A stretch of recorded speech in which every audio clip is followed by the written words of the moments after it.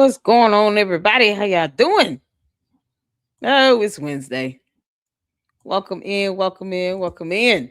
We got a lot to discuss, and I am on one tonight. So come on in here. Make sure you guys come in and hit the like button. How you doing, Carmo? How you doing? I want to make sure I'm saying your name right. Is it Karma? Carmo? Let me know. What's going on? How y'all doing? Shout out to all of you all. I'm trying to find Maddie, when you get in here, can you please email me your full YouTube channel link as well as Satiric? Because I'm trying to add you guys, and I'm not. It's not locating you all based on your just the profile name. I need the full YouTube tag, I guess. How y'all doing? What's going on? Y'all, a whole lot has happened today. So we're gonna get to both of Thunke's little shows she did. Y'all, ooh, child. The one she did yesterday and the one she, aired today, premiered today, rather. Erica Kirk went on Fox News, and you could tell she just frustrated. I just said, 2-3 weeks ago that it's time for Turning Point USA and Erica Kirk to sue the crap out of Candace.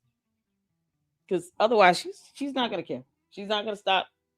She's not gonna, y'all see how she acts when she does get hit with a lawsuit, and she's faced with the real world consequence of having to go to court. That seems to be the only time she tightens up. So I'm just, I know it's something she probably doesn't. Erica Kirk does not want to have to do, but it's so bad to where it's either do that or risk the criminal investigation against Tyler Robertson possibly being thrown. I told you all about what 2-3 months ago. I said Candace is saying all this nonsense, and what she's gonna start doing is invoking, you know, I'm not even gonna say reasonable doubt, but it could be categorized like that because nothing about her is reasonable. Nothing she's saying is reasonable. But the court could interpret that and take that and use it as, or the defense rather, use it as reasonable doubt. Candace doesn't know how jury selections work. Neither does the candy ass cult members. In general, and all these people that's trying to come to her defense, they don't understand how jury pool selections work. They don't understand that it's not just as easy as picking people that comes to jury duty. They have no idea how that process works. And because they don't know, and Candace doesn't care about the investigation, she says all this dumb shit. And then it starts to, the defense can start using this to invoke reasonable doubt, because that's the hurdle you have to overcome in a criminal matter. That is your burden, proving beyond a reasonable doubt. And she's gonna throw it. That's Erica's concern. Candace, if you don't care about the criminal investigation, then why say and do anything to toss it over to the side and cause it to be, result in a hung jury of some sort, or even if it doesn't even get to that point. You can't make this up. Why even do anything to taint it? Taint the jury pool, giving the defense a leg up. Why even put anything out there that would give them any leverage? Nothing she does is logical or reasonable. So, for that reason, the only reason why I'm saying Erica Kirk may have to sue the crap out of her. Because I would rather see the shooter that we've all seen in video footage that we know has admitted to it. There's evidence, fingerprints, gunshot residue. His admission of guilt. All of this has gone into it, and she has no evidence to prove otherwise. Candace can't tell you who the other shooters are. She can't pinpoint at least 2 people that could be possible shooters. So When you can't even do that, the last thing you should be doing is trying to throw the investigation of the person that did do it and did admit to it. It's like she didn't even care he admitted to it. This is the same person that didn't read the indictment. Candace, you're an idiot. She's like the Grinch trying to steal everybody's Christmas spirit and Turning Point USA at the same time. And then the kids, is of course Erica's next main concern. They have a protection order in place. What if any of this BS that's thrown out here with no evidence causes the defense to win or for the case to result in a hung jury? And then what? He goes free. No one knows who the other person is. You can't, if you go back to say, okay, you want to retry it again, you can't do double jeopardy. Then what? Make this make sense. Because in the world of Candace Owens, there's a shooter out there that she refuses to tell people who it is. This is so crazy. So he need to sue the hell out of. She need to sue the hell out of her. All the Turning Point need to sue her. Erica Kirk needs to sue her. She need to just sue her ass. You want to hear and prevent the inevitable from happening? You have to sue her. Oh my good lord! All right, y'all. I just had to get that out. Plus, it's my channel, so if you don't like it, you can bounce. But whatever. Thank y'all so much for tuning in. Hit the like button on the way in. I appreciate you all. Point Mama, what's going on?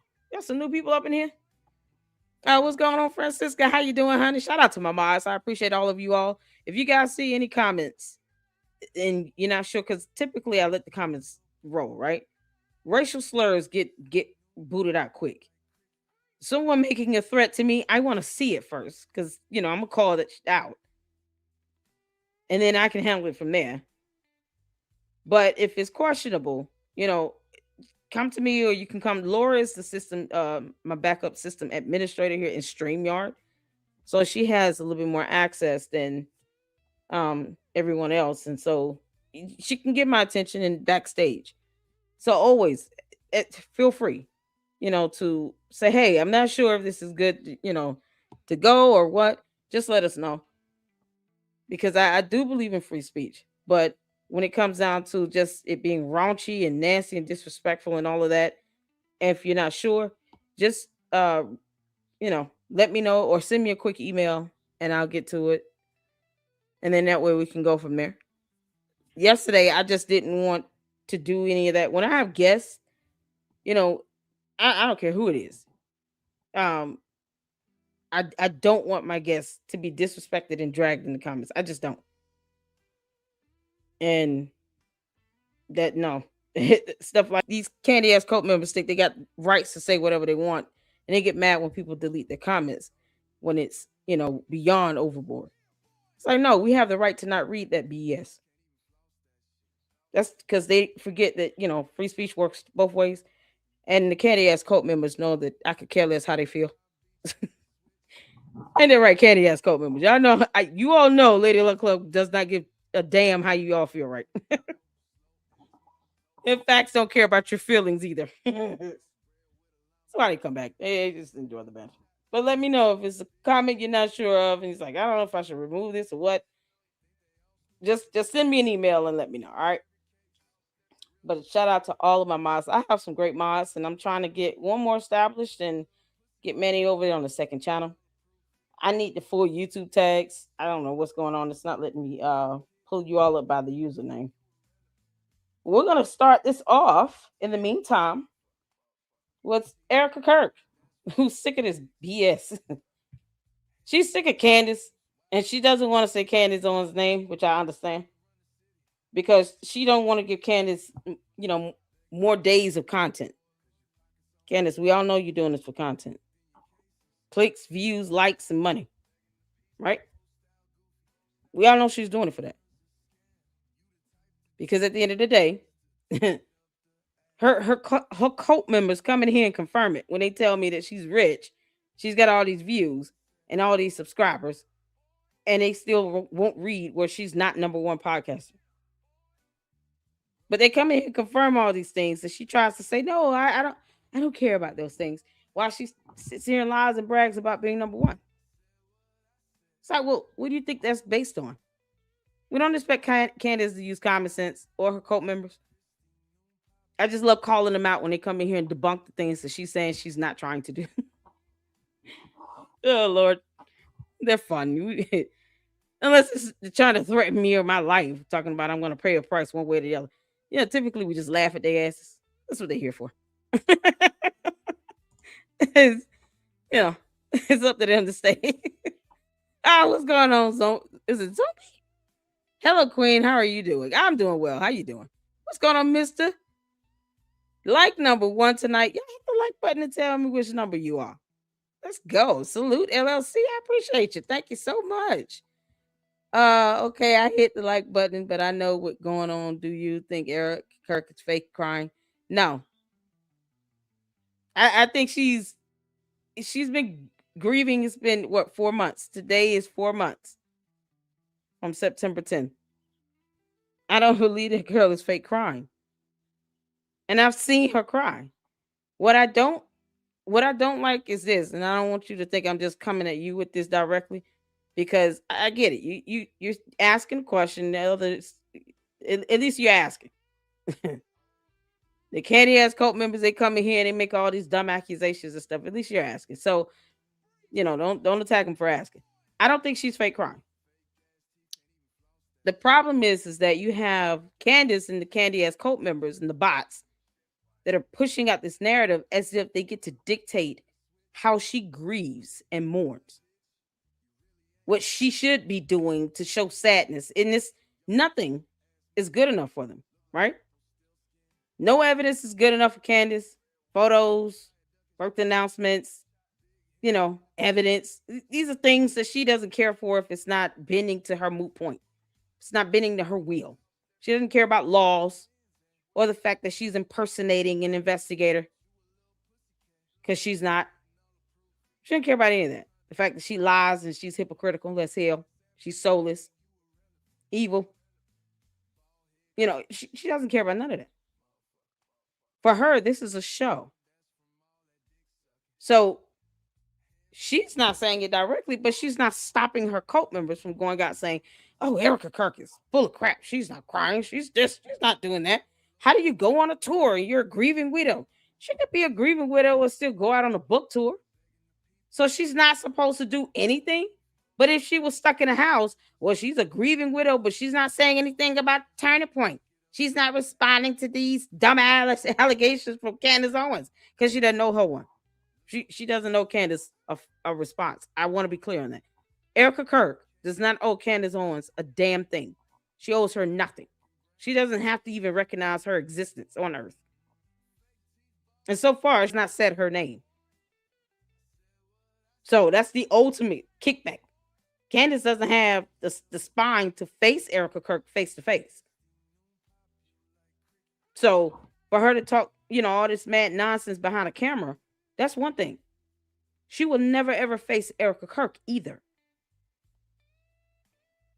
So I understand the candy ass cult members need to hear from Candace only. Oh yeah, I saw Erica Kirk cry real tears. Because that's the only way I guess they'll believe it. But yet, Candace won't face Erica Kirk. She won't face her face to face in person. She's not going to do it. She's a coward. She just wants to be able to continue on making these dumb allegations for clicks, views, likes, and money. That's what it comes down to. She does not care. So, for anyone to say she's not crying, I mean, the people who are saying that the most are the ones that sit here and worship the ground and idolize Candace Owens and worship the ground she walks on. But the only way they will be assured that Erica Kirk is actually crying real tears if they hear it from Candace Owens, to which Candace Owens will never be able to tell them that because she will never ever face Erica Kirk face to face. So what difference does it make if they believe that she's crying or not? What difference does it make if they believe that she's actually grieving? If she was stuck in the house, then she needs to come out and say something. Nothing that Erica Kirk says and does will be good enough for them. Just like with the Macrons, just like with the FBI, just like the U.S. military, I guess now, nothing will be good enough for Candace Owens and her cult. So no one should be trying to go out and prove to them. Their feelings are irrelevant at this point. They're not even validated or even justified because they don't accept anything unless it comes from Candace Amber Owens Farmer. And maybe, Boys Club. Who knows? Just remember it like this. Candace Owens said everything is fake and gay in her alternate reality in her universe. The end. You can't make this up. Everything is fake and gay. So everything is fake. Nothing's real. So, of course, they're going to think Erica Kirk is not crying real tears. It's an insult. She lost her husband. If for nothing else, think about the two small children. She still has to explain why their father is not coming home every day. If for no other reason. You don't want to care for Erica Kirk? Whatever. Think about the kids. They're babies. They're minors. Because Candace Owens doesn't have a soul to do it. And she doesn't have to tell her children, your daddy's never coming home again. Erica Kirk still has to explain this to her kids. We don't see her crying 24/7. Maybe she goes home and cries and dukes it out in the shower. Weeps before the Lord in her closet. Who knows? There's no camera on her 24/7. We have no idea what she's doing every second or every minute of the day. And I think it takes a lot to come out into the public spectrum, on the stage, doing a book tour, all this stuff, after having launched your husband in the way that you lost him. A public assassination where your kids are going to grow up and see that video. Candace is soulless and evil. But we've already established that. That's what she is. Her and her cult. But just because they want to be soulless and evil does not mean that Erica Kirk and Turning Point USA have to explain a damn thing to them either. They owe her nothing. Not one damn thing. Period. It's absolutely absurd to say that she's not grieving because she's doing a book tour. She could be going back to her hotel and crying for hours, crying herself to sleep. I don't know that. But if she sits here and smiles, oh, she's not grieving. One too many times. Oh, she's not grieving. Her eyes are red from crying 24/7. Oh, she's grieving too much. You can't make this up. It's so crazy. So I'm not targeting it towards you specifically. I'm just saying in general. That's how I feel about it. No one can tell her how to grieve. No one can tell her how to mourn. I don't really care if anyone, if she goes a whole day without crying, so what? I mean, good grief. If she were to cry and fall out on the floor, oh, she doing too much. The theatrics. She putting on a show. Nothing she says and does will be good enough for her. And it's not that she should be there. They're irrelevant. They are irrelevant. Candace Owens and her cult members that don't read are irrelevant. Absolutely irrelevant. Candace has no bearing on this investigation. If anything, she's going to throw it. And that's something no one wants. Until they can come up with another shooter. Tyler Robinson did it. The evidence points that way. Because evidence exists in this reality here on Earth. And no one else is in the mood to bend and alter reality for these dumbass cult members to sit here and say, I can't believe you're taking their narrative. It's not a narrative. It's called evidence. It's a term you should define. They won't even look up definitions of terms. I don't take them seriously. Dan, you can't make this stuff up. Welcome in, people. Hit the like button. I appreciate you. Yeah, sometimes you just got to air it all out. Yeah, this is what we're here for. This is what we're here for. Sometimes people just got to speak truth to power. I have no problem doing that. Hey, lady, how you doing? Dear Jen, how you doing? What's going on? Shout out to all of you all. I'm ramped up. Erica Kirk is truly such a God-fearing woman. I know, right? Yeah, a lot of people is afraid of trusting Erica Kirk. Well, they're gonna have to. Hey, I tell you this, they don't have to trust her. They don't have to. Here's the thing. What comes down to what's more relevant? What happens in the court of law? Because personally, I want to see the bad guy get off the street. That's what I care about right now. Because that is the ultimate protection being given to her and to those kids. And I care about the kids. Like I said, you don't have to care about Erica Kirk. You don't have to like her. But she has 2 small children. And they have a protection order in place keeping them from a murderer. From someone who thought her husband was mean, so he took his life because he didn't like mean words he was saying. Like that's you understand that that's why he lost his life. He said things that this guy didn't like. And somehow Tyler Robinson felt that he had the authority in a public manner. In videos that are going to be, engraved in history. These kids are going to come up and have to, one day they're going to watch this. How do you think those kids are going to feel? That's all I'm saying. If it's too much to say, I don't, I'd rather just focus on the kids. Yeah, I don't know what else to say about that. But I want the kids safe. And I don't want anything to happen to those babies because they don't deserve that. These kids, they're here at the mercy of their parents. Kids can't help who their parents are. They can't help that the father got a whole company, was doing all these tours, believed in free speech. He had his views. If people didn't agree with it or like it, they didn't. It would be easier to not tune in.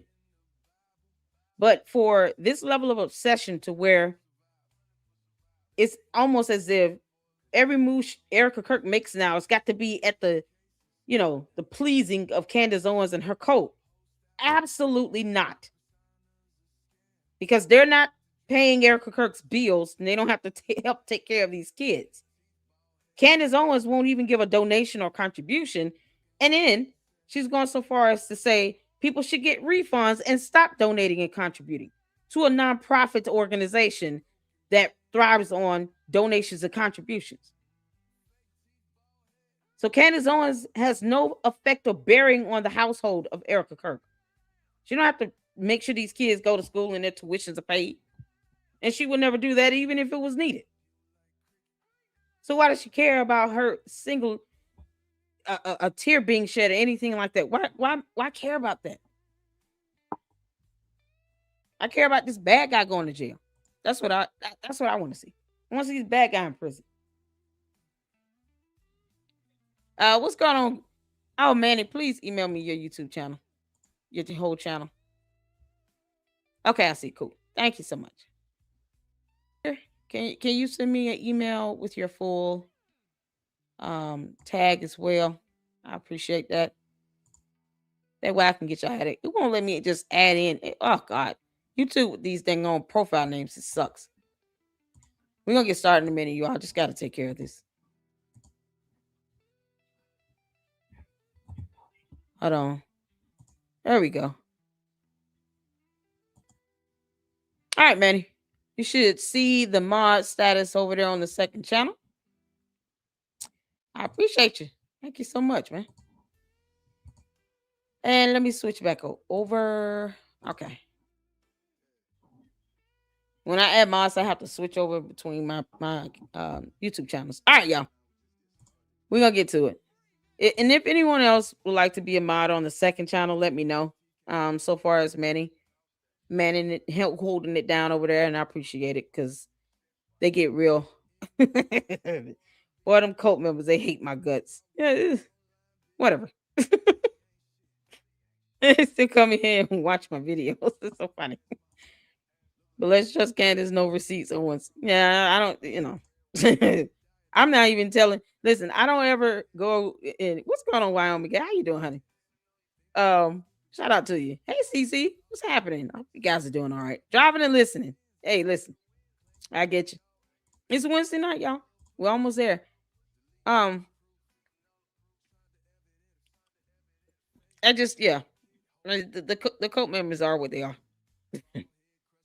They're not meant to be taken seriously. Most of them are bots. You know, I don't understand why Candace Owens finds it hard to believe that she may have bots. You can't make this up. That was some funny crash out.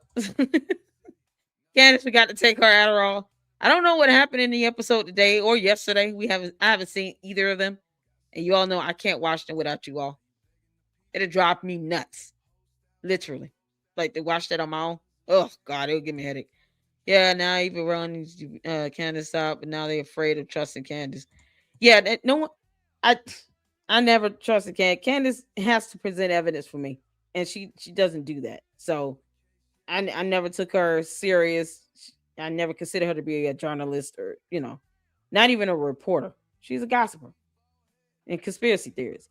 She might as well be the head of QAnon. I mean, can't make this up. Dinosaurs aren't real. The moon landing is fake. You know, Earth is not round, it's flat. I mean, just crazy stuff. All right, let's see here. Let me get down to here. Laura, what's going on? Thank you so much. Let me Manny, I'll email you her email. I want to make sure you guys have the mods have each other's emails after the show tonight. So please don't let me forget. And I'll just do one big email with all of you guys in it. So you guys can have each other's emails. Oh man, I bet she didn't know Trump flamed her yet. Oh, he finally went in on Candace. Good Lord. Oh, Wyoming Gap, thank you for gifting the 5 memberships. Shout out to you. Thank you so much. Oh man, my mods are awesome, you all. I told you I have the best mods on YouTube. Thank you all so much. Thank you, Wyoming Gal. Yuck 2.0 gifted Wyoming Gal gifting memberships. Thank you so much. I appreciate that. And you guys listen, enjoy those memberships. This weekend I will have time to break down these live streams I've done this week, especially the one with Milk Bar. And then I can put, shorter video clips and stuff on the members only page because that's where it's going. You guys earned it. You deserve it. I just have to have time to do it because it does take time to kind of break those videos down. StreamYard will do it automatically up to 2 hours, but if it's over 2 hours, it's not going to happen. And you guys see how long my videos are. It's live streams be like 4 hours long. So I appreciate you guys. And it's going to be this weekend. I will be able to take the live streams from this week at least and break them down. And you guys in the membership, in the members only, will be able to enjoy that. Yay! Okay, let's see here. Candy Craig needs to be locked in a mental hospital for life. That's a good one. Vicky said, "What did Diane? What's going on? Candace is taking out President Trump. TP USA has no financial problems. Yeah, they don't. She forgot that there's a whole endowment with $60-70 million sitting there. Candace, just because you still don't know how to read numbers or know the difference between the letter N and the number 9 does not mean that they're having financial problems now. That lets you know that Candace Owens is only thinking about money and clicks and likes and views. She's talking about how she thinks she's number 1 when she's not, or how someone is broke and she's not. You can't make this up. Candace, you're the one that's about to be begging for some damn money, girl. Oh, the Macrons are gonna mollywop her in court. Oh my good God. I think he called her crazy Candy. I just saw some reporting it over on JWit. Oh, we gotta watch. 3 months. TV USA has paid their bills. No financial problems. Candace, you like. Exactly. And she has to produce any evidence on it. What's going on, Colleen, Diane, everybody? All right, y'all, let's get to it. When Satiric comes in, someone please make sure that Satiric Candace show is a joke. Exactly. What's going on that's funny? Thank you so much for the memberships, whoever you are. Hi, Lady Luck. I without vomit and head spinning. That 1 hour tantrum was something. All the glass, crystal, and vases are probably. Boy, For a scripted show, she was sure rambling in circles tonight. Candace, you went off script, heifer. We'll be able to see it. We're going to get to it. Susan Lloyd says Candace is really starting to really lose it. She made it very clear tonight she is upset and she isn't part of TPUSA, that she's jealous of Erica big time because she's running it. Candace been jealous. Woo, you can't make this up. I'm probably on the floor, I'm sure. Candace, you over there losing your damn mind like someone cares about your temper tantrum, girl. Yeah, she been throwing a temper tantrum. It's just been in slow motion. You can't make this up. What's going on, Jeff? Shout out to you.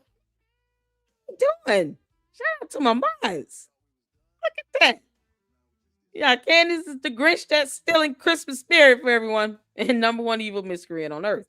You can't make this up. What's going on, April Flower? She said Candace and Kirk are shit. Really? You can't be so cruel. Why? You can't make this up.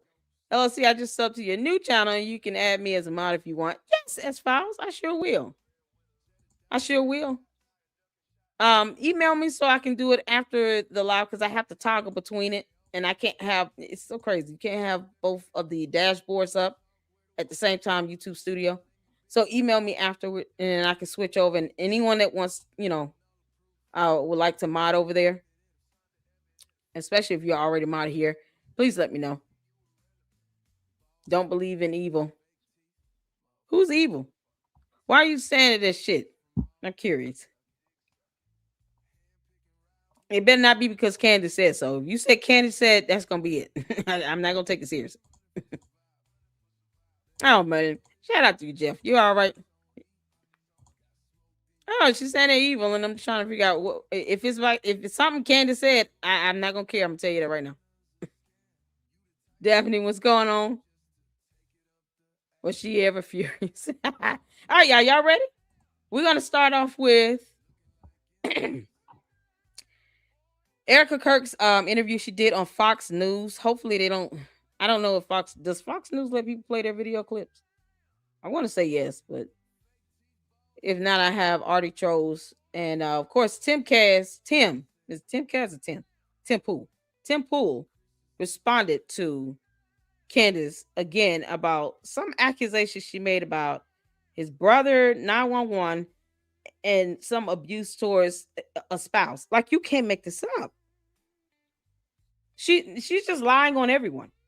Candace, don't think you can't get hit with all these lawsuits either. You think somebody's scared to sue you, girl? The Macrons are showing us all how it's done. Okay, whether you personally believe they should be doing it or not, it's irrelevant. They're showing us all how it's done. The reality is, Candace, they're suing you. And hopefully it's into oblivion. You can't make this up. So put a 1 in the chat when you can see and hear. Let's get to it. With Erica Kirk sharing her journey with America and the world, we are grateful at Fox to have her healing as we all miss and mourn the loss of her beloved Charlie Kirk. Not all of her journey has been without, well, hate, conspiracies, and oddly, speculation about where her husband is buried. Now, for the first time, Erica, who's with me now, addresses all of it from the perspective of a grieving widow, a mom, and a battle-tested American. Good to see you again today.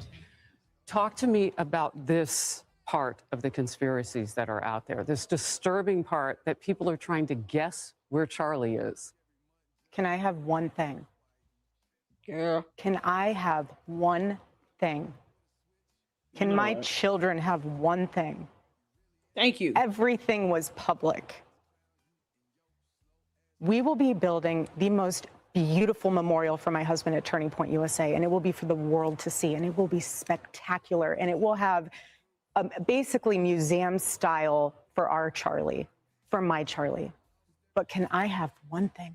Can my babies have one thing where we hold it sacred, where my husband is laid to rest, where I don't have to be worried about some secular revolutionary coming and destroying my husband's grave while my daughter is sitting there praying? Yes. One thing. This is my husband.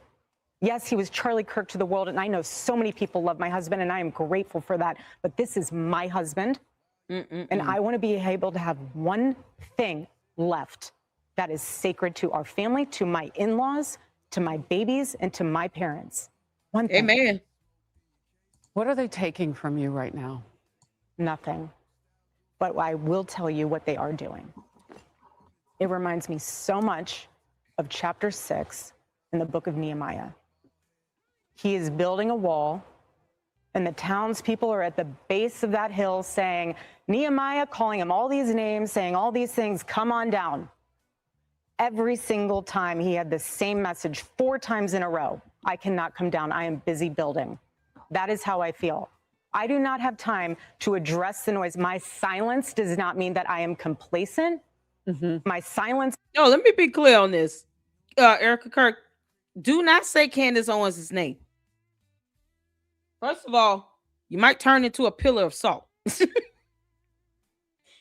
Secondly, you'll be giving her content because now she'll feel like, oh, I guess I have to respond to this. But she won't face you face to face in Phoenix. So don't say her name and remind her that her existence here on earth in this reality means absolutely nothing to you, your children, your family, his parents, your parents, nothing. You all know Erica Kirk's mother has health conditions. She has a health disorder. The day that Charlie Kirk was shot, she was at the hospital at a doctor's appointment with her mother. Did y'all know that? Put a 1 in the chat if you knew that Erica Kirk's mother has a physical ailment. This girl was at the hospital with her mom at a doctor's appointment the day Charlie Kirk was shot. Her mother has a physical ailment. She lost her husband. She was made CEO of Turning Point USA. And she still got 2 kids that are under the age of 6, I think. Both of them are under the age of 6. And you can see her daughter's watching these videos. You can't shield the kids from the internet forever. Candace, you are a soulless miscreant from hell. And I'm saying it, heifer. You're not even thinking about the kids. She's got all these things to juggle. She literally has to help her mother, who has a physical ailment, plus not take care of these 2 kids by herself, run a company, and still grieve more. Plus do what she's doing. She's doing what CEOs do. She's doing what anyone else would do. She's doing a book tour in memory of her husband. It happens. No one gets to tell her what to do at this point. No one gets to regulate her actions and where she goes and what she does, especially when you're not paying her mortgage. When you don't pay her bills and you don't have to take care of her kids, your input means nothing. It has no bearing on her life or her household. She is taking care of a mother that has a physical ailment. So that's already enough stress going on. And she's got to juggle all of that. And you get someone, Candace Owens, talking about everything fake and gay while she's getting photographed grabbing a woman's butt while she's pregnant, like an alien that she is. Saying any and everything she can, including the fact that she said, I do not care about this investigation. We know that, Candace. We just don't understand why you're trying to throw it. Let it be. If I don't care about something, I'm not even going to even think about it or talk about it. You think she would just leave it alone? Nope. Too much like right. She's got to deal with all this stuff. All she's saying is, can I just have this one thing? Can I have my husband? Can I grieve him more? Can you all go F off? Can't make this up. I know man, listen here. as a Christian, I have to repent and pray every night, primarily for the profanity. But this stuff like this makes you want to cuss.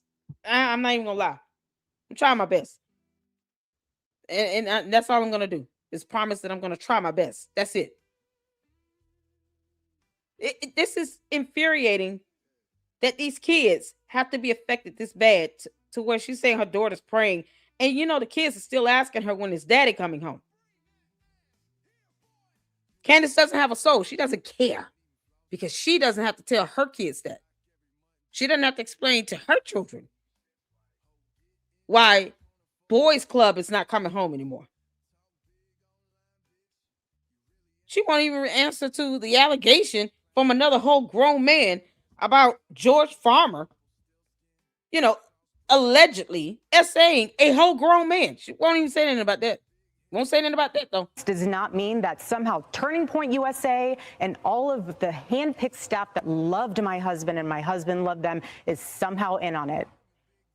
We are busy building. And you know what I thought? Yep. I thought these people are human. We're all grieving in our own way. And they are trying to find the answer to something that happened that was so evil. They are trying so hard. And I get that. We're doing the same. Anytime we hear a lead or anytime we hear anything, we send it to the authorities. Please dig into this. No rock will be unturned.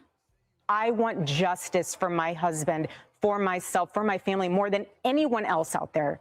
Of course. So for me, you want to keep telling me to come down while we're building? I don't have time for that. Nope. But here's my breaking point on that.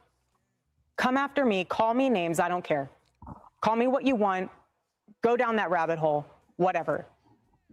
But when you go after my family, my Turning Point USA family, my Charlie Kirk Show family, when you go after the people that I love, and you're making hundreds and thousands of dollars every single episode, going.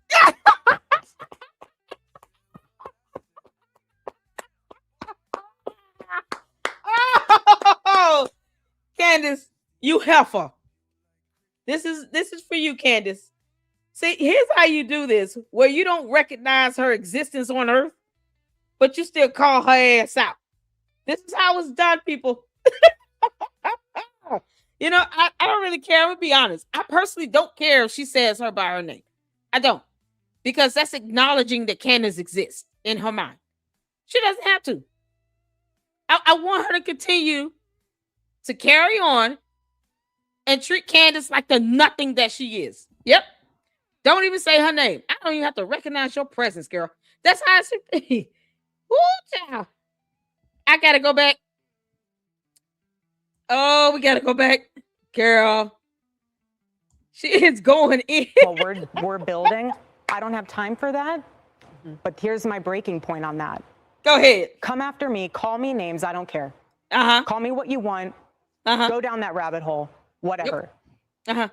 But when you go after my family, my Turning Point USA family, my Charlie Kirk Show family, when you go after the people that I love, and you're making thousands of dollars every single episode. Say it, girl. Going after the people that I love because somehow they're in on this. No. Get them. I have to say it. I've never seen you like this. No, this is righteous anger because this is not. Girl, that's okay. I'll be 100. Listen here. I'm going to say a whole lot you don't want to say. Candace Owens can kick rocks and kiss her ass. Yeah.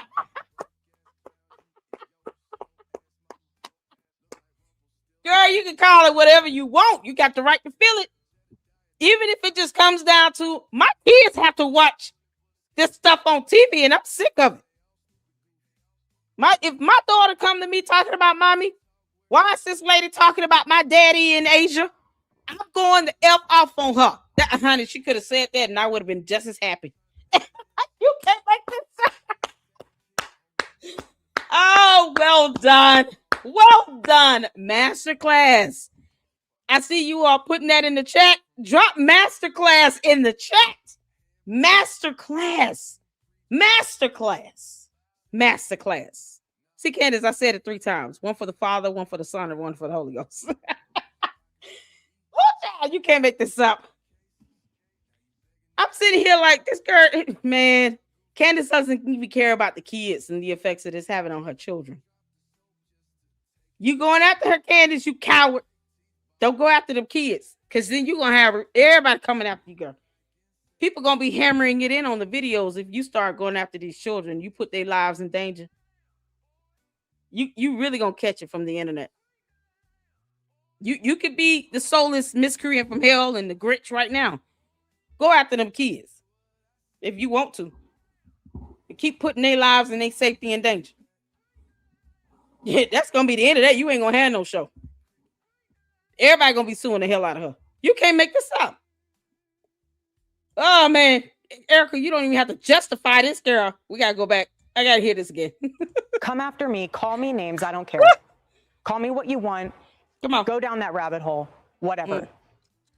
But when you go after my family, my Turning Point USA family, my Charlie Kirk Show family, when you go after the people that I love, and you're making hundreds and thousands of dollars every single episode going after the people that I love because somehow they're in on this, no.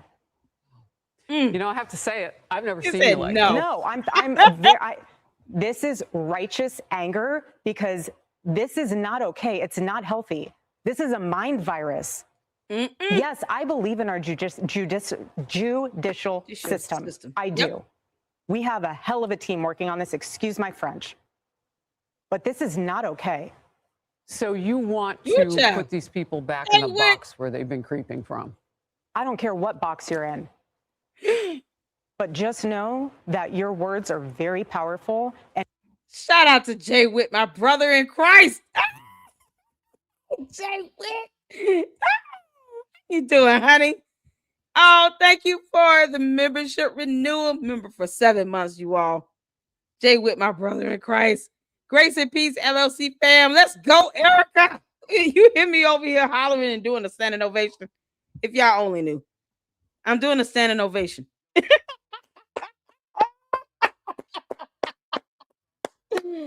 Oh, man.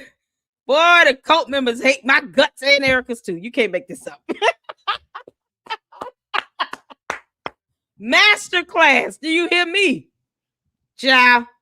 Jay Witt dropping the $5 super. Keep it up. Dropping a $50 super when you hit 50,000 subs, Jay Witt. Don't tease me. Y'all, come on, hit that sub and hit them likes. That's really piss off the candy ass cult members because they still saying I'm being paid by somebody in Israel. Benjamin Netanyahu, where's my check? You know, they know they don't bother me. Where's my check, Benjamin Netanyahu? I'm waiting. You owe me $21,000 from yesterday. We're coming up on the hours, another $7,000. So he owes me $28,000 right now. When am I getting the money? Why the candy ass cult members won't pressure Israel to pay me my money? Give me my money. I want my money. You can't make this up. It's about who's paying you. I don't know. Why don't you tell me that and then tell them to pay me the actual money? Is it coming Cash App or Zelle? How am I going to get it? You can't make this up. You want me to get paid? Fine. Tell them to send me the money. Then you can find out how I got paid. I'll post up that receipt. You can't make this up. Child boo. That does not scare me. That just don't work over here. Oh, you get it paid $7 from somebody's APAC. I have yet to see this money. I would love to see that money. What are you talking about? What are you talking about? When am I getting this money? Because, you know, a large amount like that would probably take a couple days to clear with the bank. So whenever they're going to send it, tell them to hurry up and speed it up. They can wire it to me. Can't do this. You can't make this up. All right, let's get back to it. Them candy ass cult members. I told you all. Candy ass cult members. I don't care how you feel. I really don't. Especially if you're a bot. You have no soul or consciousness either way. You just copy and pasting the same comment over and over again. You're still not being creative. So why don't you tell this APAC in Israel and whomever else is supposed to be sending me this money to go ahead and drop that Cash App, send me a Zelle, drop a super, a bunch of them, And then, then you can see how they're being, how I'm being paid. These coming from these cult members that won't drop a super themselves, though. They won't give me any money, but they sit here saying that I'm getting money from somebody. Okay. Well, Lord, let that happen. Let the rainfall come down. And we are human. My team are not machines and they're not robots. They are human. We have more death threats on our team and our side than I have ever seen. I have kidnapping threats. I have, you name it, Oh we my have God. it. And my poor team is exhausted. And every time they bring this back up, what are we supposed to do? Relive that? Wait a minute. Where they've been creeping from. Kidnapping threats. I don't care what box you're in. But just know that your words are very powerful and we are human. My team are not machines and they're not robots. They are human. I hope y'all heard that, candy ass cult members. We know half of you are bots and you don't give a damn. That's why we don't care how you feel. They have no consciousness. They don't have feelings. Why should we care? But this is what people get tired of. She's not here to live her life at the behest of Candace Owens. She's not here for Candace Owens' gratification or for Candace to be happy at anything. She won't even say her name, and I hope she keeps it that way. Don't say her name. Don't validate her existence. We'll do that here. The rest of us, we'll do it. While the cult members still keep talking about, I'm going to get this financial windfall in my life. Like I would shun that away. That's not a bad thing to me. You just, child, please. Who are you talking to? But we'll say it. We'll do it. Elka Kirk, you don't have to say her name because she wants you to do it. Don't give her that. Just hold on, girl. When she gets sued, she's gonna be too exhausted, losing hundreds of millions of dollars. She's not gonna have time to even talk about you like that. Because at some point, the candy ass cult members, they're gonna want the next best thrill. For them, this is a show. This is sensationalism. They're not gonna care. Whatever else she talks about, they'll go with it. They'll change topics just like she will. After a while, they get bored of this because that's what bots and cult members do. They go for whatever the flavor is or whatever's trending, because views, likes, clicks, and money. Candace has to maintain this so-called fictitious #1 status on her podcast. So when you've gone this low to get to that point, and you've stepped on the backs of everyone and burnt all these bridges, your next best thing to do is to keep burning down bridges. Now you're burning down buildings. Now you're just scorching the earth. She's going to have to go scorch earth mode.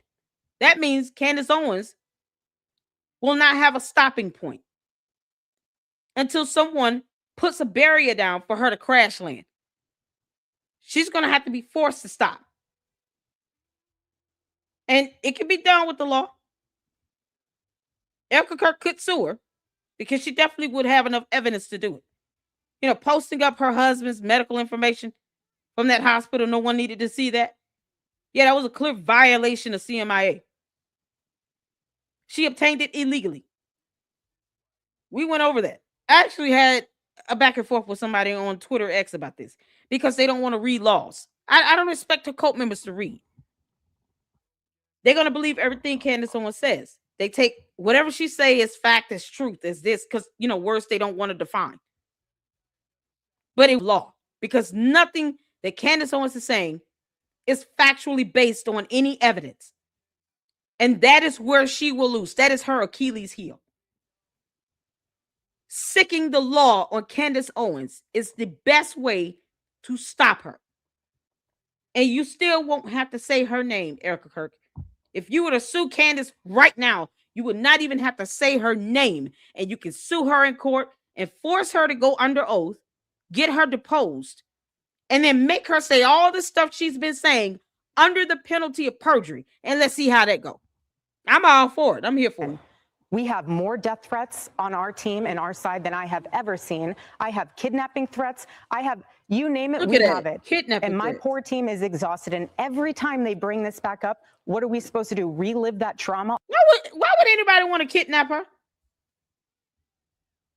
Why the cult members? Because I believe it. One of them came up in here the other day, 2 days ago, saying, either way, you're going to pay one way or the other. There's a price to pay. I made him try to spell it out. No, speak plain. How am I going to pay the price? Because I have yet to get this $7,000. So what the hell do you mean? They're making threats to everybody. So I believe what she's saying. They're making threats to content creators. Bots don't bully nothing. You run nothing here. What you talking about? But she's getting kidnapping threats. Do you understand how ridiculous that is? You have to be sadistic to sit here and to send a threat to kidnap someone. She's already had death threats. That's why she's under a protection order. Candace, you aren't. The courts don't care about you. You're nobody. Erica Kirk and her kids are already under a protection order from a court of law for this very reason. And she's getting not just death threats, but kidnapping threats. So, I mean, the only reason why somebody would want to kidnap somebody like her is to hold her for ransom. And you want to talk about somebody paying me $7,000? When you got sick, sadistic people out here threatening to kidnap her, either for their sadistic, sick mindset or for money. Because why else would you want to do that? You can't make this up. These are the type of threats she's dealing with. Plus, she's got to take care of her mom and 2 kids. That's some evil stuff. Candace, you're soulless. All over again? They watched my husband get murdered. I have no idea how I would have reacted if I was there that day. I gotta go back. Okay. This is so crazy. So you want to put these people back in the box where they've been creeping from? I don't care what box you're in. But just know that your words are very powerful, and we are human. My team are not machines, and they're not robots. They are human. We have more death threats on our team and our side than I have ever seen. I have kidnapping threats. I have, you name it, we have it. And my poor team is exhausted. And every time they bring this back up, what are we supposed to do? Relive that trauma all over again? They watched my husband get murdered. I have no idea how I would have reacted if I was there that day. And thank the good Lord that I did not have to see that happen. But my team, they are rocked to the core. So why every single day do they have to be dragged through the mud, analyzed, hyper-analyzed? You know, the conspiracies that are out there, all of the like. And here's the thing. First of all, to the mods, yes, the candy ass cult members and the bots, they copy and paste the same comments. They say dumb things and then they say we're leaving because they don't. I can tell. Because they're not that smart. I can tell when they leave and come back. So they don't really leave. So don't worry about them announcing them leaving and all that, because that doesn't hurt. I told you I don't care how they feel. I don't give 2 shits how they feel. Not at all. And I find it to be laughable and comical because they really don't leave. They just come back and they sit here and try to go back and forth with the banter when I never care about how they feel in the first place. But this right here, this is what causes people right here. This is what leads to lawsuits. The fact that when you start making these statements that you can't prove, Candace, you have no evidence to support, and then it brings along, not only is it defamatory, there's a malicious intent, and that is furthered by the fact that she's getting death threats and threats to be kidnapped. And then you're talking about tortious interference, where you're telling people to get refunds. You're outing donors because they're donating. You're hindering their ability to bring in revenue because it's a nonprofit organization. They're not supposed to be doing major business for profit. They do have the opportunity to sell merch, just like a content creator, like Candace does, where she's violating federal laws to use the likeness and image of a CIA logo without consent from the CIA. Yeah, that is illegal. That's a whole federal law with a penal code she's violating. They could sue her for that. The CIA needs to stop playing around with her with that. The FBI needs to stop playing around with Candace. Kash Patel needs to grow a damn spine. Candace, you're impersonating an investigator. You're not licensed. You're not certified. You're not a member of law enforcement. You're not a commissioned police officer. You don't have the authority or the standing to look at any evidence related to a federal investigation. And then you claim that somehow someone is after you to try to assassinate you, but you only send a text message to some supposed high-ranking FBI agent, to which you won't even post that message, by the way. But you could sit here and post a text message that was supposed to be confidential amongst the group chat. And then you refuse to file a formal FBI complaint so that you can make those statements under the penalty of perjury. You won't even do that because you're a coward. But if you really meant what you said about these so-called allegations being real, why wouldn't you file a complaint online? There's no email. It is a website where you go online and file a formal complaint, not an email. And the FBI should not be giving Candace Owens any preferential treatment. Just like any other American, she should be told to file a formal complaint online. All of a sudden, she wants a government agency to show her preferential treatment for what? Any other person would have to file a formal complaint online, would have to email and call them to follow up to see what's going on. She wants them to prove to her that her allegation is authentic. No. You said someone from France called you about a payment to a club, and there's a paper trail. Why don't you board? Why didn't you ask for emails of those transactions? I say this over and over again. That's the most simple evidence that Candace the simpleton could post up, and she won't do it. The FBI text message she sent out to some high-ranking official. Simple evidence she could post up. She won't post it. And Erica Kirk now has to sit here and defend why she should exist on earth and live in peace. Why she should not be kidnapped. Why she deserves to live. She's already under a protection order. And Candace puts this stuff out here with impunity. It doesn't care. And if you don't understand what impunity means, to the Candy Ass Cult members, you might want to look up the definition of the word impunity. Candace thinks she's above the rule of law. You have idiots trying to defend her on Twitter about her posting up medical information she was not entitled to post up. She should have had consent from Erica Kirk. She didn't get it.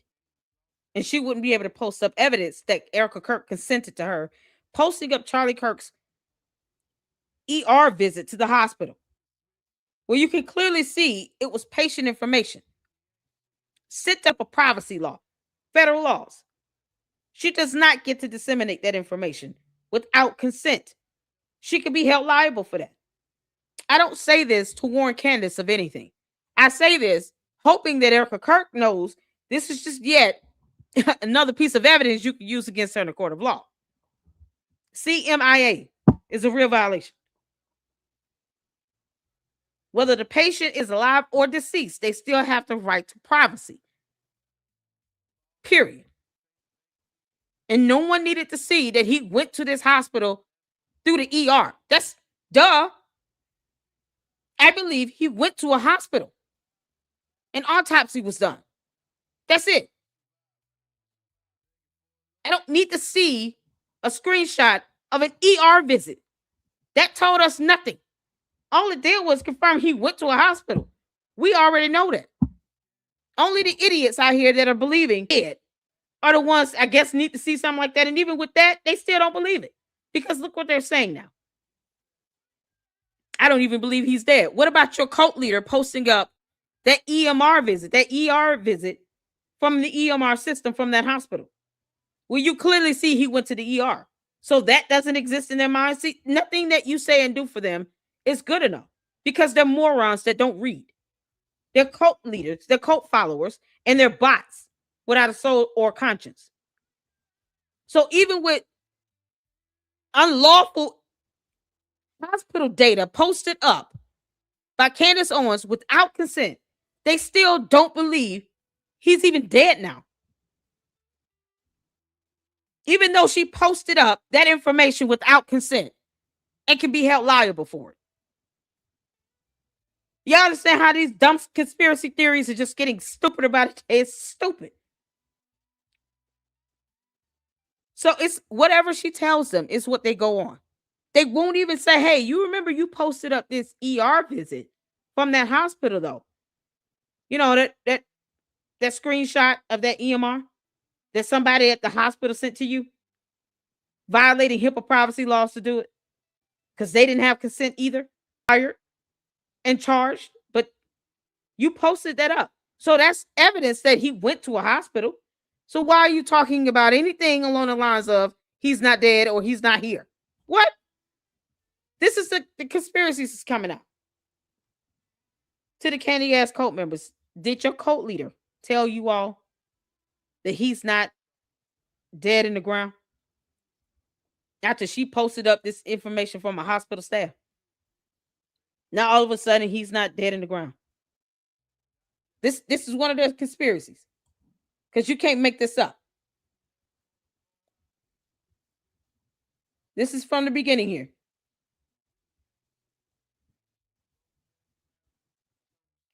Address the perspective. Agree with him. Conspiracy that the disturbing part. People are trying to guess where Charlie is. Why? It's my channel. I get to play this how long I want. One thing. That are out there. This disturbing part that people are trying to guess where Charlie is. Why? Didn't your cult leader tell you that he went to the hospital and that's where he died? Didn't Candace Owens post up that hospital information without consent? She posted that up. It showed that he was clearly checked into an ER at a hospital and he died there. Now, all of a sudden, you're trying to guess where he is?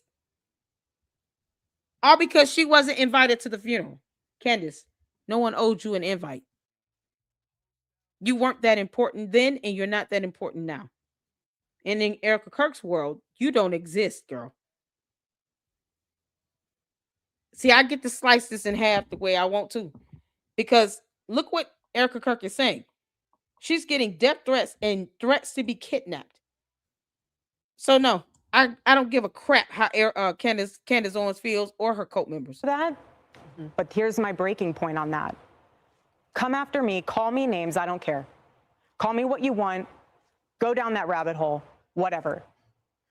But when you go after my family, my Turning Point USA family, my Charlie Kirk Show family, when you go after the people that I love, and you're making hundreds and thousands of dollars every single episode going after the people that I love because somehow they're in on this, no.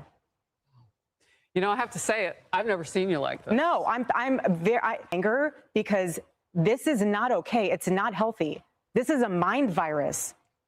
Yes, I believe in our judicial system. I do. We have a hell of a team working on this. Excuse my French. But this is not okay. Girl, it's okay to say hell of a team. You're all right, honey.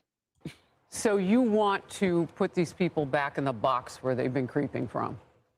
No. They've already been out of a box. She don't care if they crawl from hell. She just want them to leave her alone and her kids.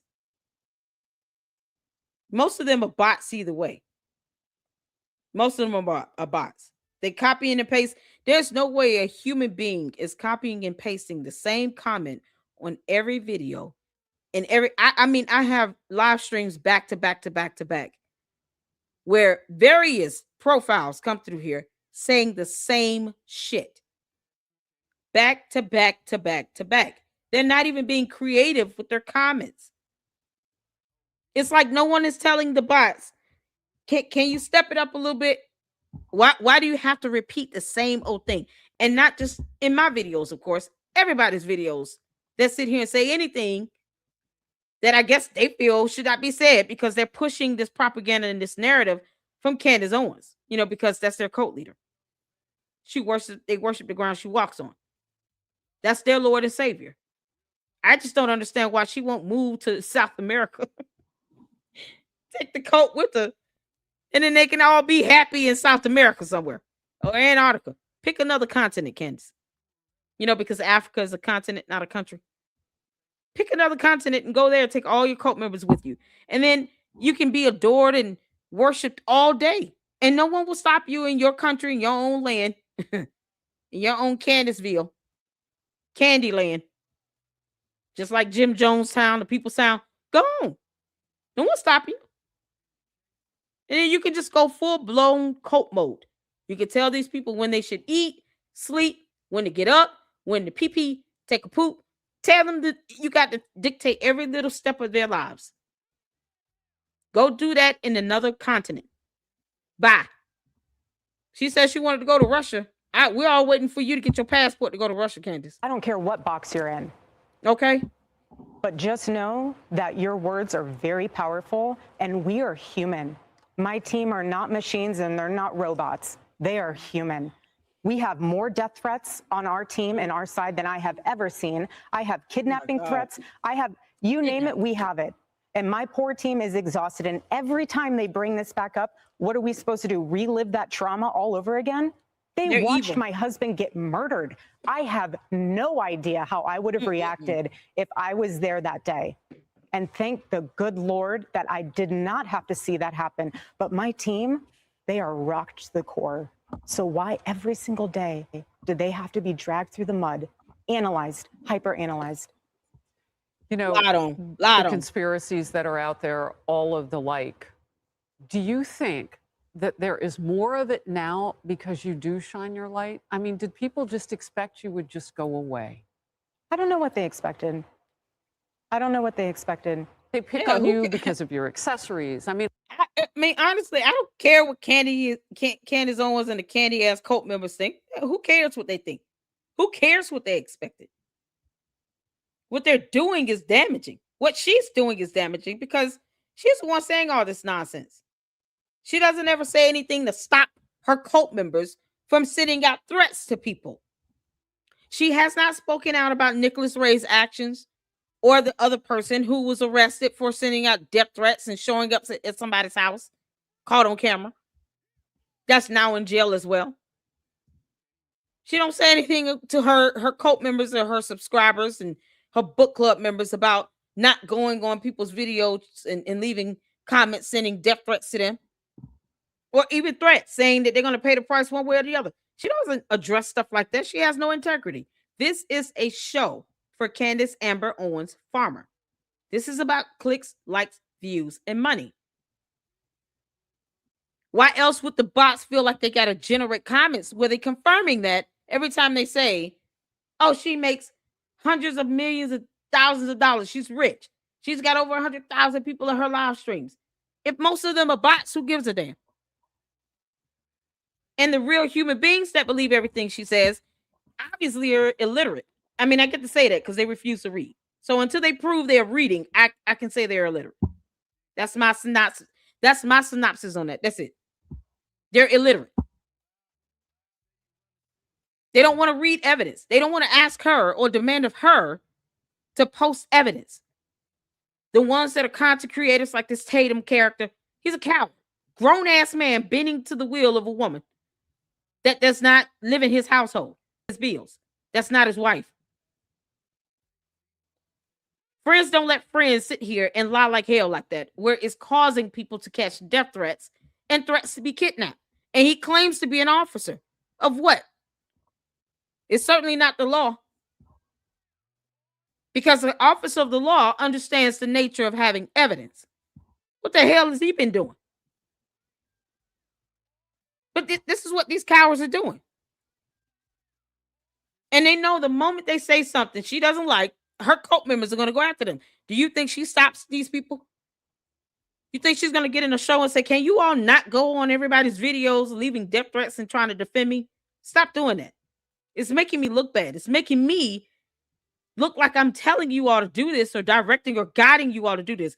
Candace, you could be held just as liable as these people that are being locked up for these death threats because they're under your influence. You understand what a co-conspirator is? you could be held just as liable. And if that's what you want, despite you having 4 kids and, boys club, who obviously doesn't do anything with the kids because he can't even let you go to Phoenix to face Erica Kirk face to face. So despite all of that, then you don't care. But when these people start going to realizing they're facing some hard time in jail, they're going to start saying, I've been watching a lot of Candace Owens, and it's because of her that I felt compelled to send these death threats out, and I was influenced by her. So that's why I did it, because I believed everything she said. She was making it seem like these people were evil and blah, blah, blah. And after a while, they're not going to be able to look away. And they need to go collect her ass every time they go collect one of these thunkheads out here, these sadistic ass cult members showing up in people's houses, doxing people, all that cybercrime happening, the bullying, the harassment, the defamation, the doxing. Those things are illegal. Candace impersonating an investigator, that's illegal. That's a felony. Kosh Patel needs to grow a spine and cut the shit and actually look into that. If you want to look into anything, her and these so-called mommy sleuths impersonating FBI and CIA agents and doxing people. You can't make this up. I've seen some of it. Oh, yeah. No, at this point, it's what the conspiracy collection. Listen, Derek, send me an email. Get it before Christmas. Like, seriously. Wow. If you want to find and pick me apart, go right ahead. I do not care. I don't. This was happening before Charlie was murdered. Both of us have been through the ringer of people will call you whatever they want to call you. They will. But I have seen it firsthand impact the people that I love, and I'm done.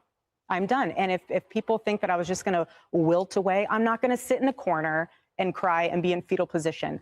This is a duty to my husband, and it's an absolute honor, and I will never back down. And so my message to them is to stop. To stop. And that's what we will say here on Outnumbered 2. God bless you. Hold up your book. Stop in the name of God. Amen. So Erica Kirk. So that was Erica Kirk on Fox. We got Artie Trolls here where she's wearing a different outfit. So she was obviously doing another show. And, Erica Kirk is like, look, I gave that heifer an invitation to come out and face me. I was the one that approved off on that because Erica Kirk is the CEO of Turning Point USA. No matter how much Candace Owens hates it, it doesn't change a damn thing in this reality here on Earth. So she's still the CEO of Turning Point. Candace Owens will never be the CEO of Turning Point. The end. It's that simple. And Erica Kirk said, hey, I sent the invite out. I believe the dude said it when he said that she was the one that approved off on that. She doesn't owe Candace Owens anything beyond that. She doesn't have to give her nothing. Once again, Erica Kirk owes Candace Owens nothing. Nothing at all. Not even the opportunity to say her name and validate her existence. She owes her nothing. So she said, you can come out and do this in person because Erica Kirk knows Candace Owens is not going to face me. She knows that very well. She knows Candace Owens is a coward. She's not going to face me. She's not going to come in person and do it face to face. And that's what I want. I want her to face me. If she's going to sit here and say all this crap after all she just said she's been through with the death threats, kidnapping threats. No. She wants Candace Owens to face her and lie to her face. And can you blame her? And she knows that Candace is a coward. She's doing this for likes, clicks, views, and money. And she'll never face me. She want to get on virtual and do it behind the camera. Nope. They're not trying to help you make money, Candace.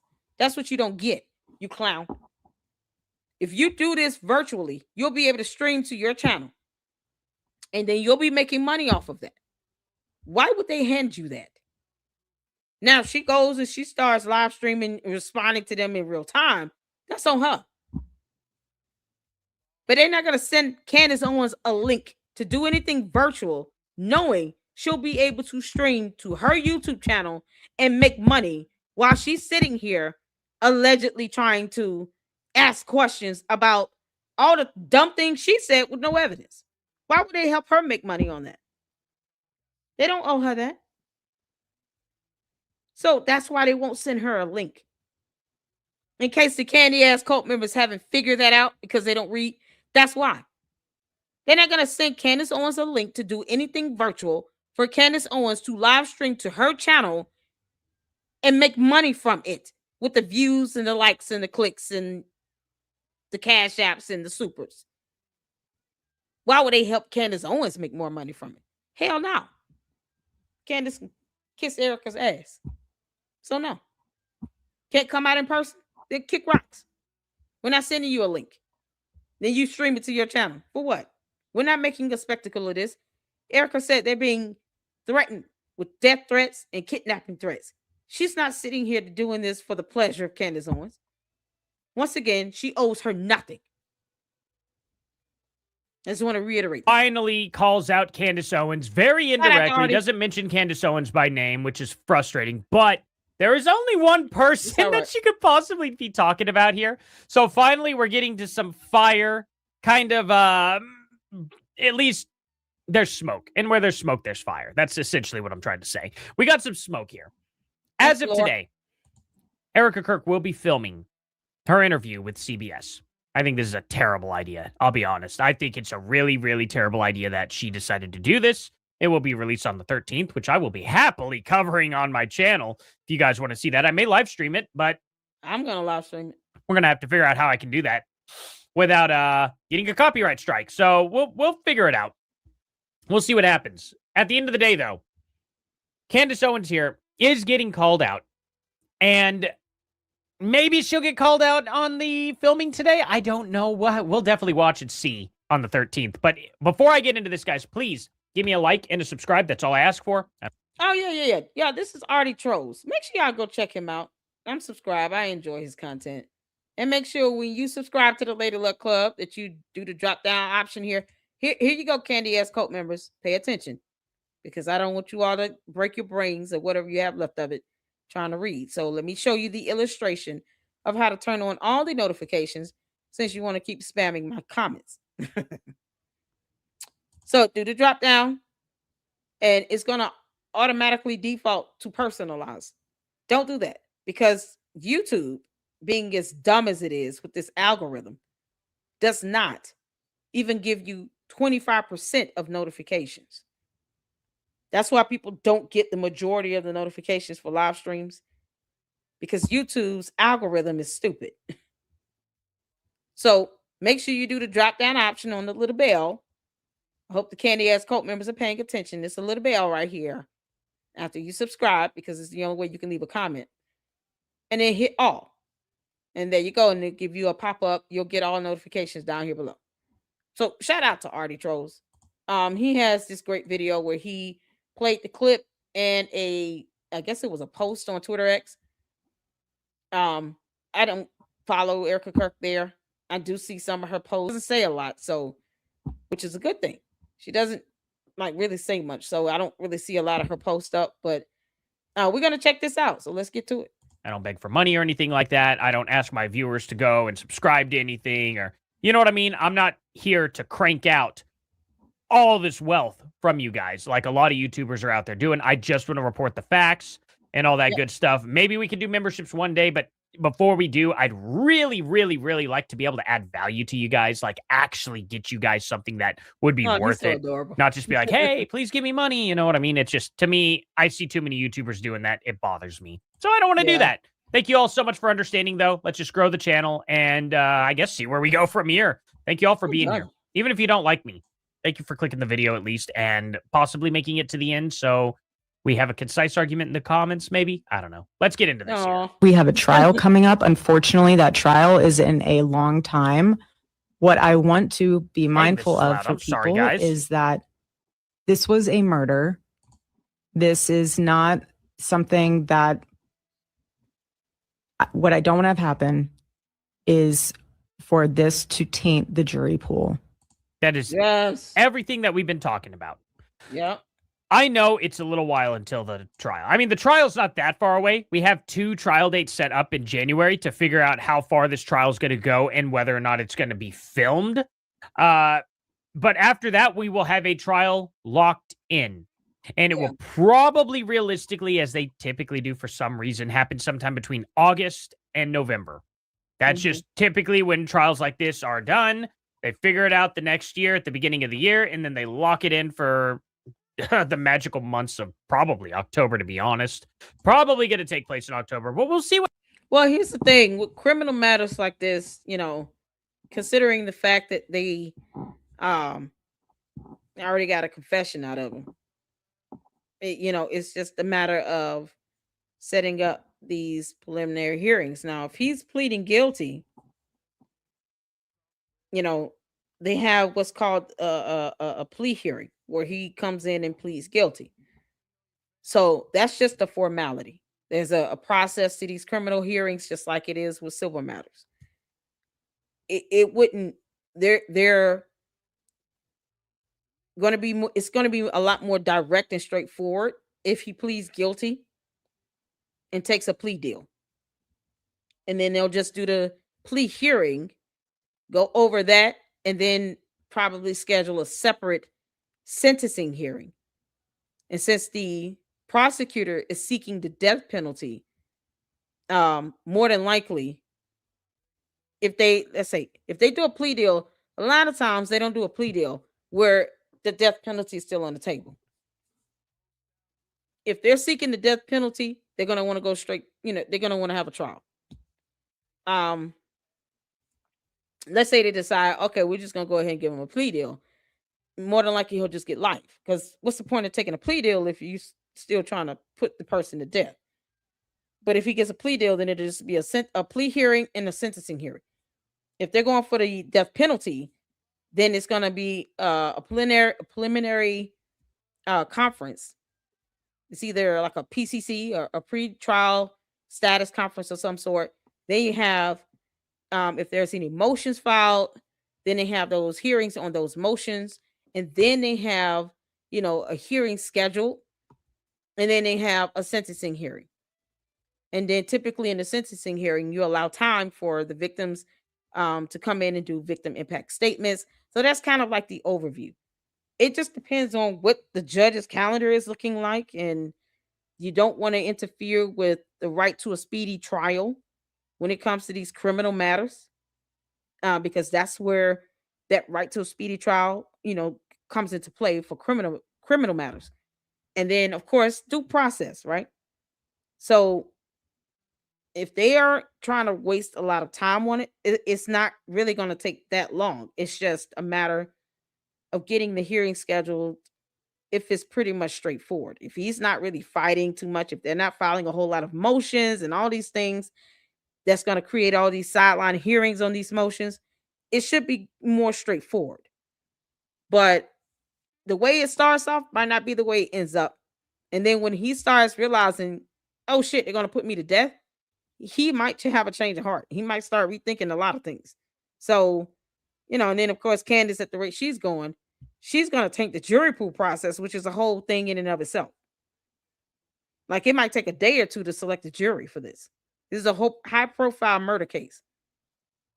So it might take a couple days just for jury selections now because of you having to select a jury that's, impartial and has not had a whole lot of exposure, or they feel and believe that the people they select, even if they have heard of the case, if they are watching certain videos out here, Candace Owens still being an idiot, but they're probably going to, okay, now it's let's evaluate to see how much this person is being influenced by this information.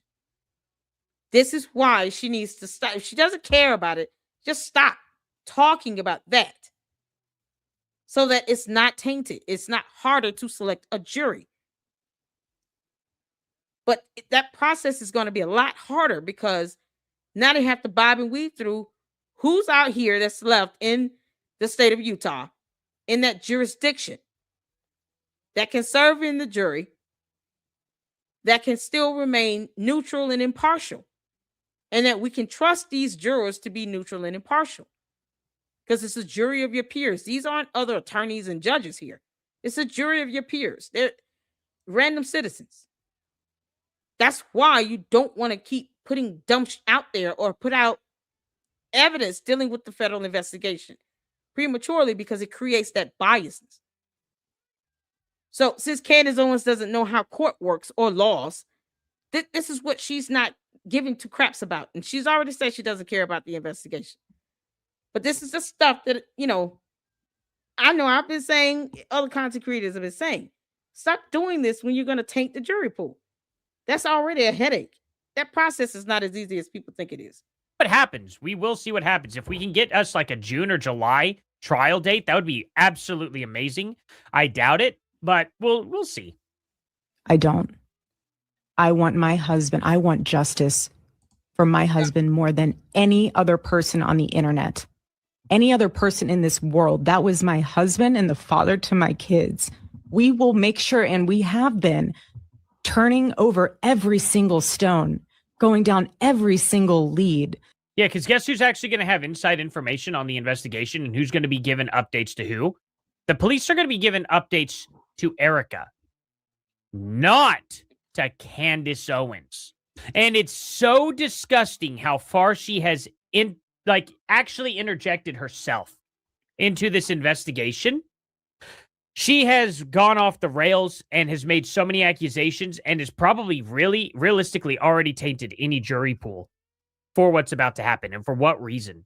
What possible reason? Yep. She couldn't have just waited for this trial to happen first and to see the evidence that would have been placed in front of us. Yep. I don't understand that. Because if Candace wanted to argue the Fed's narrative, why doesn't she wait until the Fed's narrative actually fully comes out? Yeah. No, we're not going to trust the Fed slop, not the Fed slop. We don't even know what the Fed slop is. Here's a fact. Hey, Beth, shout out to you. Beth is one of long-term supporters here in the LLC who experienced, losing a spouse. And you can definitely relate to Erica Kirk in this. Shout out to you, honey. I hope all is well with you and your family. Charlie Kirk did not have a magic bullet. Not anything like the JFK. She's like, this is just JFK vibes. This is all JFK vibes. Are you kidding me? Do you not understand what happened to JFK? A shot hit JFK that was impossible to hit from at a building that the most skilled snipers couldn't hit. What happened with Charlie Kirk is probably the easiest place possible to get hit from where he was. It's that simple. Any amateur could have done it. Any amateur. You could have put a 9-year-old up there on that roof and he would have made it. I don't think so now. That was over 160 yards. So, I mean, I get what he's trying to say about it being a more clear view as opposed to the shot that was taken with JFK, especially in an actual moving vehicle. Of course, that's going to be a lot harder to try to take a steady shot when you're in a car and you're trying to aim for someone because you got to calculate it in time. But someone sitting still at a downward angle in the, I don't want to say kill box, but in the danger zone where you have, people who have a higher level at their advantage point. And they can just kind of look down and you kind of been squared into this box. It was easier for someone like him, but could anyone have taken the shot? I don't think it is. No, I wouldn't be able to take that shot. That's 160 yards, 160 plus yards away. No, I've never used a weapon, but still. Then Candace Owens shows all this footage of literally bullets ripping through necks without ever hitting the spinal cord at all. Ever. What? If you notice every single video Candace Owens ever plays, it's a ballistics dummy and it goes all the way through, but it never ever goes and hits the spinal cord. And they're like, oh, it decapitated. Oh, look at there, it decapitated. And then who was it that sent me? Because I'll pull it up real quick. That somebody sent me all this proof of 30-06 bullets getting. She put a video up of what was that? Is it in the episodes we checking out tonight? Because I haven't. What? I told you all she was going to try to go back to this autopsy. in the whole hospital thing. Didn't I tell you all that? I said Candace Owens is going to recycle back to, the whole bullet. Did we see that? Did we see where she played a video of a gunshot being taken? Have I gone over that yet? If I have, I don't remember, because she says a lot of dumb shit every day. Just new dumb stuff to come up with out of nowhere. But I think we have, maybe we did. And I said, yeah, I think she's going to try to tie this back into the actual autopsy report. She had experts showing someone else's footage in the past of firing at a gelatin dummy. Did we go over that? I don't know if we watched it yesterday. Okay. So that's when I said, yeah, she's going to tie this back into no, you know what? It was on Paramount's channel. Because I was like, when did I see that in her video? It was in Paramount's tactical video, and I think he was playing her. So, okay. Yep, you're right. So we saw it through his video, and I said, now watch, she tries to take those videos and go back to her dumb conspiracy about the hospital thing and about the autopsy report. I told you all she was going to cycle back to that. Didn't I tell y'all that? Because she's now got these conspiracies on auto repeat. Just like I said a couple weeks ago that she was going to go back to the whole Egyptian plane theory. Because the candy ass cult members don't think their cult leader is listening to me when she is. Candace, you're bad at this. You are bad at this. And now you're being soulless at this as well. I told you all she's going to go back to the hospital, the autopsy report, the whole, there's no blood on Mikey McCoy. All this is going to come back up again. And that was her way of trying to reroute it back to that dumbass conspiracy theory. Because somehow I guess she went to medical school and she understands, the spinal cord. Yeah, whatever. You can't make this up. I knew she was going to do that. Stopped in the spine. I can pull this up. This is from the Vietnam War and stuff. So case 1, civilian hunting accident, 1988, 42-year-old male accidentally shot in the neck with a 30-06 rifle during hunting mishap. The bullet entered the left anterior neck, struck the C4 vertebrae body, causing a comminuted fracture. I don't know what that means, actually, to be honest. And spinal cord transection. Radiographs confirmed the deformed bullet lodged into the fractured vertebrae. No exit wound was present. Case 2, military context, Vietnam War, 1971. U.S. soldier sustained a neck wound from an enemy, 30-06 equivalent, 7.62 by 6.3 millimeter, round during combat. So essentially a 308 round, pretty much, which is a little bit nastier, I would say. Entry was posterior at the C5 level, with the bullet embedding in the spinous process after yawning on impact. Wow. No exit occurred due to energy loss in dense lamina. The wound resulted in a quadriplegia. Okay, so he's still alive, too. Well, I mean, he was alive after. So it's comminuted. That is to pulverize and to reduce to minute particles. Just so you all can see here, because, candy asses, they only get vocabulary lessons in the Lady Luck Club. So comminute means to reduce to minute particles, pulverize.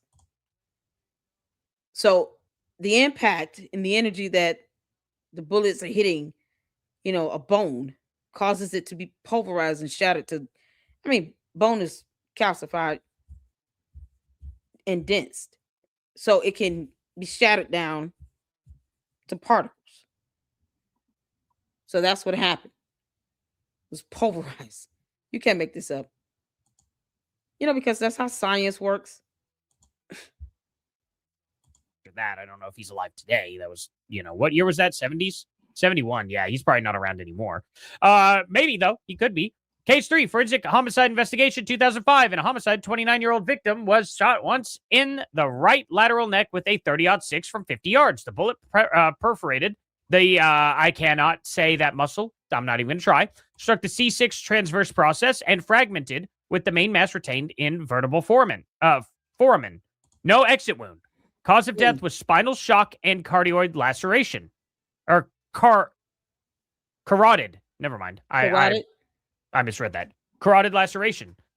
So it's a homicide. 29-year-old victim was shot once in the right lateral neck with a .30 -06 from approximately 50 yards. The bullet perforated the sternal.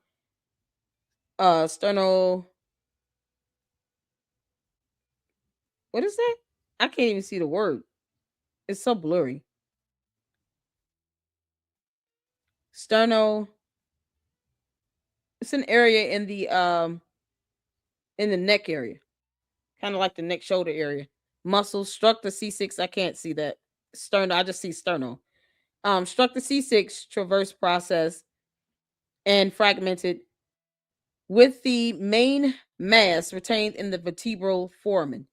No exit wound. So vertebral foramen area is the spines in the space within the spines.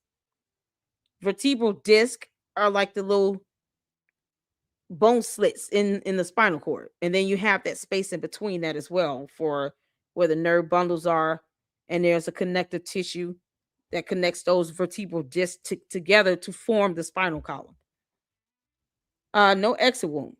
So this is a case he's reading here where you had a similar injury with no exit wound, and it hit the cervical spine and a muscle within that area, and you still had no exit wound. So it's not impossible for a similar bullet, even from 160 plus yards away, to hit, a human being and hit the spinal cord with no exit wound. That's what he's trying to point out here. While, because Candace doesn't understand how science works either, or the human body, is trying to paint this narrative that, it's impossible for it to not be an exit wound. Well, here's a case where there was no exit wound.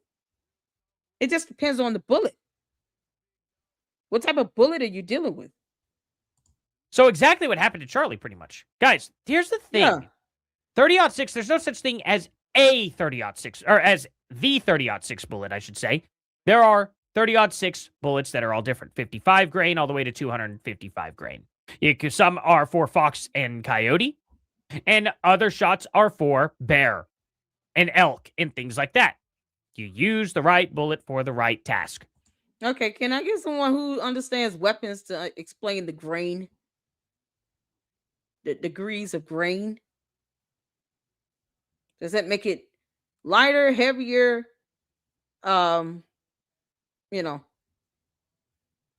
Just kind of help me in the rest of the Luxers understand degrees of a grain of a bullet, because I think that's what I just heard.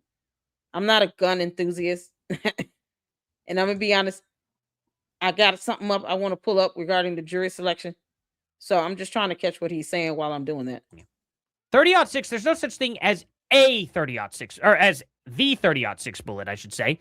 There are 30-06 bullets that are all different. 55 grain all the way to 255 grain.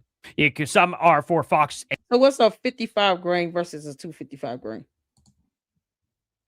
It's the size? Okay.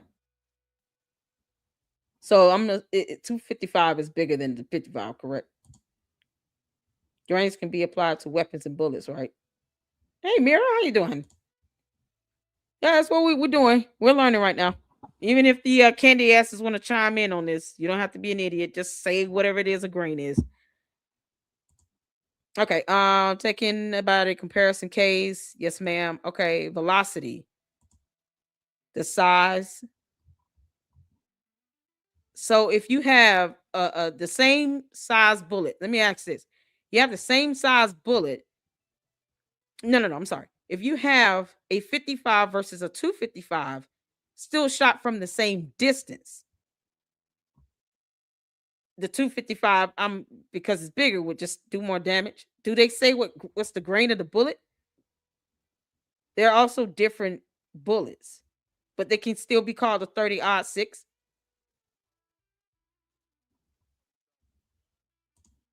A normal FMJ can do that. There are no conspiracy here. It was also at a downward angle of 30-odd degree. Okay, gotcha. Please make your Discord server alive again if you have the time. Yes, I need to try to do that. Thank you. Email me and remind me. I have so much to do on that. I gotta chop down these live streams this weekend for the members only. Tavares said, I imagine those are more powerful. That's what I'm asking here. So the grains is the weight of the bullet, how much the tip of the bullet weighs, and also how many grains of gunpowder in the shell. There's 2 measurements of grains in one bullet. Shout out to is it your boy? Awesome. Thank you so much. I'm gonna start it. It's a learning opportunity. I want to learn from you all, just like I hope you all learn from me. So the gunpowder inside the shell. Okay. Now, are we talking about these bullets exploding? Are these the type of bullets that is, like release upon impact? Is that something, do you expect those types of bullets to kind of like shatter into fragments upon impact? Probably 155 grain. Armor piercing, hunting, etc. Okay. Candace BS detective with public who sent her conspiracy narrative. Any unstable veteran could spin up a similar story, guaranteed. Exactly. Yeah, I know. Yep. Which simply said is the size of, from what I've seen and heard. And I'm just trying to get some information on this, this whole bullet thing, because this is stuff I like to make sense of, so that people can understand a little bit more. When she's saying all this nonsense, you understand why it should be debunked and how. There's some people just have experience to where they can just explain it a lot better than me just reading it and still not really, I'm not a gun person. So 30-06 has the most wide variety of ammo. That's why it was used in World War, because so many different ammos could be used. Oh, thank you, C-Star, for the membership. Shout out to you. Thank you so much. Thank you so much. I appreciate that. Shout out to you. There you go. 5 more people just got some memberships, so you guys will be able to enjoy those more, shorter clips and shorter videos from the live streams once I get to it this weekend. Cool beans. Less weight, less kinetic energy. Okay. So the smaller ones would do less impact. Yeah. I don't think they would do more, right? Because the smaller, they can penetrate easier. NY said that's different. Depends on soft tip versus jacketed. What? No, man. Y'all see, this is why I want you all to engage and impart your knowledge, because there's a lot of variables in this that can determine why there may be, no exit wound. So I have no idea that was soft tip versus jacketed. I don't even know what that looks like. Problem is, security head said the bullet hit C2, which is impossible from that angle. Merry Christmas. Thank you, C-Star. Merry Christmas to you too, honey. I appreciate that. And I didn't even see I don't remember reading that in the actual indictment about the angle or the trajectory. I hope the bots didn't get one. I know, right? They subscribe just to get it, so they can just be watching all over the places. Size of bullet, meaning the circumference of the bullet. Okay. Shot hit his necklace and tumbled. Paramount Tactical, I might believe, have answers. Yeah, he did. We're gonna do a separate live on the one he did yesterday. More famous case was MLK, who was shot with 30-06 closer in lower face, didn't exit either. Shout out to you, Eric. Okay, cool beans. All right, y'all. I just wanted to get kind of an understanding on this bullet and the grain stuff he's talking about here. All right, let's get back to it. And coyote. And other shots are for bear and elk and things like that. You use the right bullet for the right task. Okay? Okay. Now, the lighter the grain, the cheaper the bullet. Just the way it is. The more frangible the shot, the cheaper the bullet. Cheaper materials are going to be cheaper. It's just the way it works. Okay? So it's quality. Obviously, some sort of college kid probably bought the cheapest box of ammo he could, because it was going to get the job done anyway. That's just what probably happened. Now, I don't know if it happened or not. I don't know what kind of bullet they're going to show us during the trial. But if they pull out a 55 grain bullet, I'm going to be like, okay, you guys are idiots. Every one of you all that said that this couldn't happen, y'all are idiots because it won't even go through a 16-pound dog. It's just so stupid. It's so stupid that people are arguing this, and they don't even know what bullet was used. And then all these experts coming out, oh, I can't quite get 200 yards away, so I'm going to do this from 37 yards, but it's a 1,000-yard rifle. So it shouldn't matter. Okay, cool. I'm also not going to hit the target at all in any way, shape, or form that Charlie was hit, and I'm going to instead decapitate him. Because it didn't hit anything that could fracture. We'll just go only through meat. We won't bother hitting the spinal cord at all. These tests are idiotic, and every one of them should be deleted from YouTube because they're not even accurate, in my opinion. And if you have a cheap bullet, I mean, the cheap bullet wouldn't penetrate, of course, past the spinal cord. You guys, the human body is built a lot more tough than you think it is. But if you have a small, cheap, well, if you have a 55 grain cheap bullet and it's cheaper materials from what I'm hearing, from what I'm understanding, correct me if I'm wrong. He's speaking to the quality of the materials of the bullet. Then, you know, the most damage is going to do is upon initial contact. But going through the muscles, all the tissue, the bone, it's going to slow down the bullet itself and bring it to a halt if it's small and it's made of cheaper material. Correct me if I'm wrong here. So it's going to definitely be able to stop it better than it would. Sounds like a higher grain bullet with quality material.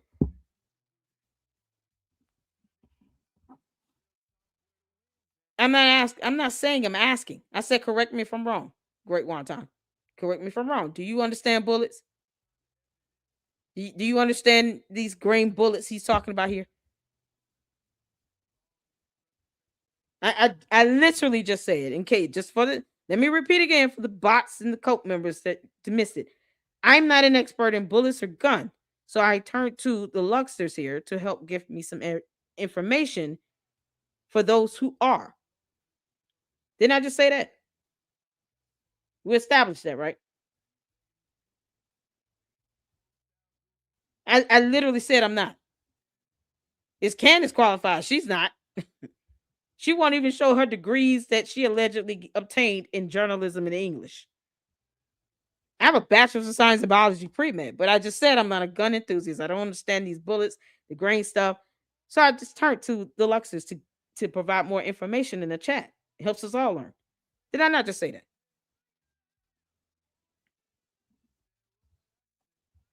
I don't care. I'm watching this video. And I want to ask my chat to provide insight and to engage and provide some information. I can do that. You know, because that's how that works here in the Lady Luck Club, where I'm the queen of this. We're watching someone who's talking about it, and I'm getting input from the Luxers here. They make an issue out of something that's not an issue. It's certainly not an issue. Yeah, I encourage you. If you don't want to hear it, goodbye. God bless your heart and all your parts. You can't make this up. It's ridiculous. There's no pleasing these people. You know that, right? Just lying to lie. So when these people say, oh, they haven't talked about this or done that, how do you know? You're not in those meetings with the attorneys and the prosecutors. You have no idea. And why would we share that information? I actually have not pre-watched this clip, so the fact that she's repeating everything I just said is just it's just icing on the cake for me anyway. I know you guys might not believe it, but that's fine. It just reaffirms me for sure. With the internet, to what? Then give the defense more stuff that's not true? Like, it's right. just you. At the end of the day, when it's all said and done, the truth is the truth. All Candace is doing is providing the defense with a plethora of, you know, reasonable doubt evidence, I guess you could say, that may or may not be true that could taint a jury. She's not providing with evidence. She's just invoking a bunch of reasonable doubt. And she's doing the defense, you know, a favor. I mean, Candace, don't we get to ask you questions about what is your motive to invoke all this reasonable doubt when you don't care about the investigation? Yeah, we get to ask those questions. We're just asking questions. Candace, what is your motivation and intent, if you don't care about this investigation, to try to invoke all this reasonable doubt? Candace, why won't you just look up how jury selections process works so that you don't taint the jury with your nonsense? She's not showing any evidence on anything. She's showing someone else's video. I'm going to show some research here, but she's not even doing that. She's not even pulling up what a 55 grain bullet is versus a 255 grain bullet. I'm asking people who are actually knowledgeable of it. Now, to the Candy Ass Cult members, if you don't like that, I encourage you to research it. Now, let's take a stab at this reading thing. Then you read for yourself. You don't have to worry about whether Candace said so or not, because that's not a fact. And that's not going to work in court. The defense can't go before the judge and the jury talking about, well, Candace said this, so it must be true. No, that's not how that crap works in court. She's not presenting evidence. She's lying if she's not presenting evidence. And she's hurting the case that she doesn't care about. People easily as well. They come out and be like, well, there's proof that other people have done it. Look at what Candace Owens has shown. You think it was my client? Look at this. What about these Egyptians and stuff? And they could literally taint the jury pool in the courtroom with that. It may not be verified, but they're like, but this is evidence. This is weird stuff going on. I don't know if it'll be submissible in court or not. But Matt Walsh here says this is the kind of thing that's effing stupid and I'm sick of it. Have you idiots never been around a grieving person before? Have you morons never in your life known anyone that was mourning? It's very common for grieving family members to smile at a funeral, let alone 3 months later, which this was. They smile when they remember happy moments with their loved one. They smile at the kindness shown to them by others, or they smile for 1,000 other reasons because they're human beings and human. Should we have to, like, it's sad that Matt Walsh has to say this because, Candace Owens all of a sudden believes that not only does she get to impersonate an investigator with no evidence, because we're still waiting on her to post up the FBI text message she sent about this alleged assassination attempt, but she's also not a counselor. She's not a psychiatrist or a psychologist. She won't even show proof of her 2 degrees in journalism and or English. Won't even take the time to do that. You think she would just hold up the degrees? She's not licensed or certified to speak on those things. I don't hear and say that I am going to speak on something as a fact if I don't understand it. Just like I made it clear, I don't understand how all these guns and bullets. I'm not a gun enthusiast. But I went to my supporters who are knowledgeable. It's okay to draw in the information. Now, one thing I can say is if I go and research what my supporters, what the Luxers have said, if I go and Google and research it, I know I'm going to pull up exactly what they said and be able to corroborate what they're telling me. Because no one has a reason to just make these things up that can be researched and Googled. I enjoy the engagement. And I learn from my supporters. Candace doesn't even try to vet her nonsense that's coming into that tip line. I can at least Google this information and look it up and see the same thing. But this is ridiculous. No one should have to sit here and spill out, why people are doing what they're doing when everyone grieves differently. Thank God we're not all created alike. Thank God we're not created all equal, because we're not a cult. We don't have a hive mentality. We're all unique in our own way. There are just certain things that happen with people who grieve. What you could do that. Some people can't handle, the loss of a loved one. Some people have to handle it in a way where they can process it without having a full breakdown. Now, Erica Kirk was to go on national television in an interview and just, have a full breakdown and lay out on the floor crying and wailing, then people will say that's fake as well. She's just putting on a show. Once again, someone having to post up something to try to validate how she grieves is disgusting when you don't dictate her bills getting paid. No one owes Candace Owens or her cult members any level of an explanation. Especially when Candace Owens has not lost her husband and does not have to tell her 4 kids why their father is never coming home. Why he's not coming home in person. Why he won't be there on Christmas Day. She don't have to say that to her 4 kids. It's to the point where it's absolutely soulless. Are capable of experiencing a range of emotions on any given day. What do you want her to do? Just be like sad and crying every second of the day? Genuinely. Anyway, what do you expect? That she's going to frown and cry every second of the day for the next 10 years? Okay. I'm not doing this on purpose. But then when she does cry, you accuse her of faking that too. It's almost like you're determined to hate this woman no matter what, for reasons I can't possibly understand. It's sick. I'm tired of it. What the F is wrong with you people? Just waiting for any opportunity to dunk on a grieving widow, you sick freaks. And I absolutely agree. This person's like the epitome of grief, you know? Like, what is... I don't understand. Because they want to sit here and dictate how she responds. Like, you know, because bots don't get to control any of that. They post up this stuff and copy and paste, pushing out this crap. Because Candace Owens sees this as one big PR stunt. For her, this is a public relations thing.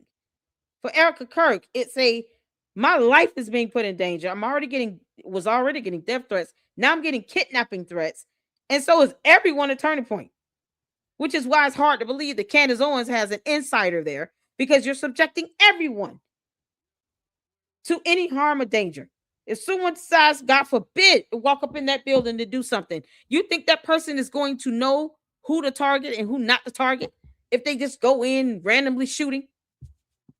Or wherever they are, they just going out randomly shooting someone that's got on a Turning Point USA shirt? Not knowing if the person even works for them or not, just because they're wearing a maroon shirt. You understand how dangerous that is? Candace doesn't. The cult members don't. But that's how dangerous it is. Where someone could literally, based off of all this crap, go in or in a building or walk up on wherever they're gathered, wherever Turning Point USA all these people work at, and just go randomly shooting bullets everywhere. That person's not going to know who is who. They may know the top people that are on camera, but what about all the employees behind the scene? And she claims she's got someone on the inside, but won't say who it is. That person won't come forward as a whistleblower. It makes you question, is anyone really telling her that there are these types of issues going on when they won't come forward as a whistleblower? Because at the very least, then you have at least Candace Owens and her cult members, you know, providing some level of cushion and protection. If someone came forward as a whistleblower, she'll take advantage of it if nothing else. But you would have the protection under law if you felt that there was something going on illegal or unethical. They're not even doing that. She won't even post the text message she sent to the damn FBI agent, this high-ranking person, when she doesn't trust the government. Explain that hypocrisy. And this. I don't understand. So now Erica Kirk is not allowed to leave her house. She's not allowed to have any fun whatsoever. She's supposed to sit in a dark room and cry while her kids just get picked up by a nanny. Is that how life is supposed to go for Erica? Genuinely. Like, I don't know what's going on in Erica's head. This could be an evil, despicable woman for all I know. Okay? But I'm not going to sit here and report on it because I have no idea. I have no idea. Nobody else does either, unless you're actually in her head. Or if you're someone who supposedly was in on it with her, right? But these people have no freaking clue. Because they're not around. And they'll sit there and just be like, well, there's something wrong with her. There's something evil about Erica. Something's messed up. Yeah, we're going to say the same thing about Candace. You know, Candace, there's something evil and wrong and messed up about you. A lot of things. So I want to get to... Hey guys, Cast Music producer Carter. Get to the actual episode from yesterday, and then we'll get to the one she did today. We'll do the Tim Pool video, his response. This man had his house shot at. And once again, soulless miscreants don't care. So, and then for her to concoct some dumb lie, and it's just, it's not even just a dumb lie, it's defamatory, accusing him of abusing his own spouse. So if him and his spouse come forward and said, Candace Owens is the biggest liar on earth known to mankind, and this man is not putting his hands on me, this is my husband, he has never done that, and he never will, and he has other witnesses that can attest to that, you know, like his other family, friends, people that know him and his wife around them all the time. And then they will be willing to testify to that in a court of law if he were to sue her for that. Once again, she would have brought that on herself. She would have brought all of this upon herself if Tim Pool decides to sue her for making a very slanderous, defamatory accusation about him abusing his own spouse or playing with 911. When she won't even file a formal complaint on her so-called assassination attempt. She won't even actually file a complaint to the FBI or show proof of this text message. Once again, to a federal agency she doesn't trust. So why even tell them? Why demand that they sit here and respond to you? You don't even trust them. So why don't you and the candy ass cult members go figure it out? Candace, why don't you start with releasing the evidence of those transactions from this so-called, you know, or from the president of France to this so-called Club de Sant? Why don't you post that up? You said there was a paper trail, and yet you didn't ask for it from the alleged person that called you with it. Why don't the candy ass cult members demand that she release the name of the person that contacted her? Why can't she say their name? Give their title and ranking in the French government. Why can't she say who that employee is? She doesn't care about doxing Americans. So why not tell us who this high-ranking French government employee is? Say their name, their ranking. Post up their photo. Why not do that?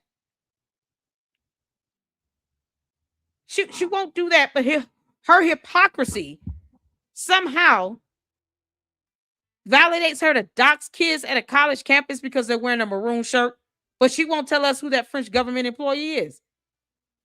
More stupid hypocrisy that they can't explain. All right, you guys, happy Tuesday. Where to begin? Well, in the final days leading up to Charlie Kirk's assassination, Charlie was pretty busy, right? He went on a first-time trip to Asia, quite a quick trip, at least a quick turnaround to go first to Korea for a couple of days and then off to Japan. And honestly, if I was a conspiracy theorist, and I kind of am one, I might think at this stage that the timing of that trip might have been intentional because something was going on back home that they didn't want him to see. Well, what I'm about to tell you. I would love for you to tell me what money I'm making from it, because you know you can look up anyone's analytics on the YouTube. It's public information. 10 cents per 1,000 views.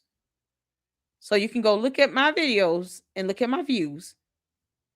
Do the math, break it down to 10 cents per 1,000 views.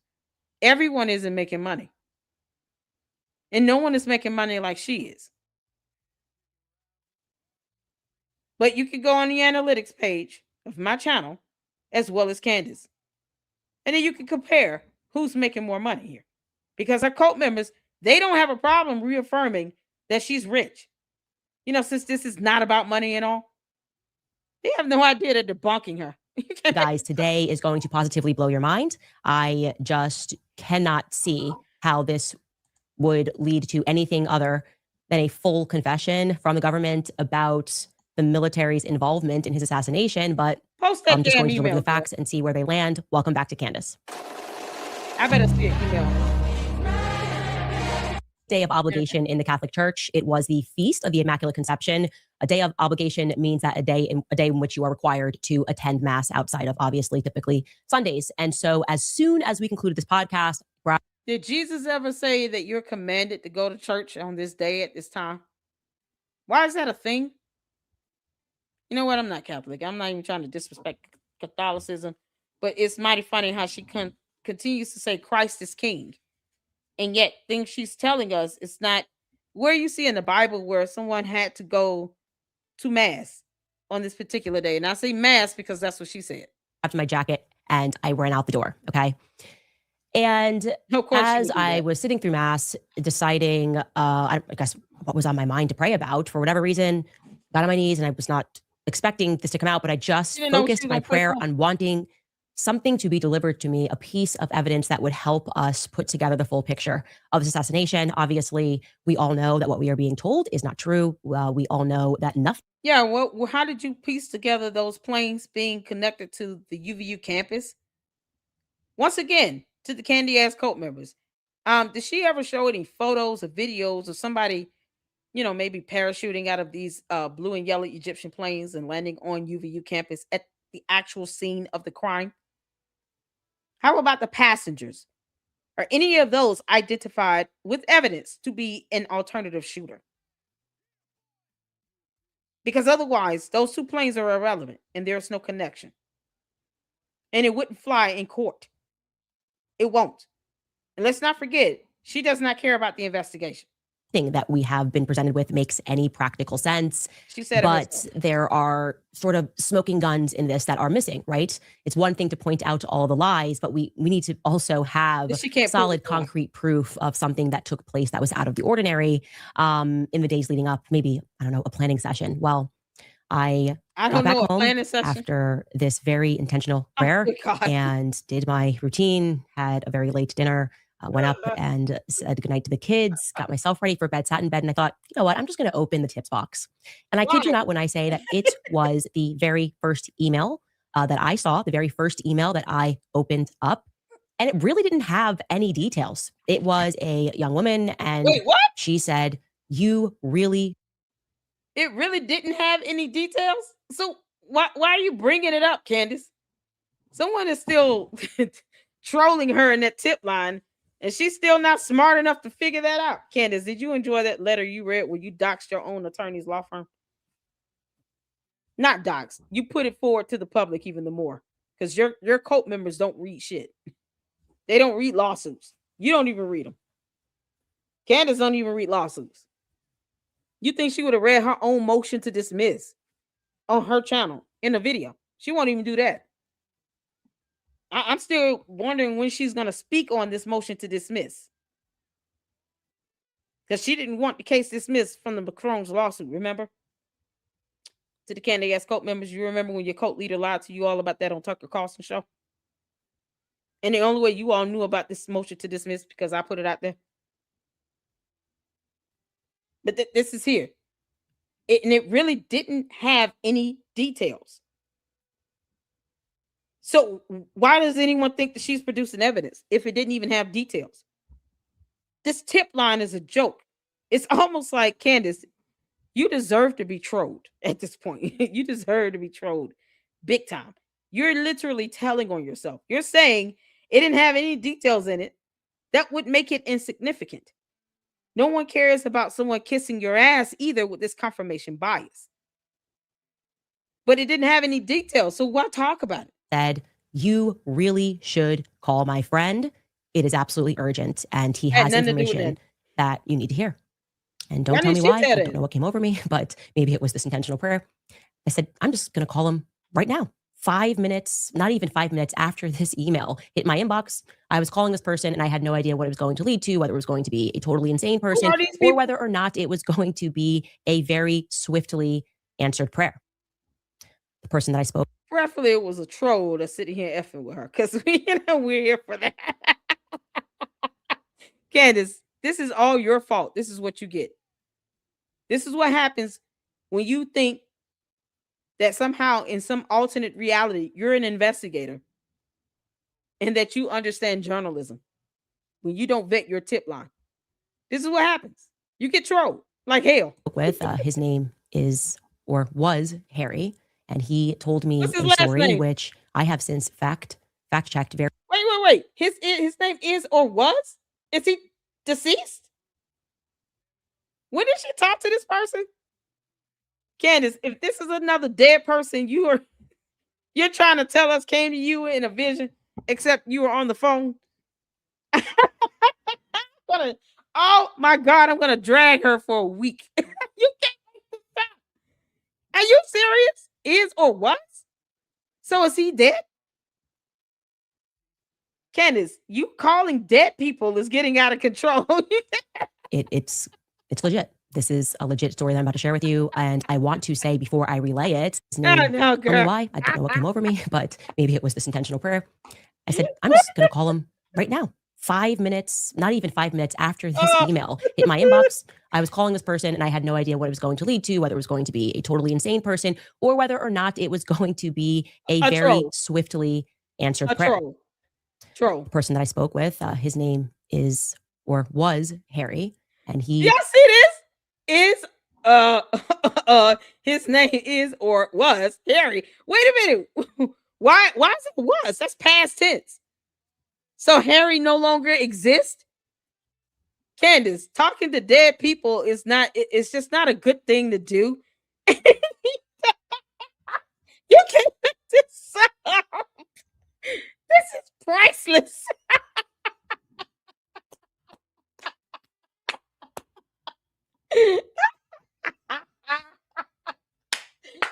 Somebody trolling this girl.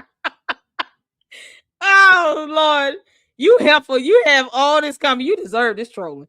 You can make is or was. Is he dead? What are you talking about? What's his last name, Candace? What's this person's last name? What's Harry's last name? If it's Belafonte, I'm gonna lose it. If it's Harry Belafonte, I'm just I'm just gonna laugh and just remind everybody why you should not be taken seriously. It better not be Harry Belafonte. Told me a story which I have since fact checked various elements, the elements that I could fact check. What's his last name? Why didn't you start with that? And it's a dead person.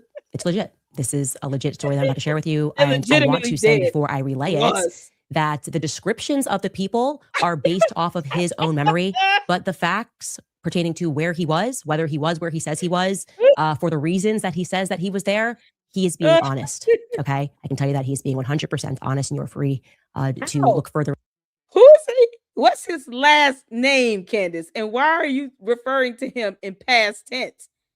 Why are you referring to him in past tense? You said is or was. What? Even if this person talked to you yesterday or the day before, if they're still alive, you would not say was Harry something. You would say this person's name is Harry. I talked to him yesterday. Why say was? It's like she doesn't understand grammar syntax. And she wants people to believe that she has a degree in English. Candace, you don't understand past and present tense verbiage. She claims to have a degree in English. Lord bless my soul, please. And that's bless me with that $7,000 the help cult members want me to have. Harry, and he told me a story which I have Harry. Since fact checked various elements, the elements that I could fact check, and it's legit. This is a legit story that I'm about to share with you. And I want to say before I relay it that the descriptions of the people are based off of his own memory, but the facts pertaining to where he was, whether he was where he says he was, for the reasons that he says that he was there, he is being honest. Okay. What? No, he's not, because we don't know if he is or was still with us. What the heck? Let me tell you something. Y'all, this is something else. We don't know if he is or was still with us. Let's get some comments in. She has a bachelor's degree in English, my ass. I know, right? You're hearing this?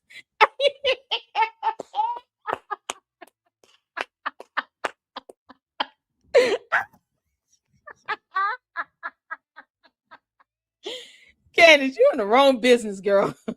You're not fit to be a journalist. We all know that. And you're too soulless to have empathy. Why don't you just go out and just be a blogger and just go out on these different trips and just record everywhere you go? You can't make this up. At the very least, those videos will be real because you're doing it in real time. We don't know who is or was this Harry person. And for you to refer to him in the past tense is obviously an indication that they're no longer with us and they were never alive to begin with. Is this another dead person came to you in a vision? Did he bring you McDonald's? What did you two eat in this vision? Because it sounds like it's going to be a long one. Candace, do you at least get to go to the bathroom in these visions when you're talking to dead people? You know, the Bible speaks of this, once again, as being an unfamiliar spirit. It speaks to this being a form of witchcraft. So, you know, to the Wicked Witch of Tennessee, Candace, we don't even know his last name because you are soulless at this. You're beyond bad. You're soulless at this. You could at least give a last name. You could have came up with that. If they're no longer here, more than likely, people who want to debunk her, they'll probably look for a death certificate. But what's the chances of her cult members doing that? You know, they're just buying all of this as facts. They don't even know a last name. So we don't know who this person is, where they live, what they look like. No photos, no nothing.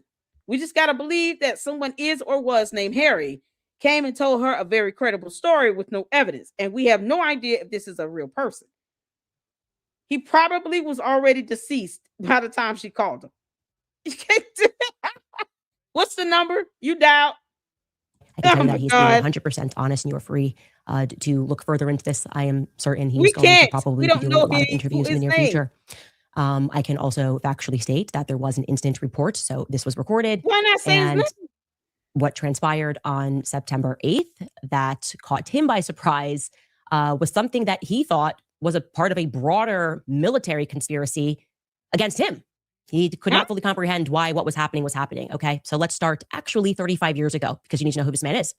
In 1990, this young man named Harry Myers discovered something that would shape the next 3 decades of his life. Okay, he was at the bottom of the military chain. He was just 20 years old, and he was put on what was actually a brand new command, the first ever Joint Task Force 6. And this new command was being created down at the border by President George H.W. Bush. And it was presented to the American public as, look, a war on drugs with the help of Colin Powell. And it should be noted that this took place, just to kind of get you back into what was going on at the beginning of the 1990s. This took place just after the Iran-Contra affair, right? The Iran-Contra affair was from, I think, 1981 to 1986, happened under Reagan. And for those of you who are not read into massive CIA scandals, this was the Candace, Charlie wasn't even born here. I don't even think you were. When was she born? 89? Candace, you were too young to even understand all of this. How does this connect to Charlie Kirk?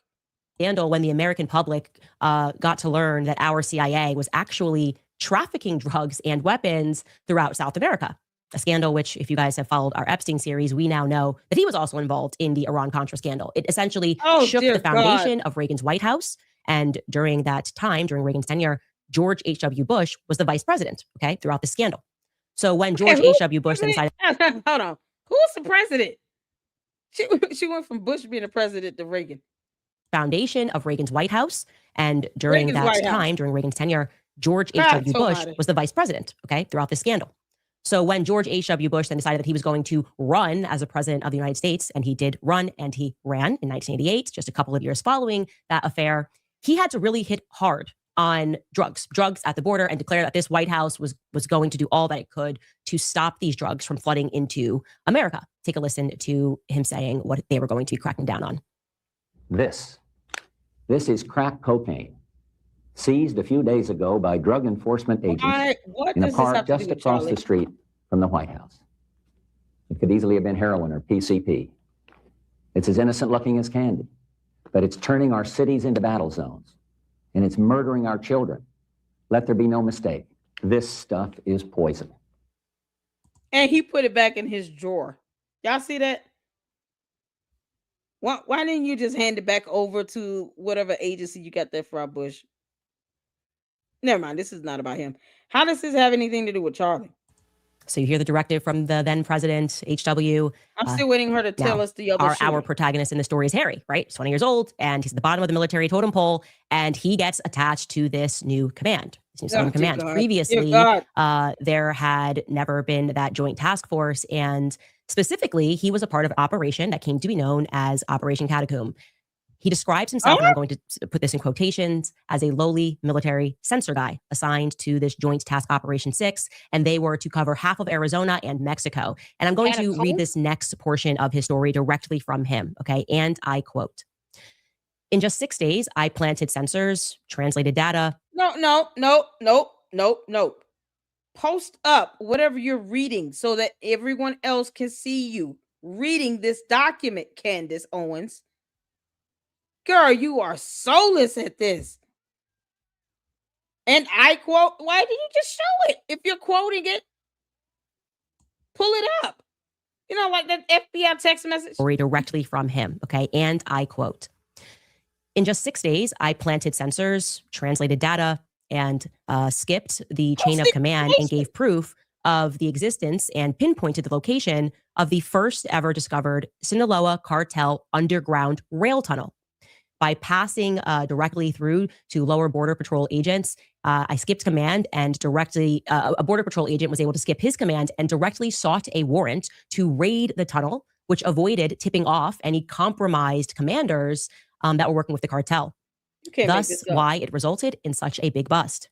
Most importantly, it did not give time to remove photos that were on the walls on the Mexican side, where our Joint Task Commander, who was a high-ranking Border Patrol, was actually in the photos in that house, posing with El Chapo and Felipe, his architect. And there were other U.S. Marine officers and Mexican law enforcement officers and military that were in those photos, okay, end quote. So just to be clear, he discovers this tunnel, somehow skips the chain of command. Now they find this massive tunnel and, oh, wait, why are military commanders and high-up people in the military in pictures with El Chapo? What's going on here?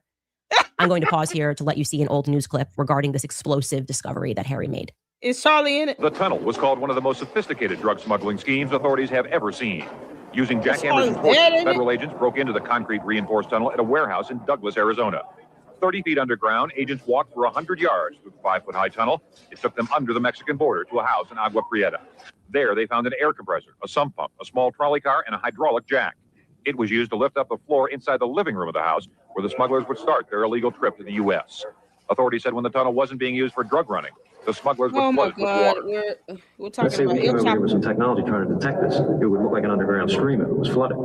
Federal agents said the tunnel cost at least $1 million to build and had probably been in operation for 6 months to a year.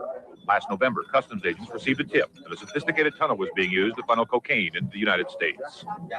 This type of tunnel is not an amateur operation. It's a highly sophisticated engineering feat that took place. Mexican authorities were also involved in the investigation and the raid. Earlier, is she going to get to the point where she's blaming Mexico now? Where is this going, Candace? Why are we looking at this? If I wanted to watch this type of history, I would just look at History Channel. You just can't make this up. So Charlie was not even, 5-6 years old in this. How is this connecting to Charlie Kirk? How is this connecting to the alternative shooter that she believes exists in some alternate reality? This month, police seized 2,000 pounds of cocaine, which they said came into the U.S. through the tunnel. The drugs were headed for Southern California. Dear God. And what stops out of that news clip is there were pictures of United States military men in that house. What happens next is predictable given what we now know. Harry's superiors take the credit for the bust, and he's going to continue what happens. I'm going to, again, quote him verbatim. Quote, "On the surface, I was given a small reward, an Army medal. I have the write-ups for those awards mentioning me and my critical role in this mission's success. That said, U.S. Border Patrol members who recognized me as being the agent responsible for the bust did not like seeing that I wasn't being appreciated more and resented my higher-ups for taking the credit for the discovery. Somehow, in the immediate days after the bust, prior to the United States side getting the photos from the Mexican authorities, my information was given to the cartels. In continuing the mission, me and one Border Patrol agent were sent to Naco, Arizona, where I was approached by a cartel member confirming my identification." Candace, this is like, just reporting 101. If you're reading something that is already published, is it too hard for you to just post up the damn article? I'm not in the mood to Google it. I'm not going to look it up for her. Why isn't she showing whatever she's reading? Just show the full thing. Why is she not showing it? Oh my God. Can anyone tell me why she's not showing this information she's reading? Breaking news, March 22nd, 1987. What the hell? You're talking about a problem that existed in the 80s that's still existing? I'm sorry, has the government solved the actual issue about cocaine and drugs coming into the United States? Perhaps the problem has been solved by Candace Owens on how she's eliminated drugs today or yesterday. You're pointing out problems that you can't even give some sort of viable resolution to eliminate. What are we supposed to do with something going on in 1987 with these tunnels? They're still doing drug smuggling. They're also smuggling people. I see a lot wrong with these things. What does this have to do with this so-called alternative shooter that shot Charlie Kirk? Is she about to name the person that shot Charlie Kirk? Because otherwise, you're talking about yet another problem that's still ongoing to where you could not even produce viable solutions to literally solve and get rid of. Candace can't do it either because she doesn't read well. She won't even show us what she's reading. Just for reporting measures, so that we can all see she's reading something that is actually published and available to the public. Sounds like she's reading something someone told her, but it's not actually published. Where is this information at? Why is she not showing it? She's pointing out all these different problems, and the Candy as code members are sitting here. You don't see anything wrong with that? That's been a problem. As a matter of fact, let me help you out. That was a problem before I was born. What do you suggest I do with that problem? Her so-called life mission right now, you let her say it, is to solve the assassination of Charlie Kirk. So unless she's going to point out the second shooter in all of this, this is absolutely irrelevant. It's a moot point. It means nothing to that investigation of Charlie Kirk's assassination. It means absolutely nothing. The government has already, have we not established everybody doesn't trust everything the government says? But you got Candace Owens trying to sit here and manipulate the FBI and bend them to her will with no evidence that anyone is trying to assassinate her. She won't even file a formal FBI complaint. But yes, she sent a text message to the same government that her and the candy ass cult followers don't trust. See, I don't still, like I said in the beginning, don't care how Candace or her cult following or some dumbass bots feel. Because once again, she's not saying anything along the lines of this person had this past, this person was photographed at UVU at the scene of the crime when Charlie Kirk was shot, and he had a gun on him. He's a possible suspect. She's not doing that. So all of this fluff is irrelevant. It wouldn't fly in court. You know, I forget they don't care about laws, you know, because Candace thinks she's above the rule of law while she's impersonating an investigator. Yeah, continue on, dumb. By rattling off my mother's name, address, my high school, my friends, everything listed in my clearance packet, what you're reading, which was Candace, supposed to be locked in the custody of the Joint Task Force 6 commander, whose picture was with El Chapo and about to be discovered.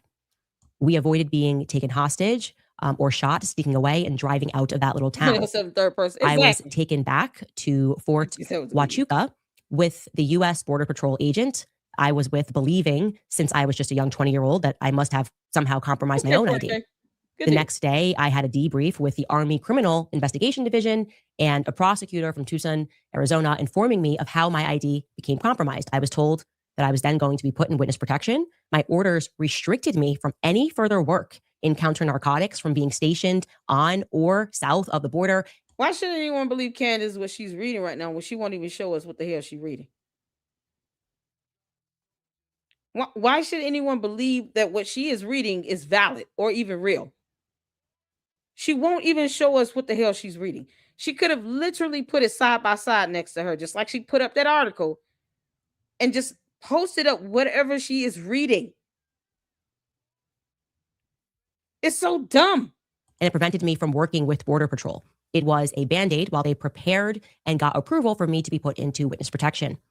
Also, to protect me, the mission and the prosecutions, I was also put under an NDA gag order, which was dated out, right? Look, it says 1990, to May of 2025 to prevent me from mentioning this entire ordeal. The witness protection entrance never happened. The ball got dropped. I never got contacted for it. From what we uncovered, a deal was made with the compromised U.S. Border Patrol agent commander. Okay, so let's pause and just recap there very quickly. And I'm going to tell you what this has to do with Charlie Kirk. No, you instead of you recapping, just post up what you're reading, Candace. Once again, we don't have to believe what she's saying is true or legitimate. If we don't know what the hell she's reading, she won't even post it up.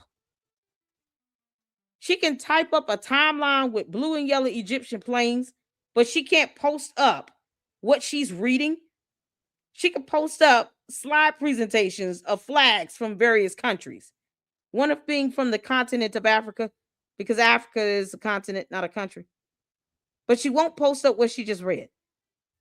And then about to recap it and still not post it up. Whatever she's reading, she won't post that up. So we're supposed to believe she's reading something legitimate. Okay. So I guess in a sentence, a young military man did his job excellently. He accidentally stumbled upon, or actually, accidentally stumbled upon the fact that our government was implicated, not in fighting the cartels, but working with the cartels. And suddenly he realizes after some time that the government then feeds him, or somebody spitefully, perhaps his commander, fed him to the cartels. And now he's on the run for his life. What happens over the course of the next 35 years is he's hacked. He says that he goes through abuse. Robbie, that's false. Why even post that up? You know that comment is false. You're still not proving a point. Send me the link on whatever she's reading. Let's go with that. Because apparently the cult knows that this whatever she's reading exists on paper. Drop the link to whatever she's reading. Stop the turn and deflecting off the actual topic. Drop the damn link to whatever document she's reading. Drop the link. Send it to me. This is how we handle candy ass cult followers and bots. Drop the link to whatever document she's reading. Drop it. I want it in the chat. Put the link in the chat.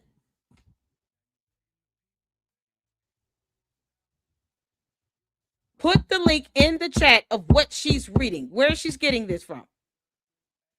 If she's recalling some statement this person has made, this Harry Myers person, then put the link in the chat of whatever document she's pulling this from, if she's quoting it. This is ridiculous.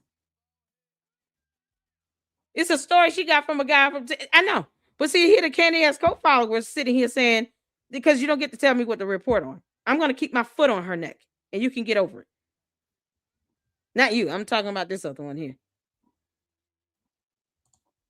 Stephanie, you don't dictate what I do over here. I'm the queen of this over here, honey.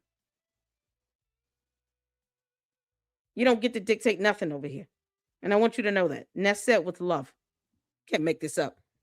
I want the link to what she's reading. I want that document. I want the document. Post the link. I don't give a fuck. Post the link. When will you learn how to read? Post the damn link. None of you cult followers demanded this document to be dropped in the chat when it's premiered yesterday. Y'all didn't say, can you post the link to that document you're reading? None of you goons asked her that in the chat in her live stream yesterday. All 155,000 of you, according to the cult members, that's how many people in her live stream. All 155,000 of you failed to ask her, can you drop the link to this document that you're reading so that we can all see it? Y'all failed to use logical reasoning and ask her for that? Is that how this goes? Really?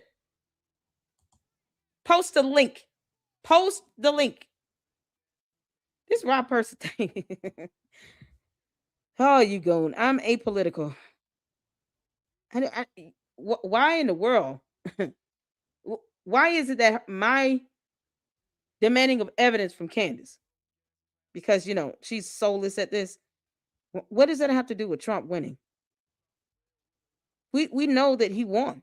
Why are you saying that? It's irrelevant. I want the link to this document she's reading. 155,000 goons in her live stream. No one demanded that she post a link to this document so that we can see what's in writing. Where's she pulling this from? Because right now, she's just making up as she goes along. As far as I know, this is a part of her script. Some fantastical, stupid story, a part of her script.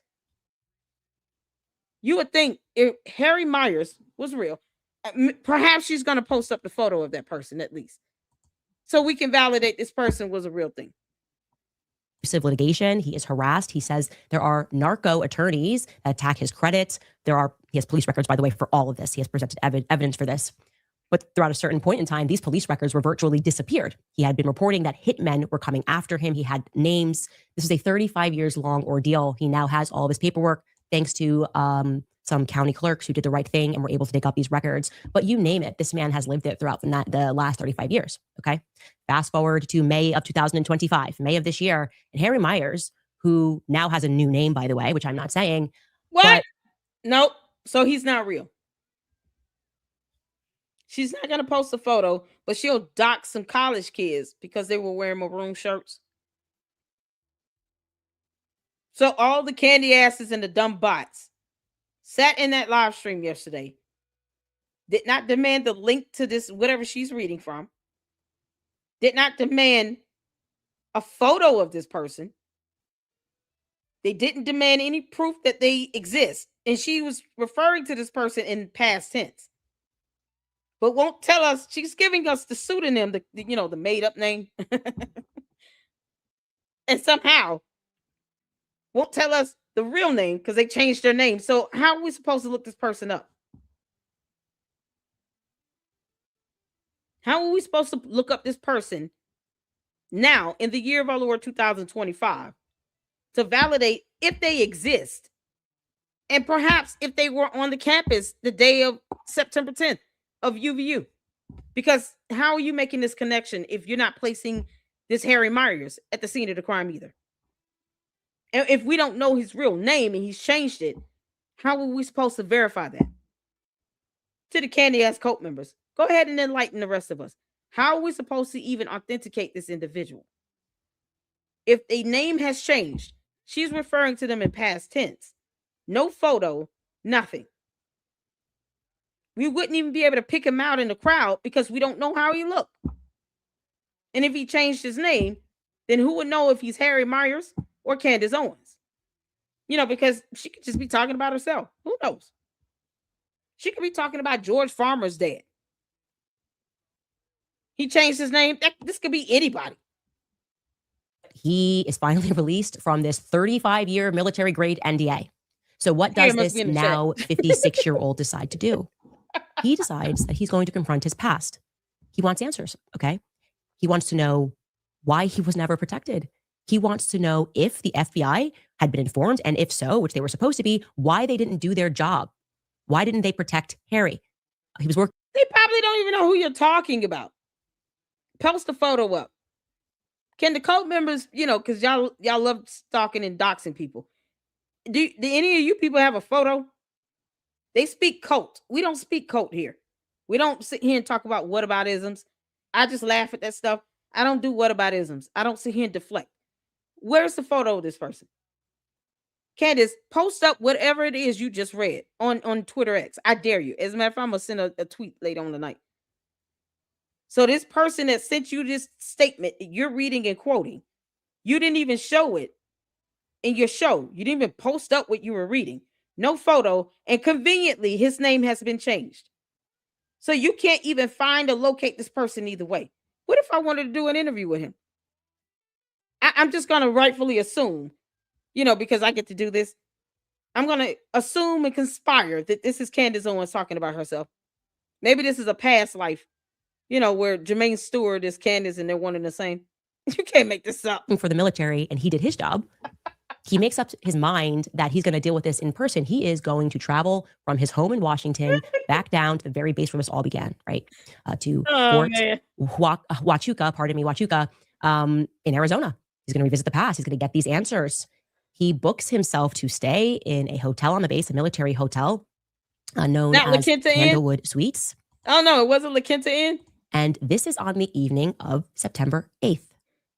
I want you to remember that, okay? He has been so thorough. He has sent me timestamps, bookings, reservations. When there was call logs, I was like, I want you to pinpoint when everything happened. So he gets to the Candlewood Suite. Candace, what's the damn call log? Y'all, she docks the hotel. And somehow, in this dumb imagination of hers, she didn't even stay consistent with it. Candace, what you meant to say is that you booked yourself into a hotel called the La Quinta Inn because that's the hotel you doxed, remember? Two couple weeks ago, you put out this name of this hotel talking about people stayed here that, you know, planned this assassination. You're not even going to stick to the same hotel you doxed 2 weeks ago? Or was it last week? You can't even be consistent with that? What happened to La Quinta Inn? Post up, then where's this hotel at? It's on a base. But it's not La Quinta Inn. So what was the point of bringing up the La Quinta Inn? What was the point of bringing that hotel up? You're not even sticking to it. It's at approximately on September 8th, 5:37 p.m. Checks into the hotel. And you can imagine he's a person that pays a lot of attention to his surroundings, right? When the cartels are after you and your family, and you are compelled to change your name, you pay attention to your surroundings to see if anybody looks shady. What he notices. No one would know who you are. That's the purpose of changing your name, Candace. If he changed his name over 20 years ago, more than likely, unless someone ironically know who this person is, who would be able to ID him if he has a name change? You think those college kids wearing maroon shirts would know who the hell this person is? When they're at best 22, 23 years old? This all happened before any of these students at UVU were born, the majority of them. Let's say 98% of the students at UVU were not even born in 87. So what the hell are you talking about? If his name is changed, Candace, we all know you don't understand how law works, government works, you know, stealth operations, FBI complaints, assassination plots, you know, covert joint military, you know, training exercises. You have no idea how any of that stuff works. The definition of endowment, assets, evidence, jury selection. She has, it's just a lot of things she doesn't understand at all. And she doesn't try to educate herself on it. Candace, how would anyone know this Harry Myers person is standing at the UVU campus at the scene of the crime? Because I know you watching, Heifer. And somehow we're supposed to know who this person is, and you didn't even show a photo. And if you show a photo, how do we verify that this is the same person that was named Harry Myers? For all I know, Candace, it can be you or a dead person you're yet again talking to. This is somebody who is special forces in the lobby. He said, you know, you just know when you're dealing with a special forces guy. And he is in the lobby, and a young woman comes down thereafter. That young woman, who at the time he did not recognize, is with him. They kind of fluff around in the lobby while he's checking in. He's on the phone with his wife. Was he on the Egyptian plane? Thereafter, the two of them get into a green pickup truck. Candace, you're winging it. Okay. The next morning. Okay, that's it. Candace, you're winging it. I can tell you're off script. It's obvious you're off script, you know, because you're soulless at this. I've upgraded from you being bad at this to being soulless at this. You're off script. You're stuttering. You're rocking. All these physiological behaviors and these little tics you're doing because you know you're lying. It's so crazy. Did he jump out of the blue or yellow Egyptian plane? Was he one of the passengers on those planes? And then he went to the campus? I'm not even trying to connect the dots for her. But it's just pathetic at this point that none of this stuff is connecting. And she's concocting up this nonsense, and she can't even show us what the hell she was reading as far as a statement that she's quoting. Because, you know, Candace, if you're quoting something, you're getting it directly from some source. And it should be something that people should be able to view. We didn't even see what you were reading. This is absolute madness. Now we're September 9th. He wakes up at around 5:30 a.m. in the morning because he wants to see the sunrise. He says that he then fails at finding the Army Criminal Investigations Department. What? So he drives off base, just a little ways off base, to get some coffee in Sierra Vista. Okay, what car was he in? What was the car he drove in, Candace? What type of car did he drive? If he flew in, obviously he got a rental or he called Uber. You say he's driving, so I don't expect that to equate to him being an Uber rider. So did he rent a car? Was it one of those cars you pointed out from Enterprise? You see how I'm able to see him point out her lies and connect them, and she can't do that because incompetency and all. Candace, did he rent one of those cars you tried to tell us about, that Toyota RAV4? And then he drove to the campus. Is this where you're going? Did he fly in on the blue or yellow Egyptian plane? Did he stay at the La Quinta Inn? Did he get one of those rental cars, that Toyota RAV4 or whatever you were pointing out? And I'm assuming you're going to go to him wearing a maroon shirt, even though he has a name change, and we still wouldn't be able to verify if he's a real person. Is that where you're going with this?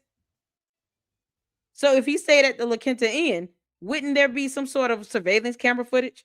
Yep, there would be, because they have cameras. They would have captured him on camera walking to the lobby, Candace. They would have caught him on camera. So if you're saying he checked in these hotels, we should be able to pull up the hotel camera footage on September 9th at whatever this hotel you're naming, because it's not the same one you're doxing. And we should be able to look at the camera footage and see when this person came in and out that hotel at the time frames you're giving. You know, because that's called journalism. So since you don't know how this works, Candace, if we reach out to this hotel and get security camera footage, you're saying he came in around 5:30 a.m. We should be able to see someone coming in around 5:30 a.m. at that hotel. Give us the address to them. Him, might as well. They kind of fluff around in the lobby while he's checking in. He's left on with his wife. And thereafter, the two of them get into a he's green married with his name truck, changed. And they drive off. Okay. The next morning, now we're September 9th, he wakes up at around 5:30. What's the license plate for that truck? You see how I can sit here and pause and ask these questions right after she says it? Because this is how you vet information. What year is this truck? What's the license plate on that truck? Where's the photo of the truck? You pay attention to your surroundings to see if anybody looks shady. What he notices is somebody who is special forces in the lobby. He said, you just know when you're dealing with a special forces guy.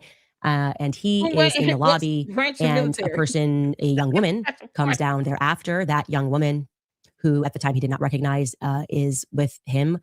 They kind of fluff around in the lobby while he's checking in. He's left on with his wife. And so, wait a minute. So is he with his wife or a random woman? And we better see that in the security camera footage in this hotel, Candace.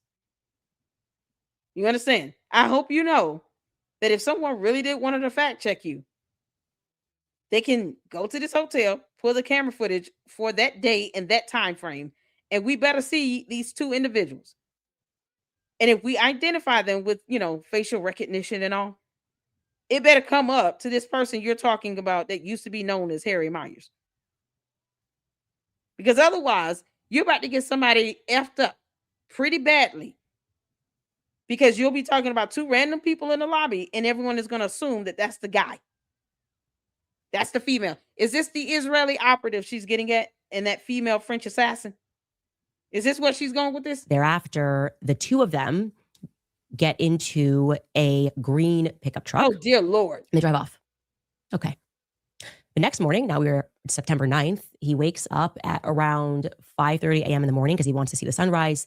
He says that he then fails at finding the Army Criminal Investigations Department.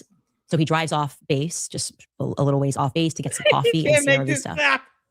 While getting that coffee, he runs into some soldiers. Again, this is just all God at this point, who happen to be wearing 10th Mountain Division patches. And he's like, that's my old unit. What's going on here? Like that, he thinks his unit's gone. Nothing's going on with this unit for a long time. But it's been torn apart. Candace, was he wearing a maroon shirt? Is this the Maroon Brigade you're talking about? Oh, the Maroon Berets. You know, like Green Berets, except they're wearing maroon. I don't care if he's on the phone. Just for the candy ass cult members to understand. Once again, we don't do whataboutisms or deflect. My questions are very direct and very simple. If we pull security camera footage from this hotel on the day of September 9th at 5:30 a.m., will we see these two people she's talking about, this male and this female? Will we see these people in the camera footage? What is the make and model of this green truck? What is the actual truck? Are we talking about a Ford pickup? What's the make and model? What year is this truck? What's the license plate? What are we talking about here? What type of truck was this? I don't know what the military expression is for that. He strikes up a conversation with these young guys and they tell him, oh, no. The old Joint Task Force 6 is now being continued and it's known as JTF, Joint Task Force Southern Border. Now, for those of you who likely who don't know, like literally what it sounds like Joint Task Force, meaning like you can get the Army, Navy, everybody kind of working together on something. Wait a minute. No. You can look that up. Why are you guessing that? I'm still stuck on this truck that he got into. Why she didn't give a photo of the truck so we can identify the truck? That's my old unit. What's going on here? Like that, he thinks his unit's gone. Nothing's going on with this unit for a long time. But it's been torn apart. I don't know what the military expression is for that. He strikes up a conversation with these young guys and they tell him, oh, no. The old Joint Task Force 6 is now being continued and it's known as JTF, Joint Task Force Southern Border. Now, for those of you who are like me who don't know, like literally what it sounds like Joint Task Force, meaning like you can get the Army, Navy, everybody kind of working together on something. And they're like, yeah, it's now JTF Southern Border. And they give him directions of how he can actually get to the new command center.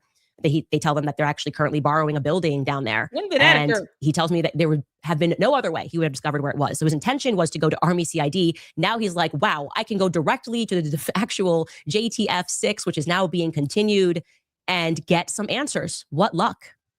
It is now. Why is she calling them special forces? Did they get off the Egyptian plane? This got to be her latest dream. You can't make this out, Cruising. This has to be her latest dream. We're stuck there. Still stuck in the truck. We're stuck on the truck. Where's the photo of this truck? Candace, that truck is going to be captured on the outside camera footage of this hotel. You do realize that that hotel, most of these hotels are standardized with security camera footage. It's going to be at least a camera outside, right outside the front of the lobby, that would capture an image of this vehicle. It's not even the Toyota RAV4 she talked about 3 weeks ago. We're on to a green pickup truck that she has not shown a photo to show that it's real, that it is a real vehicle. This is a real vehicle that exists, that two people got in or he got in. So this is what happens when you lie like hell. So if someone wants to debunk her, the first thing they're going to do is say, okay, let me get images of all of this. Let me reach out to the hotel, see if they have a security camera footage and see if we can identify these people that's on this camera footage that should be in it at 5:30 something in the morning. Why are you trying to check in? You saying they got into a vehicle and drove away. That means that vehicle would have been captured on a security camera outside of the hotel. That means that truck is captured on a security camera somewhere around that hotel. So now we should be able to identify the vehicle. This is how journalism works here. Something she doesn't understand. You do not see that many people, that many E4s, E5s, E6 is now being continued, and it's known as JTF, Joint Task Force Southern Border. Oh my God. Now, for those of you who are like me who don't know, like literally what it sounds like, Joint Task Force, meaning like you can get the Army, Navy, everybody kind of working together on something. And they're like, yeah, it's now JTF Southern Border. And they give him directions of how he can actually get to the new command center. They tell them that they're actually currently borrowing a building down there. And he tells me that there would have been no other way he would have discovered where it was. So his intention was to go to Army CID. Now he's like, wow, I can go directly to the actual JTF 6, which is now being continued, and get some answers. What luck. It is now around 7:37 a.m. when he enters the new or temporary JTF headquarters. And he sees two guys, and he's pretty impressed. He's like, "Whoa, these are." This is not our, story here. This is she making up. Your cult leader is making this up. Seems like in real time. Probably an hour before she filmed this stupid show. Because I dictate what I report on here in the Lady Luck Club. So why don't you post up a photo of this green pickup truck? Why isn't she doing that? You didn't demand this of your cult leader? It's like they don't care that she makes them look like fools when they're sitting here trying to defend her. But yet when it comes to them sitting up in her live stream chat, 155,000 at a time, they're not even asking, where's the photo on this truck? Where are the security camera footage photos of the images of these people in this hotel checking in?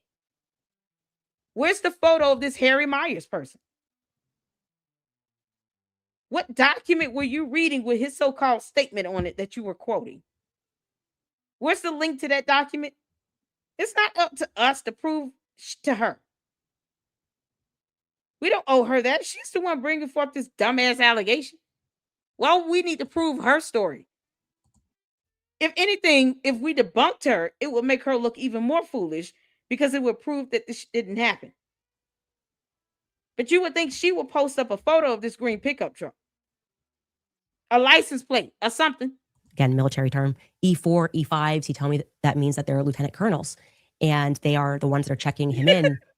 He happens to walk in at the exact time that they are concluding a meeting, and he is kind of even more impressed because he sees Candace? About 12 lieutenant colonels. He tells me, you do not see that many people, that many E4s, E5s, E6s. Please, military guys, forgive me for me not knowing what the proper vernacular.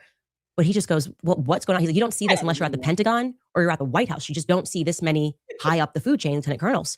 He's going, man, this is a pretty important meeting. And then he sees three men walk out, one of which is the person he identifies as the person that's the center of the action, right? He said you could just tell this is the most important person.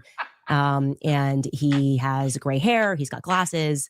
I believe he said that he's about 5'10". And I want to see a photo. At this point, he sees that the person. Candace, post a photo of him then. 5'10", gray hair, got glasses. Post a photo. Post it up. I really want to see the image of this green pickup truck because she's already talked about some cars and people, getting rentals and all of that. You would think she would at least use part of her previous lies and incorporate that into this. He said at the La Quinta Inn, he was one of the passengers on the blue Egyptian plane or the yellow one, whichever one was moving. He rented a car that I showed you all 3 weeks ago, that Toyota RAV4. Those SUVs and all of that. While I'm putting up pictures of people's houses and shit. Yeah, he rented one of those cars. And then he drove to UVU. She's not even sticking to the same thing she's been saying for the last 2-3 weeks. Like, at least make sure you're consistent with the lie if you're going to tell it. I don't encourage lying. I just don't. But at this point, this is just shameful, Candace. I can tell you're off script. That is with him. Oh my God. And he said certain that the person that is with him is certainly. Brian Harpel. Yeah. Okay. Oh, it's about to get even more interesting. So, and again, I'm going to say allegedly because I wasn't there, but I... Oh, now you say allegedly? Candace, you realize saying allegedly does not even clear you from defamation. It just doesn't. You can't say allegedly and then purport something to be a fact. And you failed to post up the image of this pickup truck or any security camera footage of any male or female checking into a hotel. That's not the La Quinta Inn, by the way. So they got doxxed for nothing. So you're not posting photos along the way to even prove that this stuff is real. And now you're finna say that they met with this real person that did an interview, knowing he's gonna come back and say, I didn't meet with none of these people. Tell Candace to keep dreaming. I want her to post up these people. See, here's the thing. Turning Point, they got to learn. It's not necessarily their response to her. It's what they say. You can literally use her own words against her. As opposed to saying that's not true, what they should say is, can you post up a photo of this person that I met with? Can you post up the hotel images of this person checking to the hotel? And that green Ford pickup truck or green pickup truck, because she didn't say Ford, green pickup truck. I would have actually, I'm like sitting here saying, okay, what's the make and model of the vehicle? What's the license plate number? Like, that's how they should respond to her, with a bunch of questions, with a shit ton of questions. Don't respond to her saying, no, I didn't. Yes, I did. Go back and forth. Nope. Don't even do that song and dance. Just hit her with a bunch of questions about it. What's the make and model of the vehicle? What's the license plate number? You said he's 5'10" with gray hair and wear glasses. That could be anybody. You need to be more specific. What article of clothing was he wearing? If we're getting to the maroon shirt thing, at least that's one lie she's tying into this. Why couldn't he have been one of the ones that flew in on the Egyptian plane? Or rented one of those cars she's talked about? Where's the photo of this person? Who's the female he was with? Was he cheating on his wife, Candace? Have spoken to this guy, and I very much trust what he is saying. I think he is very credible. Okay. So he sees Brian Harper come out, this older guy, and that he has, what then happens is first the guys that are checking him in are friendly. He explains to them, yeah, this is what happened to me. I just want to speak to somebody. They're like, yeah, let me help you. Then all of a sudden, after Brian, who he believes to be Brian Harper, who he's not obviously recognized at that time, he would not have known that was Brian Harper. He remembers him, obviously, because then the... Wait, what? What do you mean? Candace, I'm about to snip this. At time, he would not have known that was Brian Harper, but he remembers him, obviously. So he sees Brian Harper come out, this older guy, and that he has, what then happens is first the guys that are checking him in are friendly. He explains to them, yeah, this is what happened to me. I just want to speak to somebody. They're like, yeah, let me help you. Then all of a sudden, after Brian, who he believes to be Brian Harper, who he's not obviously recognized at that time. He's not obviously recognized at that time. Don't you think that if he served alongside of Brian Harper will recognize him? Don't you think that? And where's the camera footage from the hotel on all of this? Where were they meeting at? It's hard to go anywhere nowadays and not be caught on a camera, because that's the part of our reality here on Earth, Candace. We understand that your mind has gone to Neptune. Not even the planet itself, probably one of the moons. You're on a moon that belongs to Neptune. Unfortunately, you did not take your body with you when you lost your mind. But what is the images of this? Where's the hotel footage? Because whether he recognized them or not is irrelevant. Will we see this on the security camera footage of the hotel? If we pull this, will these people be in that damn video? You would think she would just try to have some of this stuff ahead of time before she starts rambling on about it and can't even post up photos of this green pickup truck. He would not have known that was Brian Harper, but he remembers him, obviously, because then the biggest political assassination since JFK happens. Suddenly, somebody hits the panic button, and two captains come out, and they escort him out of the building, and they begin what becomes a 7-hour interrogation. Okay, they think he's a spy. how did you rumble this meeting? How did you know this meeting was taking place? He's being asked a bunch of questions. They're putting pressure on him. They're gaslighting him. I actually want to, if you give me a second, I want to read exactly what he messaged me about what took place. Just she breaking script. Didn't I tell you all I can tell when she's off script? Didn't I say that? Candace, you are soulless at this girl. I told you all she's not on script. Didn't I tell y'all? I literally I know exactly when she's off script. Now she's about to show a phone that she's not going to put in the camera. Like last time she held up a phone. It was still far away from the camera. We couldn't even see it. George, you are bad at that too. You can't even do the camera thing right. You're a bad camera guy. Why didn't you ever zoom in on her phone? Or tell her, you know what, dear, I think you should, post up the info on your video while you're talking about it. That way people will believe you. Blah, blah, blah. Like he didn't even try to tell her that. It's incredible. It's actually just incredible how he describes what their strategy here of attempting to gaslight him into believing that he was a spy or that he was working for somebody. And he's like, no, I'm just here over an incident that happened 35 years ago. I'm trying to get answers regarding it. And they're putting pressure on him. I'm going to. Oh, God. He says he's being interrogated. He is, quote, being accused of being a bomb threat because. Candace, post the text messages. You see, this is how fact checking works. Candace, post up the text messages. Did she post it up on Twitter X? Maybe she's posted the text messages and I don't know. Did she post these text messages up? Are they on Twitter X? Can I go over to Twitter X to see these text messages? Post up the text messages.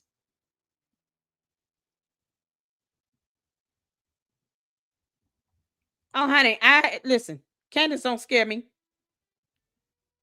I'm asking for the evidence. She could have done this in real time while she's talking about it. Why would she wait till after the fact?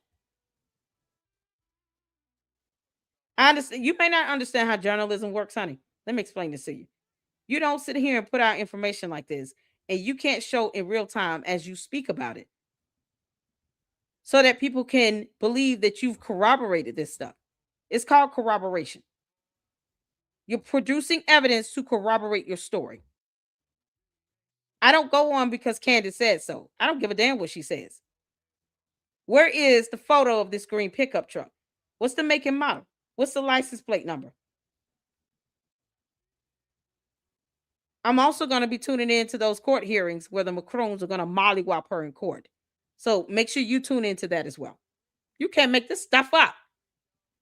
Where is the photo of the car? Why is she not posting up the text? I asked a very simple question. I just want to know, did she post this up on her Twitter X account? I don't want to Google planes. For what? Google planes? Why? Why? Was this person on the plane? Did the plane land in the middle of the campus and I missed it?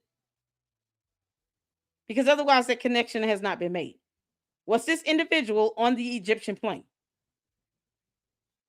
The person she's talking about. Did she ever post the text messages she's about to read on her Twitter X account? Anyone know? Yes or no? It's a yes or no. Anyone see any text messages she posted up? I'm not talking about the planes. I'm talking about the text messages she's reading. Yeah, the Candy-ass cult members are going to say dumb things to try to deter and deflect. I'm asking directly. Did she post up any of these text messages she's reading? No? Got it. Thank you. Thank you, darling. I was special forces in the military, EOD in the military. They then attempted to try to gaslight me to see if they could angle an accusation of me being a threat to others or myself. When all of that fell flat, they then conferenced with base commander. After I assumed they verified that I was not there to spy on that particular meeting, they decided it was okay to send me off post. That's when I drove to Tucson. I got a room. The next morning, I turned in my rental car. I got on a plane back home, and I had to stop in Salt Lake. Upon landing and turning on the phone, my wife is telling me about Charlie Kirk. No, again, this was just a coincidence. I happened.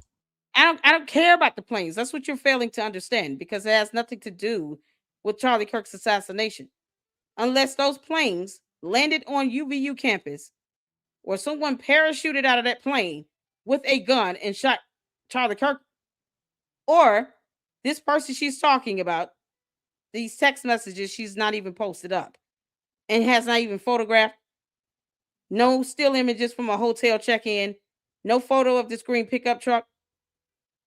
I don't believe the planes either. I don't. I never did. I don't have to take anything she says seriously. I don't owe her that. But it's mind-boggling why 155,000 Candy ass cult members and bots in her live stream failed to ask her to post up a photo of this Harry Myers, of anything going on inside of a hotel from the security camera footage, a photo of this pickup truck, or to post the text messages she's reading, or to post up this so-called letter, the statement she was reading to us earlier. Where's the link to that document that she was reading? That's what's so mind-boggling. I mean, if you want to sit here and kiss her ass and worship the ground she walks on, at least ask her to post up evidence as she goes along with this story. It's not our duty to sit here and to prove her right. Why is she not posting these text messages up?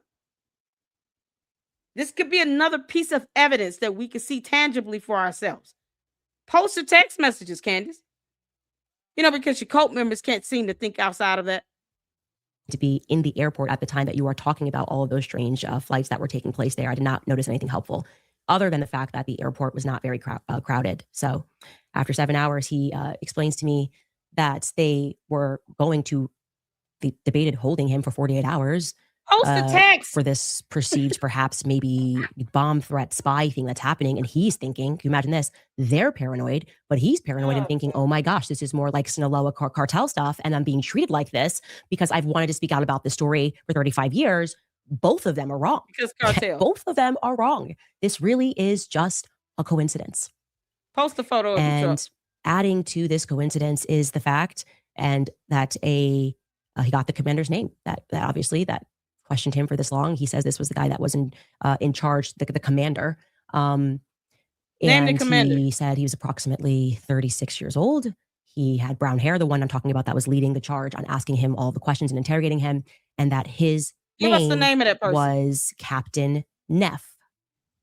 Huh? I'm going.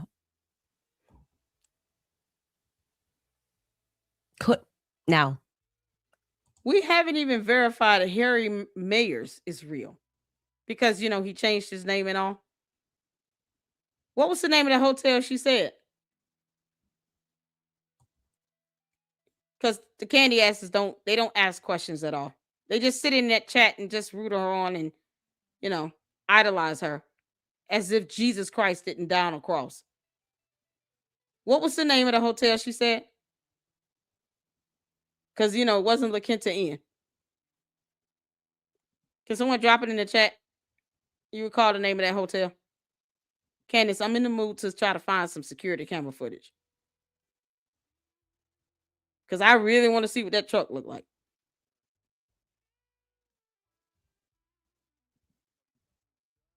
I'm trying to go back to it to see if I can come across it. What was the name of that hotel? Did she get the address, anything?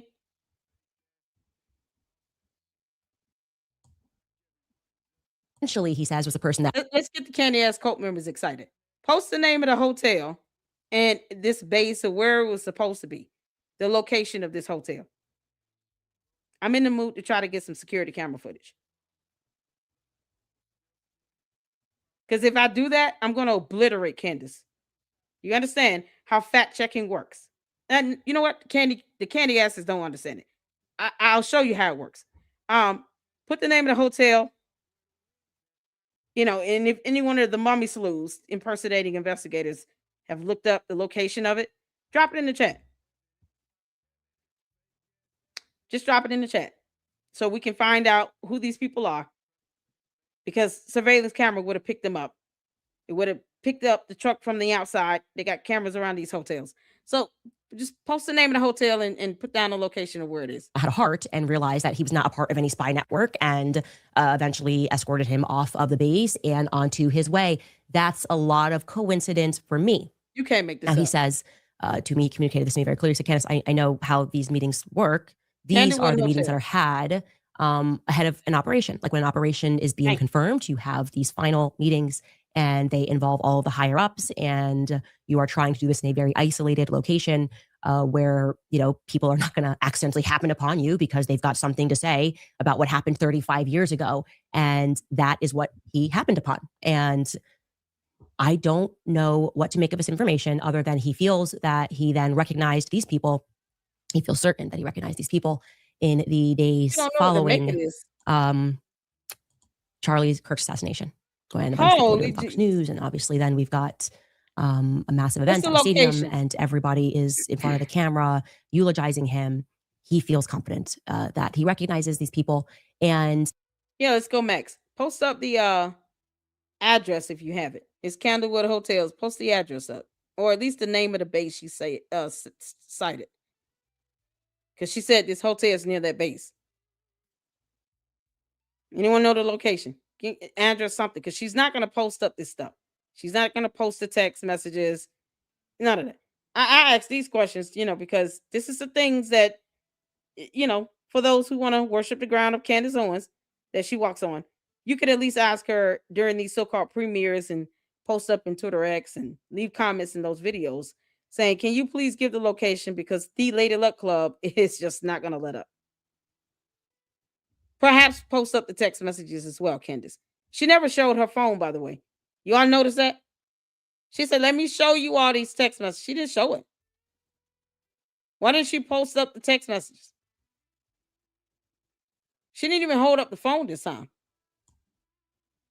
She never held up the phone. He is, quote, being accused of being a bomb threat because I was special forces in the military, EOD in the military. They then attempted to try to gaslight me to see if they could... She could be reading her script in the text. Neff. I'm going.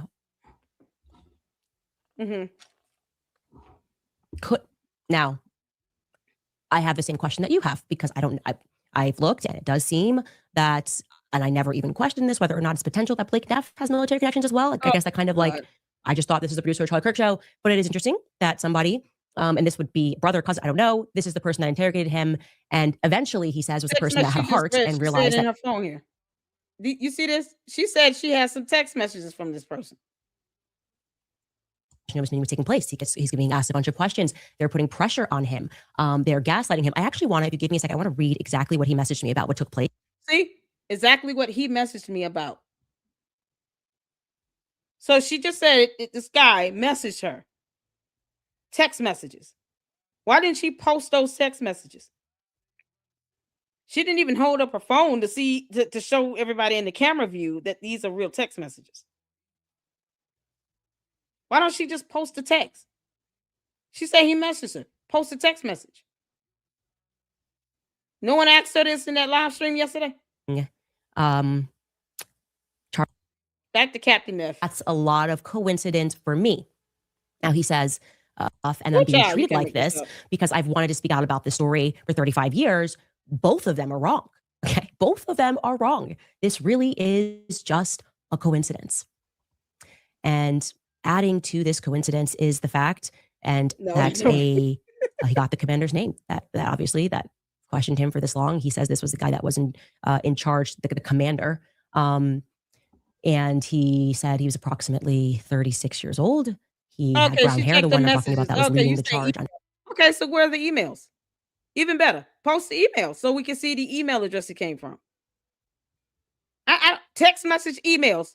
Post one or the other, both. When you're vague and ambiguous like this, you say message me. That could have been text message. How do you know it was an email? But either way, why didn't she post it? Whether it's a text message or an email, why didn't she post either? Since, vernacular and, being word salad and all this crap is somehow a thing. Why did she post either the text messages or the emails she's reading?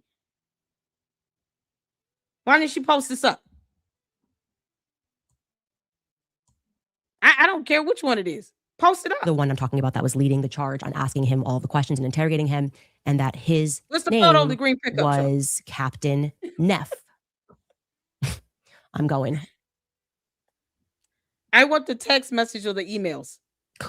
Now, I have the same question that you have because I've looked and it does seem that, and I never even questioned this, whether or not it's potential that Blake Neff has military connections as well. I guess that kind of like, I just thought this is a producer of Charlie Kirk show, but it is interesting that somebody, and this would be brother, cousin, I don't know, this is the person that I understand you don't understand hypocrisy, but it's highly hypocritical to post up photos of some people wearing maroon shirts, or to dox college students, or to dox a donor.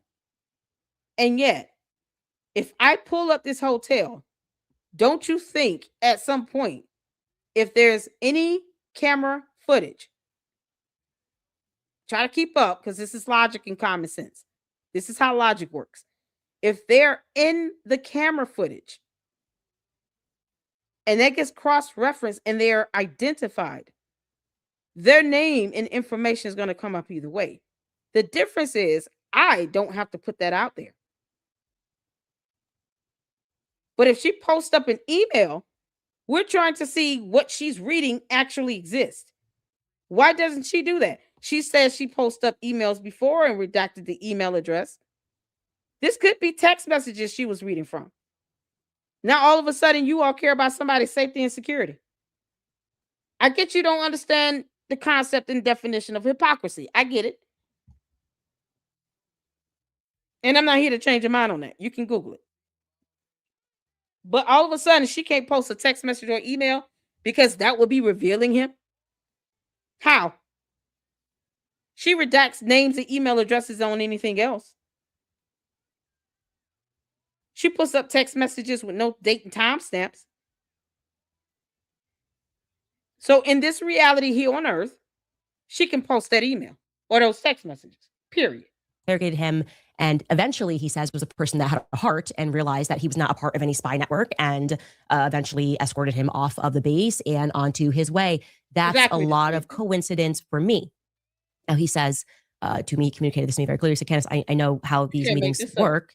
These are the meetings that are had ahead of an operation. Like when an operation is being confirmed, you have these final meetings and they involve all of the higher ups, and you are trying to do this in a very isolated location where, you know, people are not going to accidentally happen upon you because they've got something to say about what happened 35 years ago. So this person is supposed to be hiding, goes and checks into a very public hotel, knowing that they could be captured on security camera footage. They don't try to do an Airbnb or stay somewhere where they know that they don't have to worry about cameras. And you're talking about them not being identified. You all see here to the candy asses. It's absolutely insane. I'm not even going to ask you, do you hear or understand how stupid that is? Because you don't. But it's insane. It's stupid. If I'm trying to remain stealth and covert, I'm not staying in a hotel where I know I'm going to be picked up on a security camera footage, where someone will be able to identify me in person. If, let's say, Lady Luck Club calls this hotel and then says, did these people check into this hotel at this date, at this time? And I give a description, and then they can confirm yes or no, and then produce some security camera footage to corroborate it. That's the stupidity in this. She literally thinks that this stuff could not literally be fact checked to debunk her. It wouldn't support anything she's saying.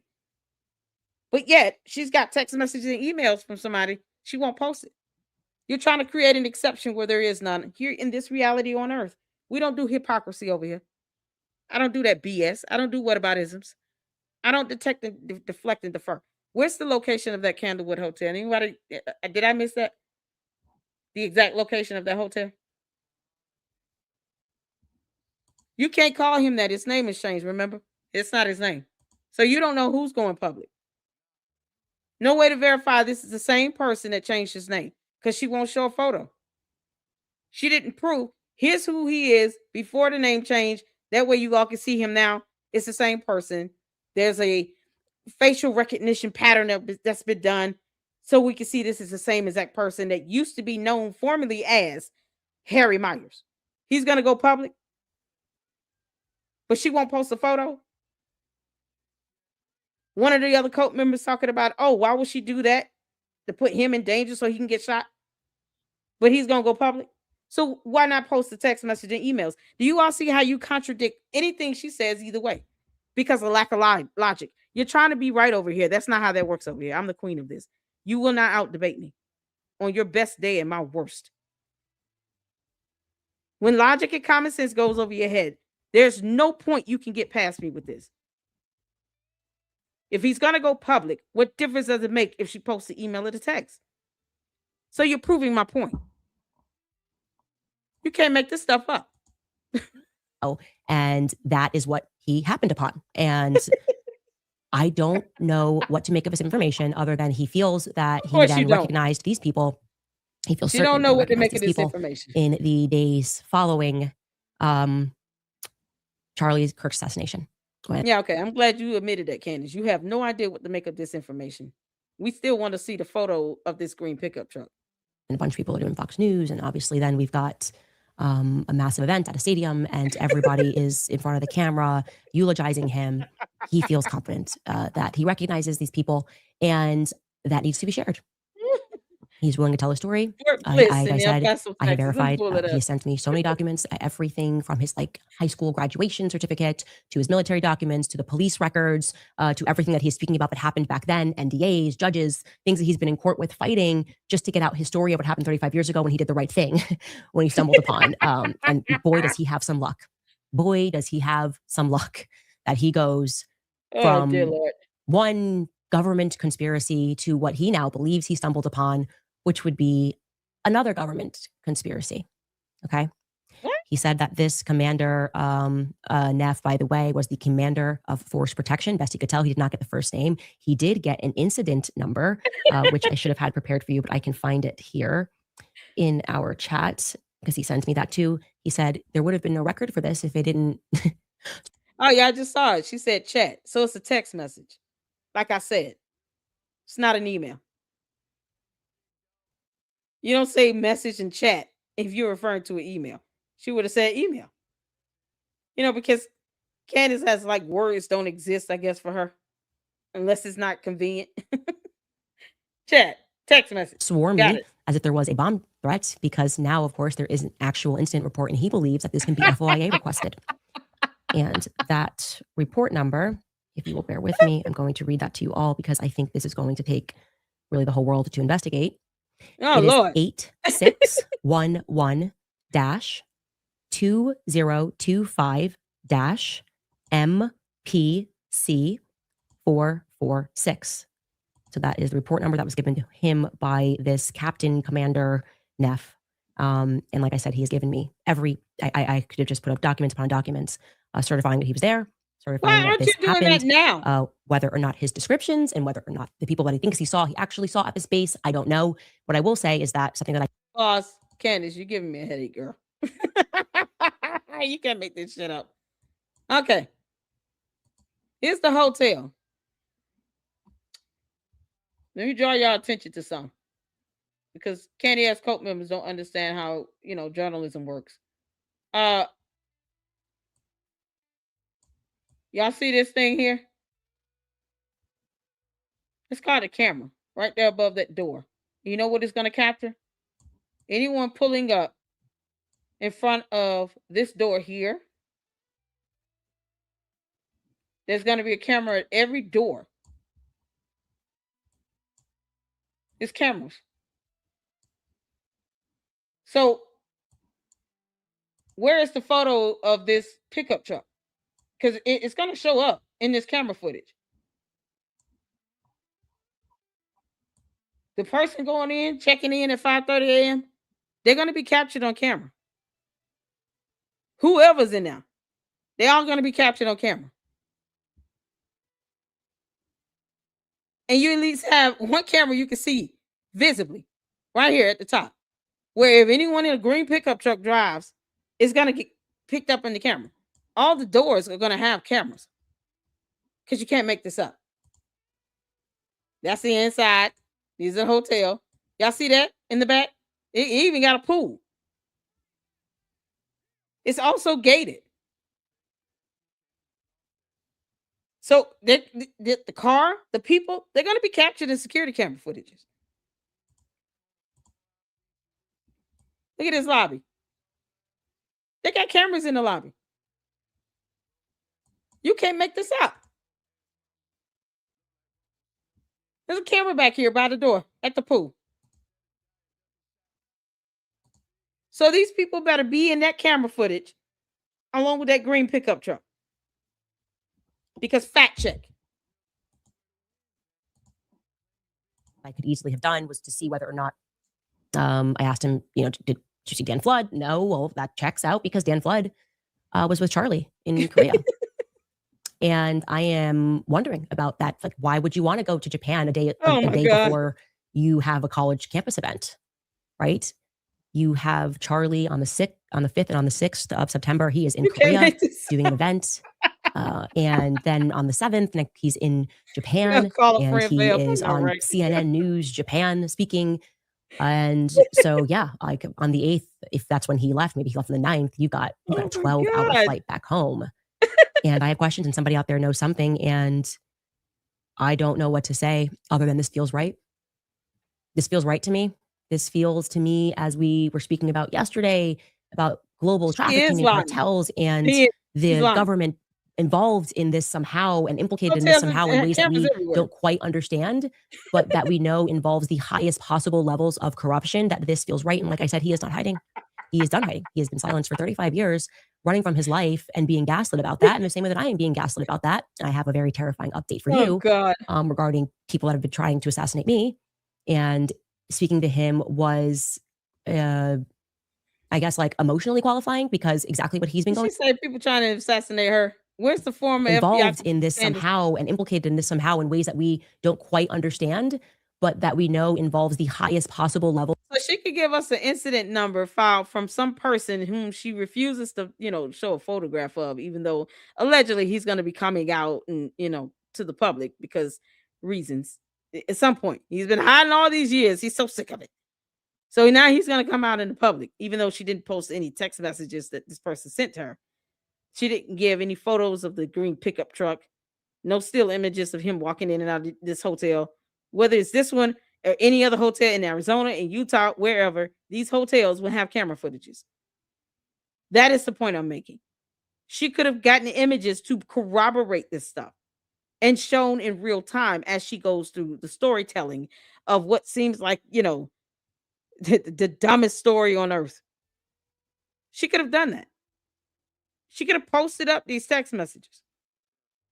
I'm not asking for the phone number. I just want to see the information. How about that? I even said, where's the document you're reading this so-called quote unquote story from or his statements from? She didn't even show it while she's reading it. All of that could be fictitious. She is lying until I see evidence. Everyone should be saying that. She's not above being questioned or above the rule of law or above Christ. She's not God. This is asinine. Of corruption, that this feels right. And like I said, he is not hiding.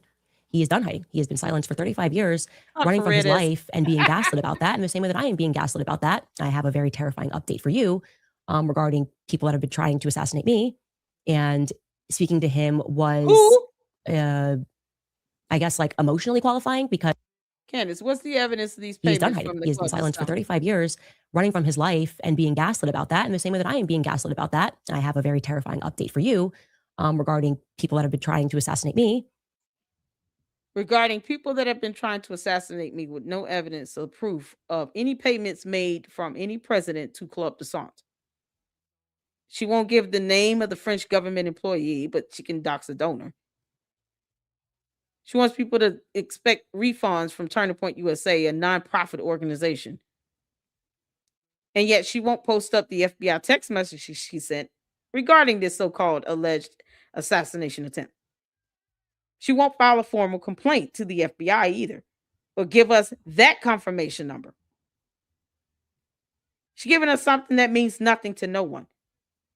She still has not put a gun in this person's hand. We don't know how he looks. No photos, nothing. She's rambling on.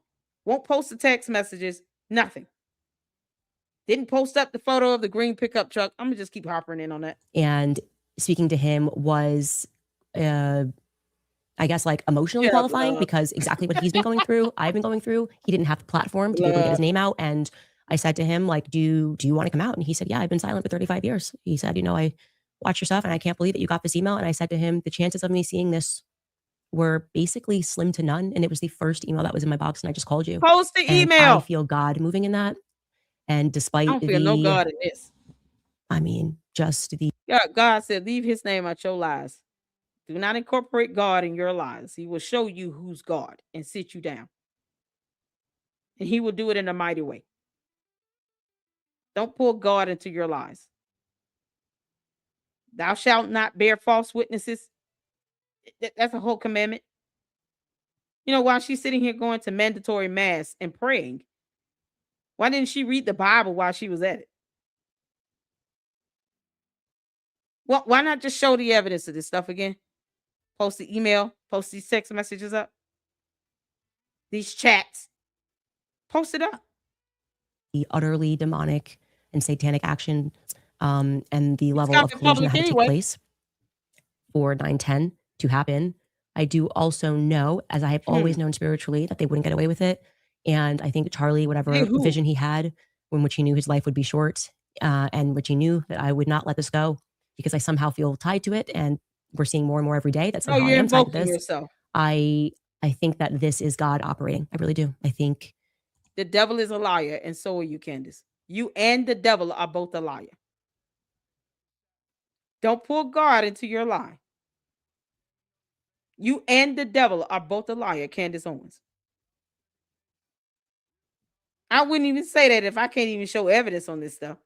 See, this is where she tries to, weaponize Christianity and weaponize people's feelings about religion and their faith. This is what narcissists do. No different than a cult of personality.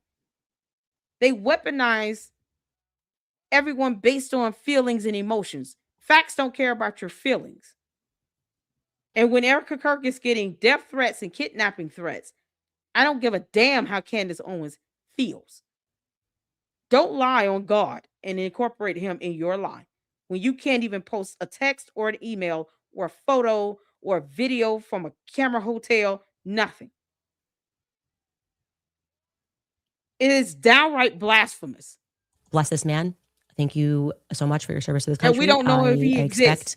I know that he said he would love to meet Ian Carroll, and I guess he's watching his stuff, and I will obviously make that happen and much more in the coming days. I don't expect the feds to reach out. I don't expect them to be interested in this angle. Because you haven't filed a formal complaint. There's no special treatment you get, Candace. File a formal complaint online to the FBI website. There's no official email. It's an actual complaint you file online. And make sure you check the box that you attest and affirm under the penalty of perjury your statements are true and accurate and correct. Go ahead and do that. We're still waiting on that. What's the text message she sent to this FBI agent again? Why she didn't post that up? She doesn't mind telling on them when it comes to Kash Patel doing anything. But you can't post up that FBI text message, Candace. It's not for us to fact check on that. She the one bringing forth the allegation. Not the payments from Club de Sant, the name of this French government employee that called her allegedly with this stuff. All that paper trail she said exists somehow. She didn't even ask for an email or copy of it. You can't make this stuff up. Or this potential meeting that I think they probably already knew about. I do hope, though, that somebody else saw something and somebody knows the quickest way to FOIA request that stuff. Somebody knows how to get behind this so we can get information. I've given you the dates. I've given you the times. He has given so much more. And I know I just thank God that I saw that email. We're going to pause there. And she won't show the email. Obviously, email us more tips. Yeah, this guy for this email, she won't show anyone. And she won't post. Got it. At CandaceOwens.com. And we'll get through some sponsors that we are grateful for. All right. So the mother sees her baby on an ultrasound. Nope. Okay, thank you guys who are correcting me in the chat. I am obviously very new to military terms, so you guys are saying it should be E5s and E6s. And he said that these are lieutenant colonels and colonels, and that it was a big brass meeting. Yeah, and I ask a question about grain and bullets. Candy ass cult members, all of a sudden can't give information or read something. So funny how that works. Or I'm not supposed to ask my own chat. They're correcting her about rankings, but yet we have no way to verify this person even exists. Not at all. He's supposed to be coming public, but yet you don't show us a photo or post the emails he sent or the messages or the chats. Nothing. Not a photo of that pickup truck. He estimates that there were 12 to 13 lieutenant colonels that were in that meeting that he stumbled upon. And yeah, that's that. I'm going to leave that there. On that same note, though, however, I have no words, and I'm going to try to find them here. Wait, I thought you had a script. Just read your script. Because, this is a big PR stunt for you. Read the script. For emails I did not expect to receive yesterday. Post the emails. Right after I spoke with him, I kept continuing on this in my tips inbox. And obviously yesterday we spoke about this Pierre in Scottsdale, and I had mentioned that he had a partner, Pierre Falcone had a partner named Arkady Gaitamok.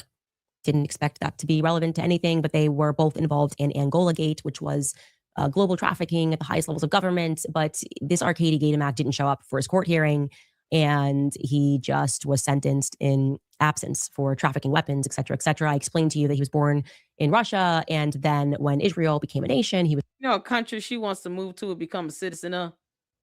Candace said flat out, she wants to move to Russia and become Russian. Why don't the Candace cult members help her pack? And then you guys can go with her. Perhaps Russia will allow you to be a cult leader over there, Candace.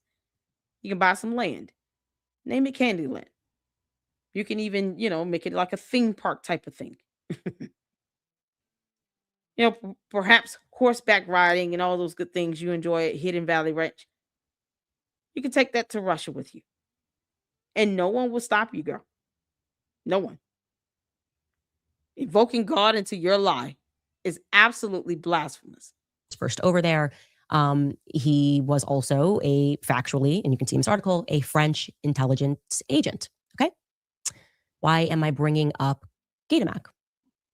Well, after yesterday's episode, I see how she showed a photo of this man. Why can't she do this with this so-called Harry Meyer? She showed a photo of someone, but somehow she can't do that with Harry Meyer. Two people. She showed a photo of two different people, but she can't do it with Harry Meyer. What makes her think these people want to be dropped in her videos like this? Because impersonation of an investigator and all. Arkady Gaitamok.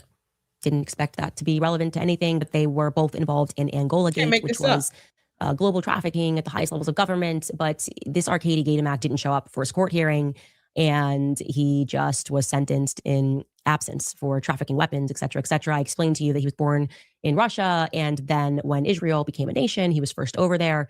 He was also factually, and you can see in this article, a French intelligence agent. Okay. Why am I bringing up Gaitamok? Well, after yesterday's episode, I had asked if anybody had anything or knew anything about, Turning Point potentially working with this Pierre person. I was shocked when a flutter of emails came in from people saying that they believed Gaitamok was living in... From people? Who are these people? I'm all for her being trolled and all. But I'm still going to ask questions as she tells these dumbass stories. I'm going to ask questions about every little thing. Because we're just asking questions here. Yeah, we're doing that. I'm not invoking God into a lie either. That's not necessary. And God doesn't like that. He also doesn't like, cults and idol worship either. But, the cult members don't have a problem with that because they believe whatever she says, but not pay attention to what she's doing. Post the emails up. Thousands of people in her live stream chats. None of the cult members are asking her to post these emails. None of them. Nashville. That he moved here sometime in June. Okay. When I say a flurry of emails that came in, there were 7 people, mostly men, who were certain that that man, aged now, is working in Nashville using the name Jonathan Schmidt. They are certain, at the very least, that he is from Israel and that he is working for a company known as Root Brands under the guise of being a technology officer, and that he has brought in and secured jobs for Ukrainians. And again, this has all transpired since apparently June. Ukrainians who he alleges are running from the war. They say he was brought in by a businessman in town named Clay Thomas, and that one of the Ukrainians that is working with him, his name is Alex Smirnov. Now, I don't know what to say other than I am positively terrified. I don't know who to contact, considering the feds. I've been telling them that there's an assassination attempt in coordination. I have said Israel, I have said France, and now I have dealt with, I have these emails, more credible information. And if it's incorrect, I'm happy to correct it. I reached out to Clay Thomas. I have reached out to Root Brands. Of course you're incorrect, Candace. Of course you are. The fact that she won't even post these emails up is something else. Post the evidence. And I have requested more information about this she's still winging Russian-Israeli employee who is using the name Jonathan Schmidt and bringing in Ukrainians. And so instead, what I'm going to do... Wait, was he on the actual Egyptian plane? And is he that male Israeli operative? Where's the female French assassin? I'm going to publicize this information in the hope that if you are a Tennessean and you live in Franklin and you live in Nashville and you are familiar with Root Brands and you have seen this man, and Skylar, I don't know if we have an aged photo of him, but we should try to find one. No. Why don't you do that? You live there in Tennessee. You have a platform of 5 million bots and cult members, and you can't get these photos yourself? You can't make this up. No. This impersonation of an investigator is just hilarious when you're not even trying to do that properly. Please, first off, you should probably contact the authorities. I certainly no. That. I think nope. Y'all want to sit here and contact the authorities, but you don't trust the feds. You don't trust the government. So why are you telling them about your problems? I'm just asking questions. Why tell them anything when you don't trust them? That means you won't trust any investigation. You won't trust them at their word that they're doing something. You don't trust any evidence they show you. You won't trust any of it. So what's the point? Why bother them and get on their nerves about this? You've already irritated God for the day, invoking him in your life. Why bother the authorities that you don't trust? Because hypocrisy goes over bots' heads. My husband has already done that. I told him that this morning. I have definitively run that to the only office that has responded, and I think taken my threat, or has wanted to respond, I should say, to the threat that I've been saying about the French intelligence agencies working with Israel. And that is Tulsi Gabbard's office. I'm doing everything that I can, but I am telling you that this is very scary. And if you are in Tennessee, anything, if you know this Jonathan Schmidt and you've seen him around town, if you're a real estate agent, they said he was shopping for a home in the Brentwood area. If you have seen this individual anywhere in Nashville, for the love of God, please send us. No, why don't you go look for him, Candace? You're supposed to be one with all the powers, and all the influence, because 5 million subs and your cult members love telling us, the cult members in the bots love telling us with these copy and paste comments. You got all of these, people watching your live streams and all this other stuff. Why don't you just do it? Why don't you walk into the authorities' office and file a complaint yourself, Candace? You want everybody else to do the work for you. That's lazy. Candace, you're lazy as hell. You don't even post up photos of this green pickup truck, images of these people in the lobby checking into a hotel at 5:30 in the morning. None of that. Post the email, the chat. Nothing. You won't even post the information up you read about Harry Meyer, who may or may not even exist because he changed his name. And somehow he's going to come forward, but no one should say anything about who the hell he is until then, because reasons. While she still posts up photos of other people. Now this man has to be cyber harassed and cyber stalked and doxxed, because she wants someone to find him, although she won't say who Harry Meyer is, because hypocrisy. God doesn't like hypocrites at all. He just doesn't. He can't stand. You either hot or cold, no lukewarm. God cannot stand hypocrisy. It's an email, more tips at CandaceOwens.com.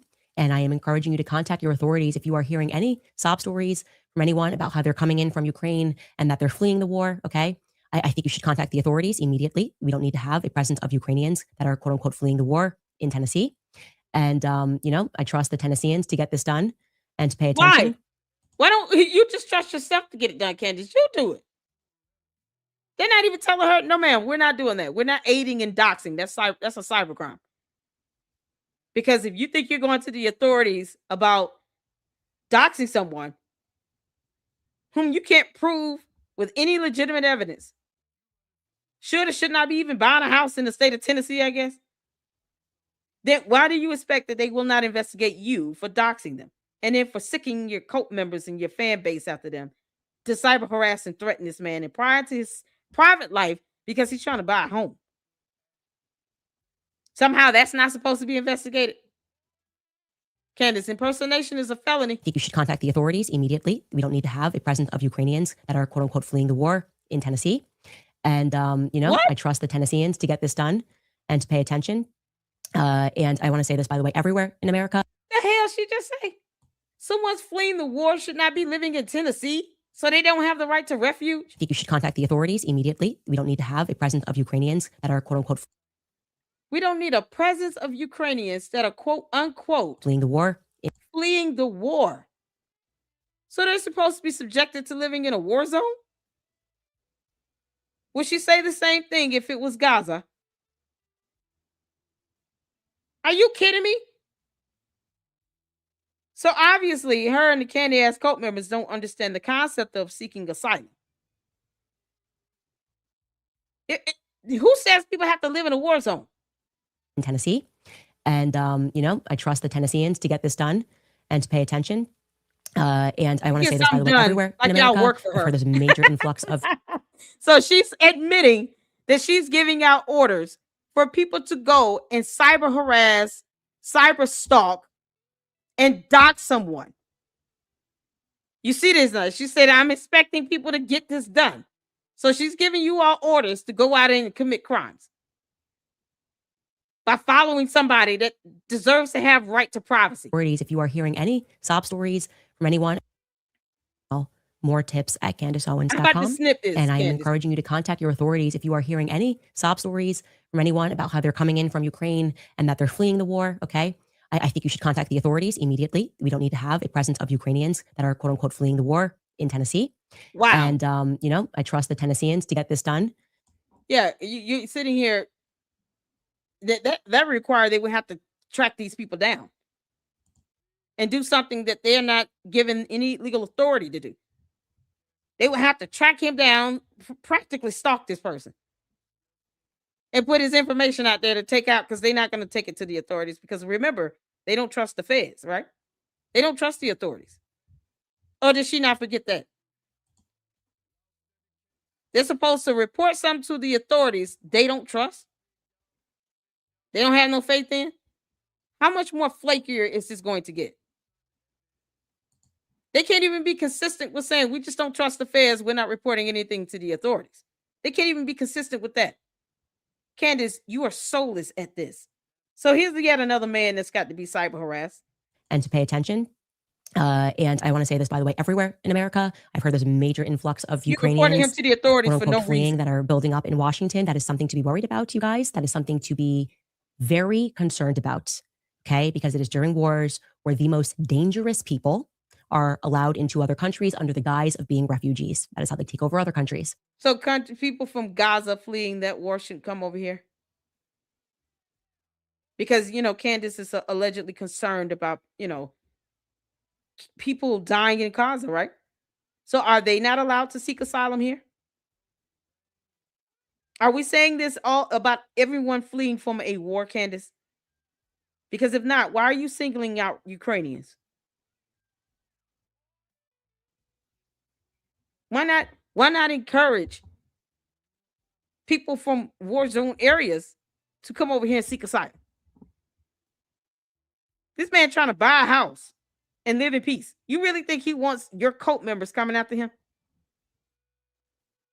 So you do understand if you file a false report to the authorities that you all don't trust, by the way, that he can file one right back on you for giving out this command, sending out your goons and your cult members and your bots to go and follow this man and cyber harass him. You're giving out marching orders like a cult leader, because cult. So the cult members are going to do exactly what she says because they don't have brains to think for themselves. So yes, here are your marching orders to the candy ass cult members. Your cult leader has given you marching orders to go out and cyber harass someone. Do understand if you do that, he can file a report right back on her and all of you, because she's the one giving out the orders and you all are the ones dumb enough to do it.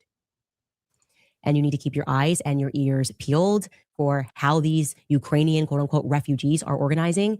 I don't think there's a reason for any Israeli intelligence and French intelligence officers to be here in Nashville. So again, if you know something, please email us more tips at Candace. You don't think, what if they have some sort of joint military operations going on? You don't get to dictate what the military does, Candace. Not at all. You dictate nothing. You don't even want to make George a sandwich. This is the same person that's afraid to face Erica Kirk and fly out to Phoenix to say something face to face. Same person here, but sending out marching orders to her cult base to go and cyber harass somebody. If you work for the local FBI department, you should have been hearing from us. But if you would like to directly contact us, please email us. We will be looking out. And like I said, Root Brands apparently is who has hired this individual under the guise of working under a technology officer. He's supposed to be a billionaire, so why would he be working at all? If this is the correct individual, I'm not buying the name Jonathan Schmidt. I will say that. Never mind. He buys a home and he adds to our economy and the economy of the state of Tennessee by purchasing a home. He's a billionaire. I wonder how much he's prepared to drop on a home that will go into the economy of the state of Tennessee. Candace can't even show that she's giving money to a charity. Because she's a Grinch and all. Yeah, Candace, you're the Grinch that stole Christmas spirit, stealing the hopes and dreams of Charlie Kirk's 2 kids, not caring about the threat you're posing on them. None of that shit. Yeah, no, that means nothing. And now you're sending marching orders for cult members and bots to go out and cyber harass somebody, because impersonation. Or an Israeli who should be living in Tel Aviv. And I do not believe he's legally allowed to be in this country. So at the very least, perhaps also if you're watching this and you are an ICE agent or a Border Patrol agent, please get involved. That's not how laws work, girl. I will have more for you hopefully in the coming days. But this is very scary. Very scary. And I was always telling the truth. Why are you scared? Yeah, she's scared when she goes to Dollywood. I just want y'all to remember that. She went to Dollywood with little to no security. Yeah. Because reasons. Candace. We don't care that you went to Dollywood. It's funny and ironic and hypocritical. You go to Dollywood while you're claiming someone is trying to assassinate you. And now you're scared of everything, including people coming in from Ukraine, I guess, because reasons. Not as if this man has done anything to you directly. Because, you wouldn't have a valid complaint if you went to the authorities. Oh, look, Ukrainians are coming here. Somebody call the police. Yeah, hello, this is 911. How may I help you? Yes, I would like to report a Ukrainian sighting. Candace Owens gave me some marching orders to tell you all that Ukrainians are coming here from, areas in the war. I'm also seeing, Israeli and the French military operations. They're over there on the military base doing jumping jacks. They're doing jump rope and jumping jacks. And I don't think that's right. Okay, ma'am, can you give us your address so we can find your ass for calling us and playing on our phone? Can't make this.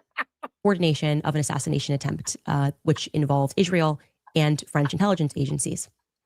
Now, on that note, I am obviously taking a lot of personal risk to get out the truth to you guys pertaining to what is happening to Charlie Kirk.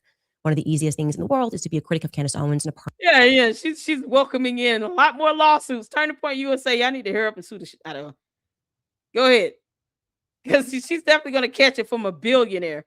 You think this man is going to be willing to be subjected to being, falsely reported to authorities that you don't trust either way. Because he's from Ukraine. French and Israelis, militaries coming here. Oh, no. Lions and tigers and bears. Oh my. The people who do not have the courage to prod this federal narrative. Among those, of course, being Tim Pool, who has now dedicated hours and now is trying to signal to the public that I don't have security, which is untrue, but he is trying to get me harmed. I don't know what I've ever done to Tim Pool to deserve that. Candace, stop gaslighting. He is not trying to get you harmed. That man's house was shot at. He can't even live in his own home. His home was shot at. He's not stunning you. He's going to call you out on your lies. And ironically, his home gets shot at a couple days after he calls you out on your lies. You know, because you keep giving marching orders to your cult. Notice the terminology I'm using here. You know, because marching orders, code of personality, brainwash, brain rot. You know, words that Charlie Kirk used himself. You brain rot. You can't make this up. Now they got to file false reports to the authorities because Ukrainian, French, Israeli military, they don't belong here. The end. Not that a crime is being committed. At all. But Tim Pool has had some very choice words for me, which were trending last night on X. And I would like to share that to you because he thinks it's an act of bravery to attack me in this moment. So take a listen to Tim Pool. In what moment? You going to Dollywood and not having any security with you? And still can't tell us who this French government employee is that called you and told you there were payments coming to a club de sang. Who's that French assassin and that Israeli operative again? And she was specific about the gender, right? Female French assassin, male Israeli operative. Name them. Because allegedly, they're the ones, if anything, allegedly supposed to be plotting some sort of crime against Candace. Not people just trying to move to Tennessee and buy a home and live in peace. That hasn't done anything directly to her. Nope. Don't name the assassins, though, that are bad guys that kill people for money. No. Let's not name and out them. But let's go after anybody that looks like they're from France, Israel, or Ukraine now. Let's not forget the continent of Africa, the country of Angola. Am I missing a country here or a continent?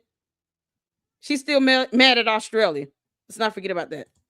Candace Owens is a f***ing evil scumbag. She is a degenerate. She is burning everything down. And she's gloating and smiling while she does it. And you know what you told me? She has no security. She doesn't deal with the shit we have to deal with. She's a piece of shit. She's making everyone else suffer. And all of these conservatives out there that send me these messages have no balls to call her out. More and more people have started doing it. They send me these messages. Good for you, Tim. Good for you, Tim. I wasn't the first person to do it. I'm not going to take credit for that. But don't DM me like I did something for you as you cower, as you power, scared that she'll put you on her thumbnail and claim you benefited from Charlie Kirk's assassination, which she's doing to me right now. Yeah, that was the... I'm done with these people. She has security, just not on the level of you. Oh, yeah, the one fat guy you mentioned with no wall and no barrier in a suburban neighborhood with neighbors. Shouldn't give two No one's out for her. She's lying about all of this. You told me you went to her house and she's got a 4-foot wall and one fat guy, and she doesn't give a about her security. Meanwhile, I get bullets fired at my property and I have to go live in the middle of...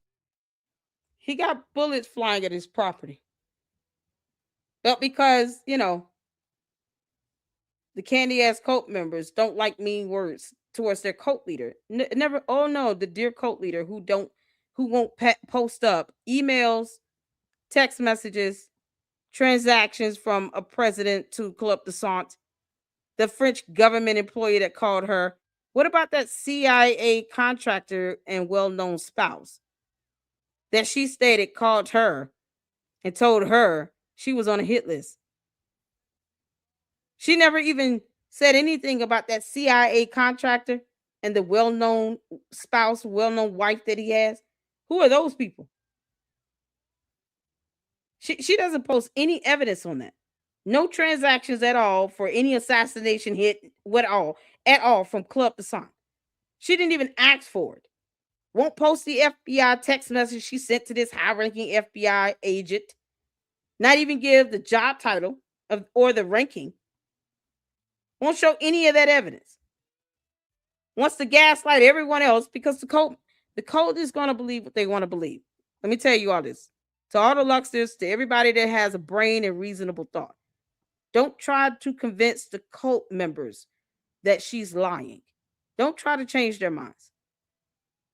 I'm going to ask questions as I react to her video. Like, where's the photo of this green pickup truck? Tangible evidence that could be easily posted up. The text messages from this Harry Meyer. The emails. The chats. But what I don't do is try to convince them of anything. Because they're going to believe what they want to believe. They're going to sit here and be okay with her gaslighting them and then giving them marching orders like she died on the cross for their sins to go out and cyber harass people and make false reports to the authorities. Because those two people she pictured and photographed that she put up, but not Harry Myers, aren't committing any crime. And if they do it, I hope they know that the authorities can actually charge them for false reporting.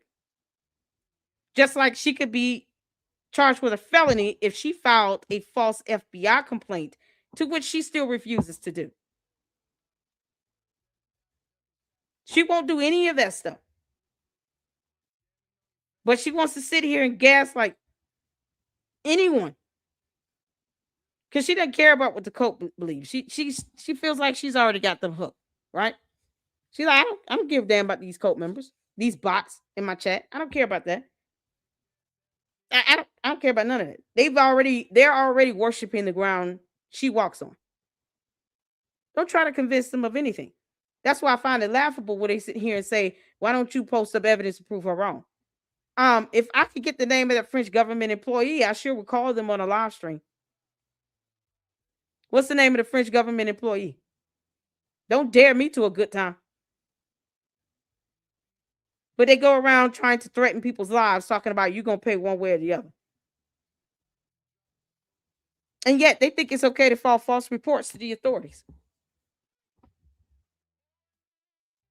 That's a crime, by the way. But, let them find out the hard way. I'm all in the mood for people fucking around and finding out. So he gets his house shot up while she gaslights. And still can't prove payments are being made to a club dealing with gastronomy for some assassination plot. And they're okay with this. That's why you can't convince them of anything. They're cult members. It's brain rot, brainwashed. I just don't know why she just won't go buy a piece of land in another country and take all her cult people with her. All of them that believe in her and idolize her, why don't they just go and start their own cult? But this is what happens when people sit here and say, we don't, no. We don't have to believe any of this bullshit coming out of her mouth. We don't owe her that. Candace, you're not God. And I don't mind reminding you of this every day. You didn't get on a cross and die for nobody's sins. You won't even sacrifice money to help someone. You're definitely not going to sacrifice your life for anyone else's salvation. You invoke God into your life. And you're still gaslighting people on some assassination attempt. Give me the name of that high-ranking French government employee, and I will call them live on the phone and ask them to send emails of these payments, something she failed to do because of her incompetency. I understand these words are going over the heads of these cult members because they don't define terminology or anything like that. They don't care what words mean. None of that. But his house gets shot up a day or two after he made it known that he's sick of her lying and not providing any evidence to prove anything. And yet she throws a temper tantrum when the Macron sued the crap out of her. They're going to mollywop her ass on the floor. Of nowhere. And I got strangers coming up to my house in Maryland, breaking in. I got people showing up and beating up the residents who try to live there. How the am I even supposed to sell this property? So there's a lot to unpack there. First and foremost, what you are seeing right there is not a display of testosterone. Men that speak to women like this are not tough guys, okay? Just because your husband is not the man of the house, Candace. Just because George can't tell you to make him a sandwich. does not mean he doesn't have the right to be upset about bullets flying through his home. He's not speaking to you. He's airing his frustration. But since you want this to be all about you, then don't take offense to it. Remember, Candace, this is a PR stunt for you. This is public relations. Why are you taking it personal, girl? Why are you taking this personal? If this is all a PR stunt for you in a show, because you haven't produced any evidence, your Candace cult members can't keep up with terms. Drop the name of the French government employee. I will call that person myself, live on air, and ask them to send me the emails that she refused to ask for. We want to see those payment transactions. Facts don't care about your feelings, Candace. Send out these marching orders to your Lacotes and your bots to file complaints to the authorities. And they're going to catch it and find out the hard way why they should not be breaking the law to do that, especially when these people are not committing a crime. No one owes you any level of civility, Candace, because Erica Kirk's kids has got to see your dumb videos of you going on and on about their father and lying about any and everything under the sun about what's happening with him. And you can't tell us who Harry Meyer is and post a photo up of that person. But Erica Kirk is getting death threats and kidnapping threats. Tim Pool's house is shot up. And somehow you taking this person? Why? I thought Candace was tougher than this. You are seeing is actually a display of estrogen. Everything he is doing there is somebody who is not a man. He is not tough, and he would never dare to speak to a man like that, right? People that find that very easy. Secondly, Tim Pool doesn't even have the intellect to understand that we put him in the thumbnail because he accused me in a full episode with Milo Yiannopoulos, which we showed and contextualized, of being someone who benefited from Charlie Kirk's assassination. So he thinks he's being accused. No, you accused me of that in like a actually, I think it was 2-hour episode with Milo Yiannopoulos, in which Milo defended me and explained that I am not to blame for the lame excuses that the feds have given us regarding Charlie Kirk's assassination. And that if we do need to have some spiritual searching in terms of what the Republican Party has become, that the time for that is now. Okay. So this little, and I really like this. He's a small person for this, a very small uncle, Timothy Smollett, who pretends every year like people are trying to kill him. He's a chronic fence sitter, okay? Pretending like he is braving the wilderness for being what? The 110,000th person is she ever who's gonna making address this, Candace? This is the same Milo, right? This is the same Milo that you're sitting here talking about is defending you. This is the same Milo that said you alleged that Erica Kirk and Charlie Kirk were getting a divorce. Someone posted up that you said that. And this is the same Milo that said he thinks that Charlie Kirk was gay, and I think he was gay, and you're not even commenting on this. And you're upset because someone doesn't agree with you. He called you out. That's not an attack. That's it. You get called out all the time. It's not an attack. But you send your cult members out on marching orders to go make false reports to the authorities, tying up time, money, and resources and labor. While you still can't post an FBI text messages you sent. This man said he thinks Charlie Kirk is gay, but yet she thinks that people are supposed to still believe her when she says that she loves him so much. But she's defending this guy that said Charlie Kirk was gay twice, back to back. This is the guy she's defending, but won't even speak on what he said about Charlie Kirk. She won't even debunk this. This is the same Milo guy. You can't make this up.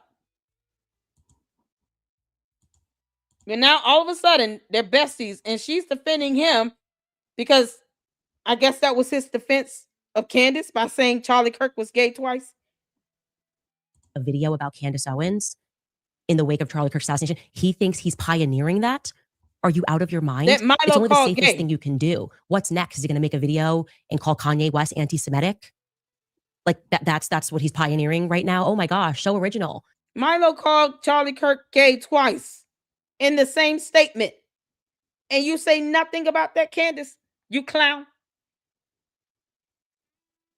You said nothing about that heifer.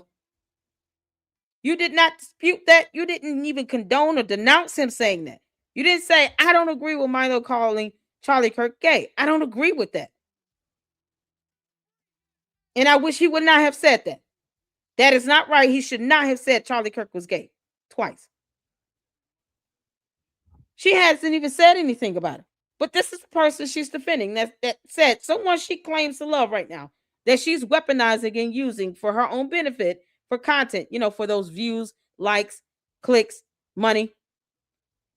Because the cult members keep reminding us all that she's rich and she's getting all these people in her chat, which reinforces the fact that she's getting views, likes, clicks, and money. But won't denounce Milo calling Charlie Kirk gay twice. And that she's supposed to be Charlie Kirk's friend. Why won't she speak on that? Like, is he going to call Donald Trump evil in 2016? This is the storm that he's braving, is jumping on the side of what everyone else is doing. He is a fundamentally weak man for what he did there. He should apologize. He won't. I don't care. He doesn't owe you an apology, girl. No one owes you a damn thing.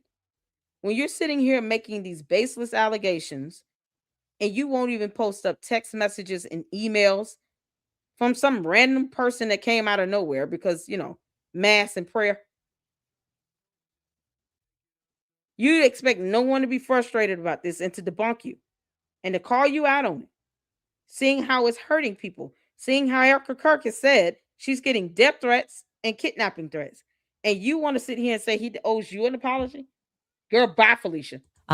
What happens to his platform? He's now essentially trying out because he's under financial pressure. He's trying out for Zionists to pay him, and they will. Okay, they will cut him a check. And I hope it happens for you, Tim. I hope it makes you happy. But to do that to someone who has never done anything to you other than disagree with you about the Charlie Kirk narrative, I have not focused my content on you. And anytime your name has come up, it has been because you have explicitly been attacking me. You are a coward. You are less than a man. Okay, you are behaving. Your type right there is like a person who's having financial issues and yet decides to go out and put $100K on a poker game, and when he loses, he's got the money to do that. So you're verifying the fact that he has $100,000 to burn on a poker game. So how is he having financial issues? God doesn't like hypocrites. You're literally contradicting yourself. How do you claim someone is having financial issues, but then they can afford to drop $100,000 on a poker game? Why do you care? So what? What if he dropped $1 million on a poker game? If he's got the money to do that, he's got 3 different YouTube channels. He has a huge following as well. What difference does it make? If he drops $100,000 on a poker game, no one needed to know that. I didn't know any of that until now, and who cares? It still doesn't change the fact that he does not deserve to have his home shot at.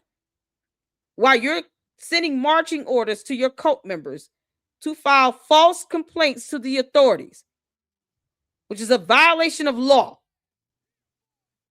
And if those people are stupid enough to do it, they're stupid enough to be charged with filing a false complaint to the authorities. They should be charged and go to jail.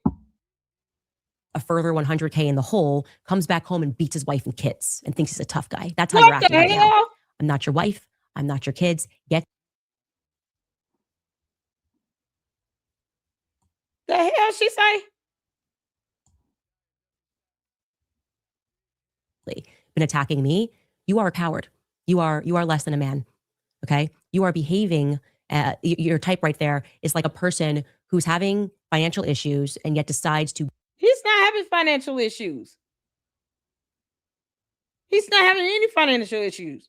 He can afford to have a home on standby in case the one he was living in is shot at. How is that an indication of financial issues? Why is she focused in on the money? Why is that the first thing she wants to sit here and say that he's having an issue with? Why is it money? His house was shot at.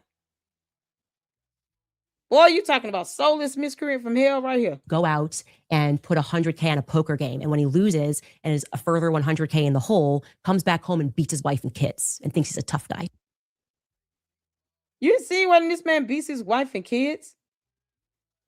This is why you're being sued, Candace. Because defamation is not protected under the First Amendment. She who does not know laws. He should sue her for this. Because him and his wife and kids could testify against this and debunk it. I just hope they do it in a court of law. That's how you're acting right now. I'm not your wife. I'm not your kids. Get your affairs in order and stop blaming me because I'm actually traversing down the path that hasn't been traveled by standing up and saying, no, you're lying like hell and it's causing Erica Kirk to get death and now kidnapping threats. Something corrupt happened and Charlie Kirk was assassinated. And I don't care about your midterms. But Milo called him gay twice, and you said nothing. Nothing about it. You said nothing to defend it. I don't care who else said it. He said it, and she's now defending this nonsense. Why didn't she say something to correct Milo about that? So you're going to let somebody go and lie on someone you claim to be a friend, you're trying to solve his murder? But you're going to let somebody claim he was gay twice? Okay, I don't care about your next year midterms and whether or not the Republican Party is united, okay? Because I don't want to stand next to people that would cover up Charlie Kirk's assassination. I hope that I have made my point perfect. Well, Milo called him gay twice, and you said nothing. Clear. We'll be back after. You made no points. You just gaslit. All right, you guys, it is getting cold outside. December is here. The weather is... You can't make this up. Okay, you guys. Okay, I'm going to do this. I don't really care how long this is. We're on 4 hours and 26 minutes. If you can't hang in there, I understand. If you're hanging in there, hit the like button and let's continue to rock on. But I'm going to do this. She just alleged somebody is beating on their wife and kids. Like, are you serious? Abusing their wife and kids. Something that can actually be disproven and debunked. Man, he can sue her for that. He can sue her for that. So, if you can't hang in there, I understand. Good night to you. Thank you for tuning in. But we're going to the episode that aired today. And we're just doing this back to back. I appreciate you all for tuning in. I really do. This is something else. Let me get some comments in while I'm doing this before we start. I just, oh, good God. The media won't cover it, but the community knows. Oh, God. Maybe Candy is hoping he was gay to justify not wanting her. You know what? Yeah, because why would she not dispute it? If she, this is my friend, this is my brother. I loved him so much. I'm trying to solve his murder. Yeah, that's a thought. Why wouldn't she debunk Milo? Why wouldn't she just come out and say that is not true?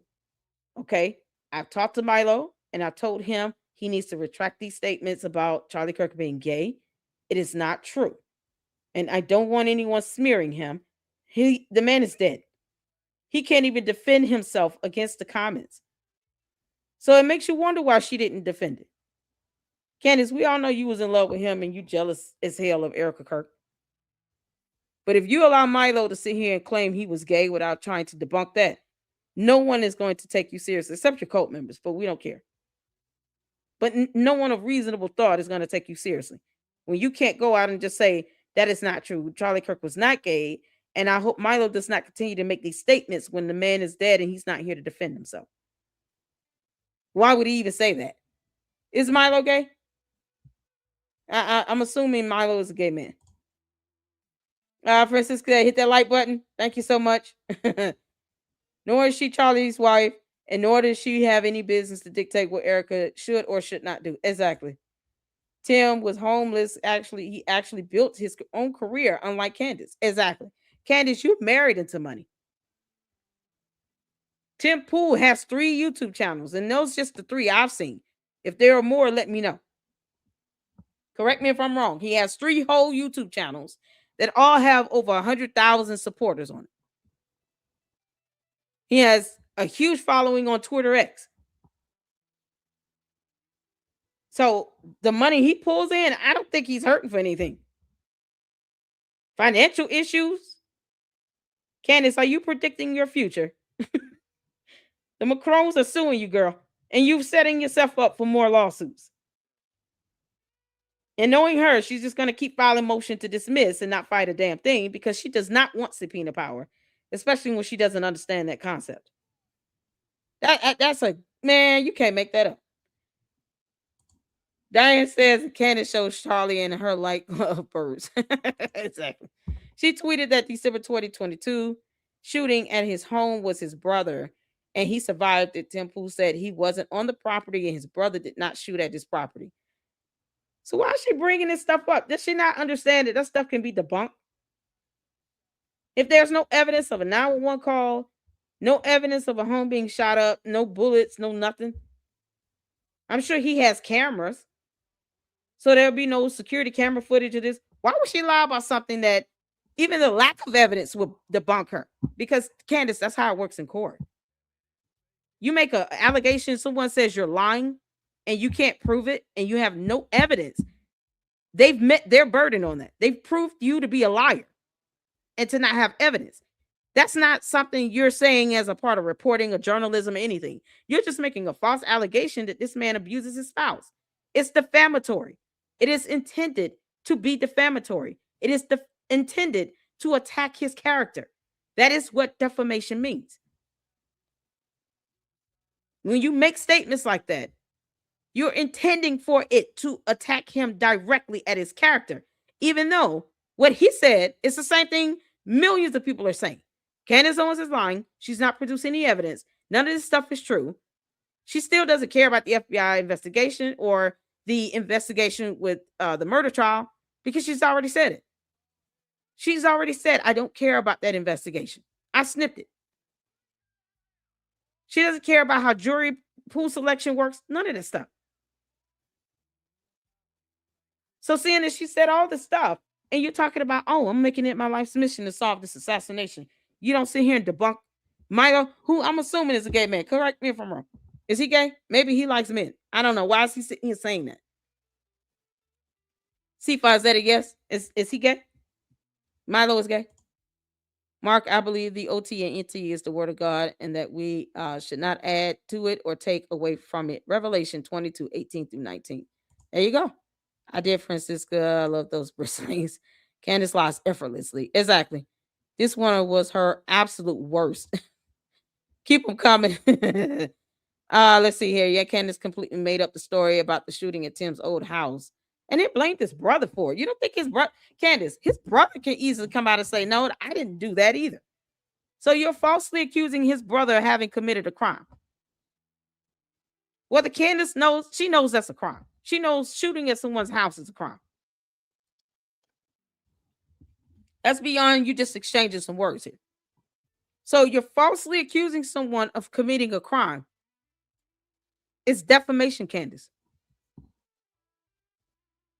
You can't prove that, and that's something you would have to prove with evidence. You giving your opinion on somebody's looks and they look like a man is one thing. You saying someone shot up someone's house. First of all, that is a crime, and you're falsely accusing them of a crime because there's no evidence to prove it.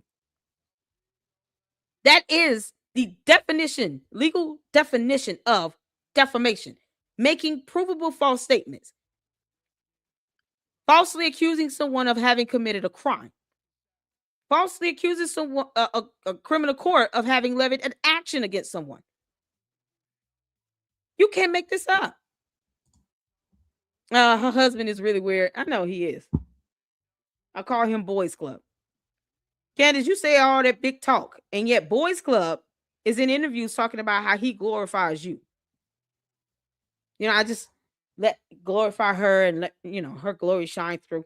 What do you mean? I thought Christ was king. That's where they're going wrong here. Boys Club is sitting here talking about how he glorifies his wife, but somehow neither one of them is reading a Bible. Because if they did, she would know you don't sit here and brag about talking to deceased persons coming to you in a vision. You would know why you would not want to even say something like that. This is insane. And then he has some allegation from another man saying that he was essay. Why didn't she speak about that? Why won't George address this? Why won't Boys Club address that? So anything that could be potentially embarrassing for her, even if it could be proven to be true, she doesn't address it at all. Never mind the essay allegation against Boys Club. Never mind the photo of her grabbing some woman's butt. Because that's a thing that happened. Candace, you're not going to talk about that photo of you holding a woman's behind? Taking that scandalous photo? You're not going to explain that at all? Should I post up the photo? Yeah, I'm doing it. Because Candace, we're trying to figure out, you claim everything is fake and gay and all. So you're just not going to post, you're just not going to say anything about this photo of you hugging somebody's behind. This is okay for you, Candace? Let's get this on up. I'm getting it up. Candace, this okay for you? Is this good for you, Candace? You all right with this? Y'all look at this. She don't mind grabbing somebody's butt. Everything is fake and gay, Candace. But you want to sit here and actually falsely accuse someone of having committed a crime? You want to send out marching orders for your coat and your bots to file false reports to the authorities, like they got time to entertain you goons. And that's a crime in and of itself as well. I'm still daring her to file a formal complaint to the FBI through the website, like everybody else would have to do. Then post that up. Post your confirmation up of that, girl. You can't make this up. Explain this, Candace. Because everything is fake and gay. This is a photo. You can't make this up. Why would anyone want to make this up? She ain't going to speak on this, ever. But you want to sit here and accuse this man of beating his wife and kid? You kidding me? I mean, I wouldn't even try to respond to that. I just sue her. That's it. My response will be a lawsuit. The end. No. You don't sit here and make comments like that. Stacey, what's going on, honey? There's a recording out there where she said she doesn't believe in monogamy. So we know what's going on with her lavender marriage. You can't make this up. My MTG may have turned my life. You don't know how to act. Milo was practicing gay. He renounced his life. He did. So he was gay. So why is he accusing Charlie Kirk of being gay? So he was gay and he's stopped being gay. Okay, so he's accusing Charlie Kirk of being gay based on what now? And she said nothing. Candace said nothing about that. That's so crazy. You can't make this up. All right, y'all, let's get to this show she did today. I heard it was a doozy. Now, I wasn't sure about Erica. I was waiting kind of a situation for her to be in, obviously, having lost her husband, becoming the CEO and the chairman of a company. It's just a lot of transition, and it's nice to wait for more information before you prejudge or just assume, make an assumption about somebody, and it maybe is not based in reality. Well, we are getting a lot more of Erica Kirk this week. I'll tell you that because she has been doing the rounds in the media really over the last couple of weeks. And she just gave an interview live with Harris Faulkner on Fox News, where she finally addressed the quote unquote conspiracy theories. And I have to say this because it's true, but it completely missed the mark for me. I am sorry. It just has. But the good news is that she is now unmurkying the water in terms of her intentions with this massive political organization. That's good news, truly, because we knew Charlie and now we are getting an opportunity to know Erica. Plus, later on in the show, it's Knives Out for Tucker Carlson. What does any of that mean? It missed the mark for you. Who cares, Candace? She's getting threats to be kidnapped. Her children are watching this stuff. Her daughter is still asking her, when is daddy coming home? Who cares if it missed the mark for you? You're lying. You don't. First of all, you're the one creating all these dumb conspiracy theories. You didn't have to believe everything in the indictment. No one's telling you to do that. But why did you have to lie about it? Whatever loopholes that you could legitimately base a fair argument on would have been sufficient. Why lie and embellish? And then you want to bring God into that. God has given me the, giving me this in a message. I feel like God is approving on this. No, God said, leave him out of this. Leave his name out your mouth when you lying, girl.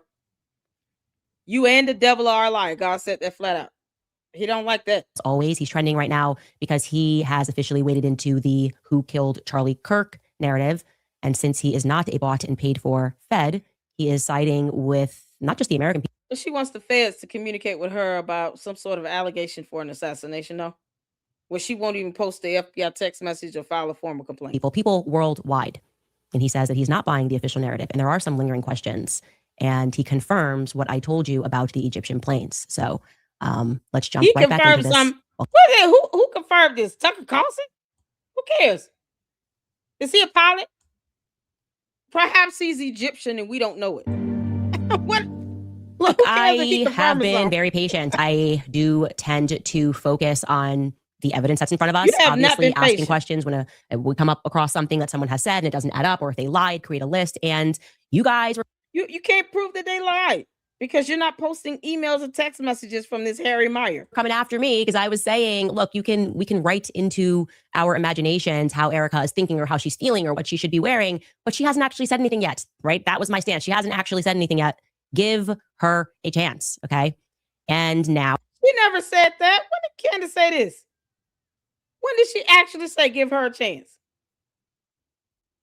You had her cult members already dogging Erica out on the day of the memorial. I mean, they were dogging her out from day one. This is what happens, Candace, when you pre-script your shows and pre-record it, and then you just premiere it and not care about what's going on in the chat. And you're only reading comments that embellish you and your pride and ego and your hypocrisy and your narcissism. This is what happens. You failed to read the room. Your cult members were already saying they couldn't stand Erica Kirk the day of the memorial service.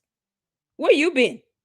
You never said give her a chance, because they probably would have, because marching orders and all. Oh, she's making the rounds in the press because Charlie's book, she gets the right to do Humus book, is coming out about the Sabbath, and she's speaking about the quote unquote conspiracies as she sits down with a lot of these news anchors. So first and foremost, she's sitting down here with Harris Faulkner, and I just want to show you a couple of clips from this sit down, which is now trending. And she begins by... No, she's so mad about it being trending. Oh no, it's going to bump you out of this imaginary #1 spot you thought you were in when it's just a category for downloaded views.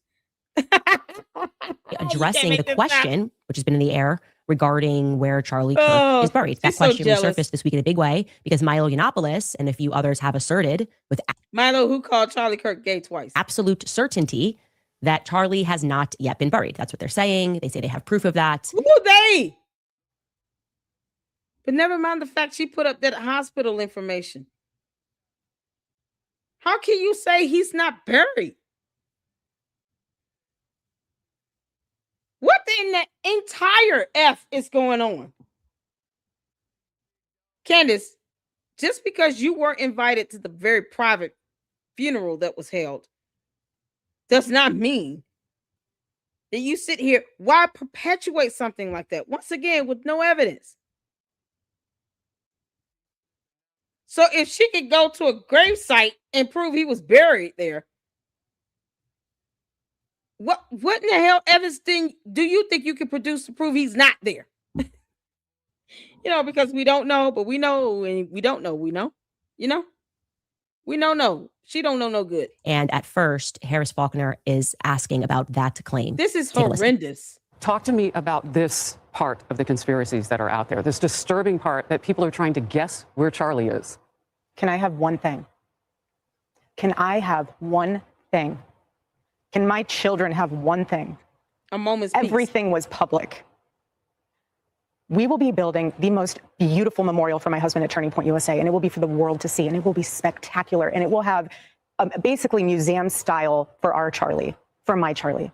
But can I have one thing? Can my babies have one thing where we hold it sacred, where my husband is laid to rest, where I don't have to be worried about some secular revolutionary coming and destroying my husband's grave while my daughter is sitting there praying? One thing. This is my husband. Candace is absolutely soulless. I want you all to look at this blank facial expression.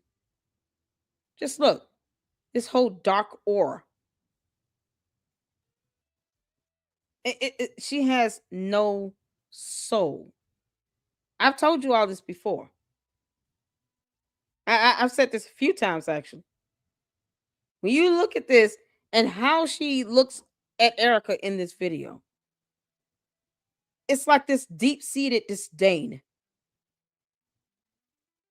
I'm assuming she's about to unleash the fury now. Husband.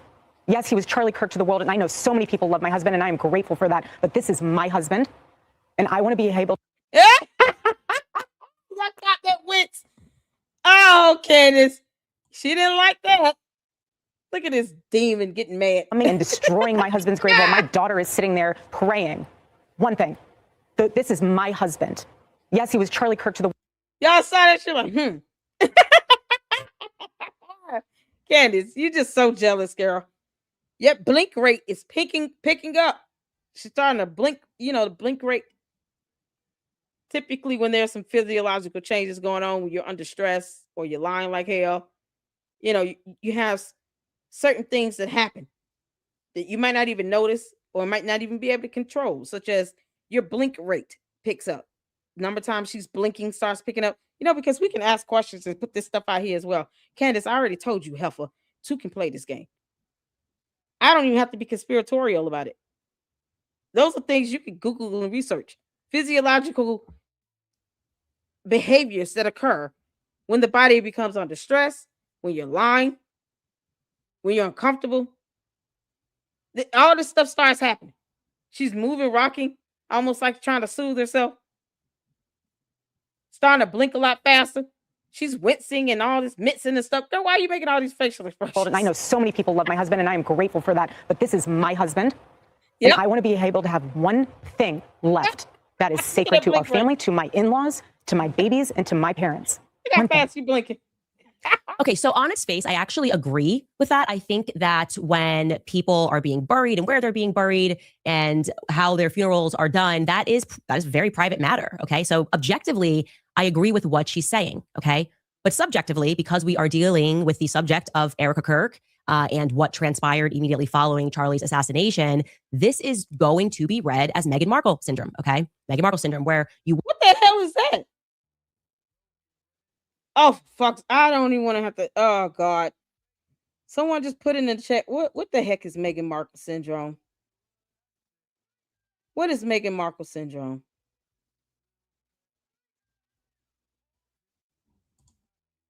This projection is what she did. How does one pray that a Christian organization goes down? That's demonic. Exactly. Tell her, Erica. What is Meghan Markle syndrome? I have no idea what that is. An imposter? What the hell? Want privacy when you want it, but you want publicity whenever you want. And I ask because I have no interest in keeping up with most of these people in the spotlight. I don't keep up with Meghan Markle or anything like that with her and her husband. I just don't. Meghan Markle nor Candace Owens pays my rent, but I don't keep up with stuff like that. I am going to keep my foot on her neck because she keep lying like hell. And plus, I'm definitely going to be monitoring and reporting on the actual lawsuit, that the Macrons have filed against her, that they're going to absolutely mollywop her with in court. Candace, if you catch more lawsuits, I'm reporting on them all. And that just doesn't work, okay? It doesn't work that way. I honestly think it was said best. Yes, it does. It works the way she wants it to work. You don't dictate that. Period. By Bethany Frankel, not related to this situation. Bethany Frankel is on Real Housewives, a show, a reality show. And she was referring to one of the housewives who lived her life very public. So this is a PR stunt for Candace because she's sitting here, referencing a reality show that is just as buffoonery as her lies and her nonsense on her show now. More proof that it's just a show for her. Who watches Real Housewives of anything? Who watches that show? Anybody who watched that show? Do you really watch, like, if you watch Real Housewives, are you watching it to get information, to get reporting, facts and evidence out of, or are you watching it for entertainment? I don't watch these housewife shows because most of them aren't even married. How you going to be in a housewife show and you're not a wife? Or you're on the brink of being an ex-wife? They put women in these shows that aren't even wives. Or they're halfway divorced and about to be an ex-wife. Or they're a baby mama that's been a baby mama for 1,000 years. I don't watch Housewives. Anybody else watches? Who watches Housewives? Just put in the chat. Do you watch Housewives, Real Housewives, for news and reporting, or journalism, anything like that? Because I would assume that shows like that, those dumb reality shows, that's just for entertainment. Just like the Kardashians, garbage. They're famous for being famous. One of them just so happened to be in a sex tape with a moron that just went to jail. Who watches Housewives like this to sit here and reference that? What would anybody care about a housewife show? Candace, these housewife show is garbage. Of all the shows to bring up, nothing that can be based on history or, a source for information to get facts and evidence, documentation, like none of that. Real Housewives, a show where the women aren't married. Showcased her marriage, was buying tons of Louis Vuitton bags, and they had tons of money. And then when the relationship soured, the housewife basically asked the public for privacy. And Bethany was like, no, this isn't how it works. Like, we were riding with you on the way up, or riding with you on the way out. You don't get to pick and choose when you want privacy and when you don't want privacy. And subjectively, in the matter of Erica Kirk, this is the same person who had somebody record her over Charlie Kirk's casket. That was not our business, truly. And I can say that decision was made by her. And there is, some credence to the claim that everybody grieves it for. You know why? Because now you have these dumb idiots saying that he's not even buried. You had people then saying, I don't think he's even dead. And she shouldn't have done that. Because once you start entertaining the ghouls and the cult members and the buffoons and the bots, you got to keep doing it. But the fact is that people were saying this man is not dead. Just like now they're saying he's not buried. And she's repeating that nonsense. You don't even repeat something that you feel is not true and you feel is so outlandish. It's like, I don't even want to have to repeat this crap. Why even bring this up? And it's, once again, it's proof that you can't please cult members because nothing you do will satisfy them. Some of these people are so conspiratorial. They're not in this reality. So why show them any evidence of anything? Why try to prove to them anything? Why try to convince them of anything? For what? They're not tapped into this reality. So nothing in this reality for them is real. They question what they're breathing into their bodies. They probably question whether or not they're human beings with blood flowing through their veins. Might be antifreeze. Who knows? Some people are so conspiratorial, they question life itself. Are we living in a real world, in a matrix? Are we in a bubble? They're that conspiratorial. They feel like they're going to wake up and have a bunch of plugs releasing them from an eggshell in the year 3819. That's how far gone some of these people are. There's no reaching that. So leave them lost. If they've lost their mind, let them stay gone. Just like with Candace. I don't care if she comes back to Earth. It doesn't mean I'm going to stop debunking her, though. Candace, we just wish if you're going to leave Earth mentally, go ahead and leave Earth physically. Just get a rocket and just fly your ass to wherever moon you're on right now. You can't make this up. I wouldn't even record myself over a casket ever, okay? Some people maybe perhaps want to have that memory, but the decision to publish... But you keep watching the actual shooting, the assassination of Charlie Kirk in several different videos over and over and over and over and over again. You somehow want to live in the moment of him being shot. But, when it comes to a casket where people are saying, I don't think he's even dead. Somehow that's a problem. Never mind, that conspiracy was floating around when he first got shot. Never mind that. Now he's not in the ground. He's dead, but he's not buried. You can't make this up. But she wants to relive the day he was shot. That you crying over your husband's casket and to publish his dead body on Instagram was a decision that was made by Erica. And we can watch that. Take a look. Oh, I love you. I love you. I love you. I know. I love you. I love you. I love you. God bless you.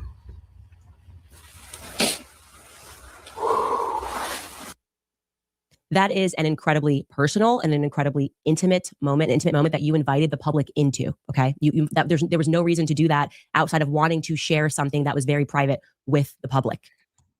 And for that reason, why is she being attacked for it again? Why now all of a sudden that moment is somehow being translated to, I don't believe he's in the ground. I don't believe he's buried. You see how these dumb conspiracy theories go on forever and ever? How anyone can infer that he's not buried from that video, I don't understand. I mean, he's clearly in a casket. He's dead. He's deceased in the casket. But somehow, idiots got out of that video. Now he's not buried. I don't believe he's in the ground. What the hell? It was something she wanted to share. So what, Candace? So what? Whether you think it should have been shared or not, it's irrelevant.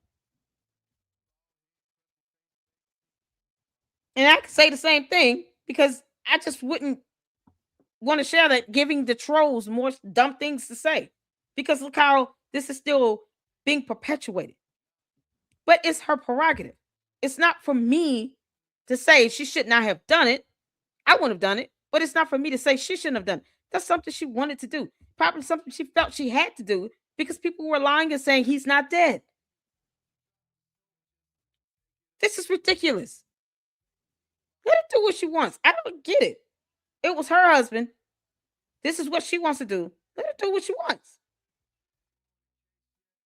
I'm just trying to figure out, how do you infer that he's not buried from that video? And now you fast forward 3 months removed, and it's why does the public want to know where he's buried? It doesn't work like that. You have to make a decision. I want this always to be private, or I want this always to be public. That's my personal feedback. How do you question burial from that video? How do you question it? Where is he buried from that video? He's deceased. Let's say this. What if he was cremated? Would it matter? What if he was cremated? It's her husband. It was her husband. What if he's cremated and he's sitting in an urn? I'm saying what if. I'm not saying he is. What if? What if he ended up being cremated? What difference would it make? It still would not prove the dumb theory that he's not buried. What if he was cremated? These people were saying he wasn't even dead. There. Oh, my Later God. on in this same interview, she launches into a strong defense of Turning Point USA employees who have, just as a matter of fact, told many lies, many inconsistencies. These are verifiable. So they are currently lying to the public, or they have lied to the public, but she is going to deliver quite an impassioned defense regarding. Turning Point should sue Candace. You should just sue her and be done with it. She's the only one generating these conspiracy theories. And Erica Kirk doesn't have to say Candace's name. Don't validate her existence here on Earth. Candace has already lost her mind. Let her stay lost in space. These particular individuals and the organization as a whole, and I want you to hear her passion. Take a listen. What are they taking from you right now? Nothing. But I will tell you what they are doing. It reminds me so much of chapter 6 in the book of Nehemiah. He is building a wall, and the townspeople are at the base of that hill saying, Nehemiah, calling him all these names, saying all these things, come on down. Every single time he had the same message 4 times in a row. I cannot come down. I am busy building. That is how I feel. I do not have time to address the. Y'all see this blink rate? It's like, demons tremble when they hear the Bible being read, scriptures being quoted. I just, every single time she looks at Erica Kirk, her blink rate just increases. It's hard to miss. It's really hard to miss. because it's abnormal. My silence does not mean that I am complacent. My silence does not mean that somehow Turning Point USA and all of the handpicked staff that loved my husband and my husband loved them is somehow in on it. We are busy building. And you know what I thought? I thought these people are human. We are all grieving in our own way. And they are trying to find the answer to something that happened that was so evil. They are trying so hard. And I get that. We're doing the same. Anytime we hear a lead or anytime we hear anything, we send it to the authorities. Please dig into this. No rock will be unturned. I want justice for my husband, for myself, for my family, more than anyone else out there. So for me, more than Candace. You want to keep telling me to come down while we're building? I don't have time for that. But here's my breaking point on that. Come after me, call me names, I don't care. Call me what you want, go down that rabbit hole, whatever. But when you go after my family, my Turning Point USA family, my Charlie Kirk Show family, when you go after the people that I love, and you're making hundreds and thousands of dollars every single episode, going after. The fuck is going on with Candace? Are y'all seeing this? Why is she making that face? She's the CEO of Turning Point. If she sees Turning Point as her family, why is she making that facial expression like she shouldn't be saying that? What is wrong with her? Please dig into this. No rock will be unturned. I want justice for my husband, for myself, for my family, more than anyone else out there. So for me, you want to keep telling me to come down while we're building? I don't have time for that. But here's my breaking point on that. Come after me, call me names, I don't care. Call me what you want, go down that rabbit hole, whatever. But when you go after my family, my Turning Point USA family, my Charlie Kirk Show family, when you go after the people that I love. Why is she looking like that? What is this look? What's wrong with her? What is wrong with Candace? You can't make this up. Look at her facial expression, y'all. What the heck is wrong with her? Why is she making this facial expression? Does Candace not realize that even if she doesn't say your name, which I don't think Erica Kirk should ever recognize her existence on Earth, your facial expression tells it all, Candace, and I'm snipping this. Your facial expression is telling on you. It's like a hit dog hollering. A hit dog is hollering right here. Why do this? If you don't think she's talking about you because facts don't care about your feelings, then why are you making this facial expression? You can't make this up. And you're making hundreds and thousands of dollars. Why is she looking like that? Every single episode. Is she smiling? Going after the people that I love because somehow they're in on this. No. I'm sorry, but that whole thing right there is frustrating. And I'm going to explain to you why. No, it's not. Your facial expression to this is frustrating. Because she has the right to say these things. She's the CEO of Turning Point USA. And whether you like it or not, she was married to Charlie Kirk. And we can all see you don't like it, Candace. How is that frustrating for her to say, don't go after my family? Don't come after my company. Don't come after my employees, the people I love and care for here. Come for me, but don't go after them. This is how CEOs respond. Being the CEO of Turning Point, she's saying, you want to sit here and have all this venom and angst? You want to direct all that energy somewhere? Come for me with it. Come for me. But don't come after my Turning Point USA family, my Charlie Kirk Show family. Don't go after these people. Come for me. She's literally taking on the mantle as the CEO to say, you want to say something and direct something towards anyone? Come for me. And that's a bad thing? How is that a bad thing? The Candy as cult members are already doing that. So why is this a bad thing for her to say, come for me? Don't go for them. You're going after people that have nothing to do with nothing. That shouldn't have to even respond and justify to your nonsense. Now come for me. She's the boss, Candace, whether you like it or not. Erica Kirk is the boss lady. Hashtag boss lady. Hashtag boss lady in the chat. Erica Kirk is the boss lady. She said, I'm the boss, B. Come for me.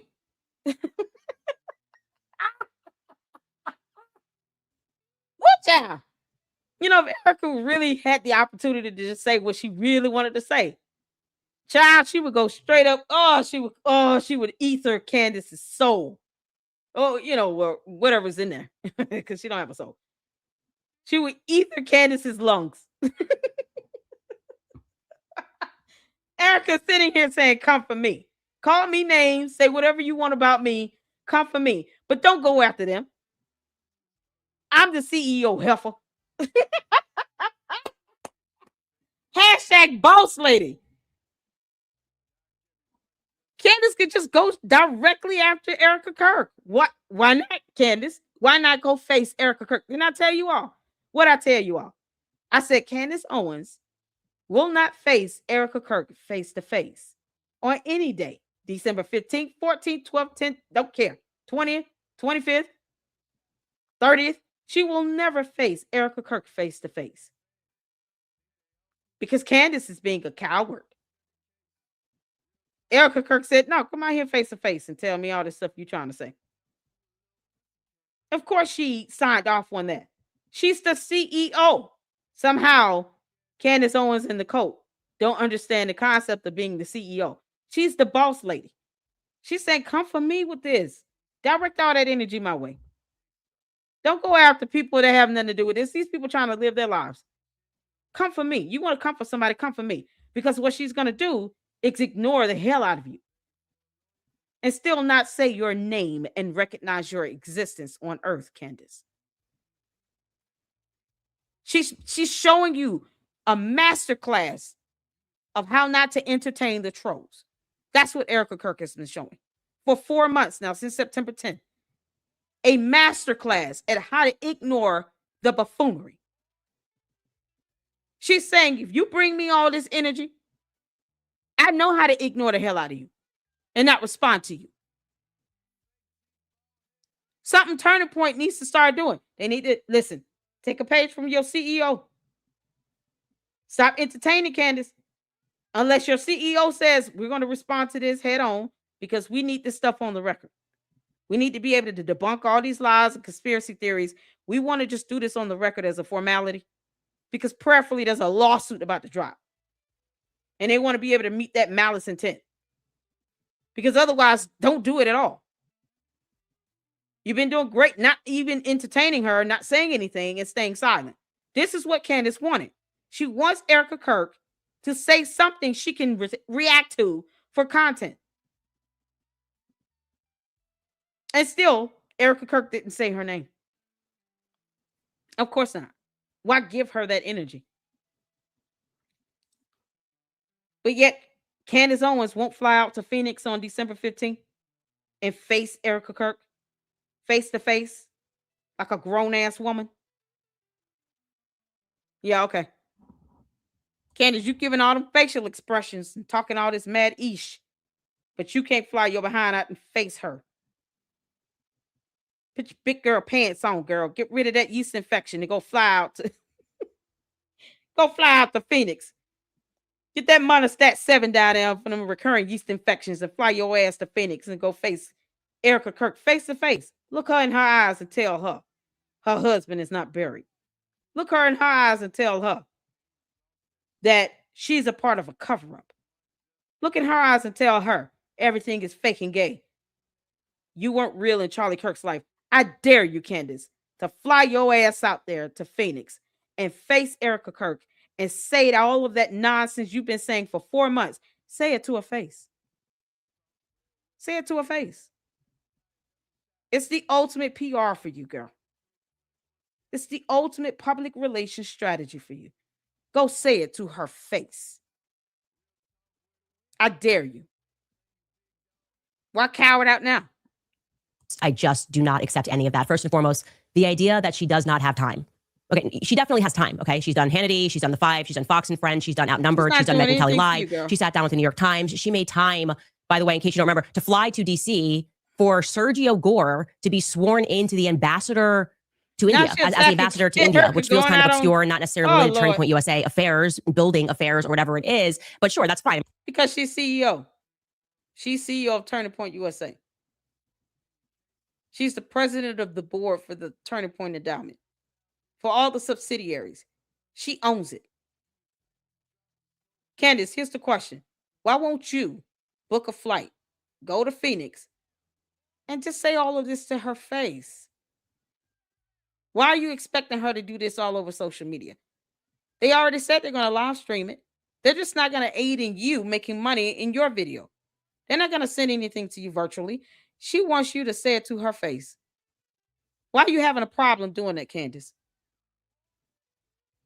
Why not just go fly out? Why don't Candy as cult members convince your cult leader to face Erica Kirk one-on-one, face-to-face? Why not do that? Accept the challenge, Candace, and go out there to Phoenix in person, face-to-face with Erica Kirk. Do it. We'll all watch that. Do it. You want the PR, you want the views and the clicks and the likes and the money. You want to still be able to make some money off of this? Go out there and do it. Bring your camera crew with you. That way they can record you and live stream to your channel in person. And then Turning Point USA will live stream to their channels in person. Who said you couldn't bring, Georgie Borgie with you? Who said you couldn't bring Boys Club with you and record it? He can record it on his cell phone and live stream it to your channel. Why don't y'all fly out there and do that? They can't stop you from recording. So go out there and then you go in person, Candace, meet Erica face to face and record it. Get Boys Club to record it. He's already standing behind the camera in every show you're doing, all these pre-scripted shows where you lie like hell. So if you're going to lie, why not be bold enough to go lie to her face directly? We would all love to see that. Go tell it to her face. Candace, why are you being a coward now? Whatever venue they're in, I'm sure they won't have a problem. If Candace Owens came in person, they would not have a problem with Boys Club recording Candace and live streaming it to her channel. And then they still have their live stream to their channel and to their show. Who said she wouldn't be able to record if she was there in person? Why go through all this nonsense and all this temper tantrum, all this fluff, Candace? Go say it to her face. Say it to her face. I mean, obviously, you're also allowed to be a person if that's the homie and that's what you want to do, sure. But we are indeed speaking about a coast-to-coast flight to stand up next to somebody and basically say, Charlie loved you. That was like the 15-second speech that she gave, right? Here's actually, we have a clip of that speech that she gave. She should go to say it in her face. The arrival. Why can't she just fly out there and tell Erica Kirk to her face how she feels? Why is that such a hard thing to grasp? Why is that a foreign concept? I understand that you people are not here on Earth in this reality, but why would it be so difficult for Candace to just fly out there and say all of this stuff in person directly to all these people at Turning Point and to Erica Kirk? So she can ask them questions directly. I'm literally saying, because maybe you don't speak English or you're not computing this fast enough as a bot. I'm literally saying she should go out and ask these questions and say all of this in person to Erica Kirk's face. Why don't you just go out there and do it? You're making a comment that is literally against what I'm saying. I'm saying she should go in person and then ask those questions in person. No one's saying she can't ask questions. Go out there in person. Why be a coward about it now? Why are you cult members sitting here letting her punk out on this? Why y'all not challenging her for it? Why y'all not challenging her to go out there and fly out? Now all of a sudden y'all letting her punk out. Now she punking out. Tell her to go out there. Fly out there in person. And then go ask these questions in person. She's got a grand opportunity to fly out in person. All of a sudden, y'all are sitting here encouraging her to punk out. Y'all such a pathetic cult. He was also very good friends with a guy named Charlie. We just know him as Charlie, and his can't make this wife, up. who we love so much, is here with us. And maybe you know how close they were together. Maybe Erica, you could say a couple of words, please. Charlie loved you. It's hard not to get emotional because I know that he would have been the first phone call when he found out that you were going to be taking this position. And the way that I was able to witness the two of you work together for years and to champion and support the president was absolutely humbling to witness. And I am so proud of you. And Charlie is going to be with you every single day in spirit. And I will be praying for you every day because I know that this is just the beginning of an incredible opportunity for you. And sir, thank you for allowing Sergio to have this beautiful moment. Thank you very much. Thank you, Dorothy. Oh, shout out Linda Walker. That's just an ambassador to India swearing in ceremony. Again, if that's your friend, you want to be there, that makes sense. She's also a person, and she can decide what she wants to do there. But the point that I'm making is that's a coastal flight that she made to be there to watch a paper get signed. She has also made time for an upcoming CBS News town hall sit down with Barry Weiss, which was filmed today. So Erica Kirk has time. She has time. It is just what she means to say, not her priority, which is you are allowed to prioritize things in your own life. But this is not a matter of time constraint. Stop. Why are you even having an issue with any of that, Candace? You stretched out a temper tantrum for an entire hour, and for what? You still will not fly out to Phoenix to say this to her face. Why even go through all this? I get you trying to get views and clicks and stuff, Candace. You could go out there and live stream. I don't think anyone would stop you from live streaming on your own device to your audience. But why won't you fly out and say it to her face? Say all of this in person. That way you can get it all out. You can wail and scream and cry and blah, blah, blah. Ask questions. Show her the pictures of the, flags from the other countries you came up with. All the pretty colors.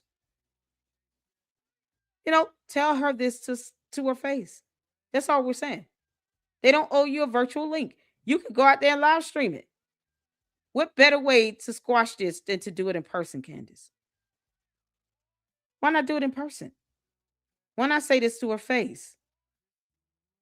You think she's trying to drag this out when she's a CEO? She got a company to run, girl. She gets to do tours and do all this stuff, public appearances. Didn't Charlie Kirk do public appearances? Somehow, Candace Owens and the Candy Ass cult members don't understand that CEOs go out and do public appearances. So never mind the fact Charlie Kirk did public appearances as CEO. Erica Kirk is not supposed to now. And yet when she said, we got time on December 15th, Heifer, fly your little ass out here to Phoenix on December 15th. We got time that day. We're going to address everything you said. And we're inviting you to come out in person and you can face Erica Kirk head on. You can say all this to her face one-on-one. Everything you want to say to all these other people at Turning Point, now you got the opportunity to do it in person. And you flaking out like a coward. Why would you even settle for a virtual link when you can record it in person in Phoenix? Wouldn't that be better? That would be better. I think that would be better. Yep, it would be better. She could fly there in person. It's like a 2-for-1 special. Candace, you can do it in person and live stream to your channel. See, look at God. Won't we do it? That would be so much better. That way you don't have to rely on a link. You ain't got to worry about no technical issues. You don't have to worry about these, audio issues that can come up with a virtual stream. You can go do it in person and live stream it in person to your channel with your camera, your device, and you can have Georgie Borgia with you. I think that's a good deal. That's the greatest PR strategy move ever. I'm all for this. Candace, why can't do it in person?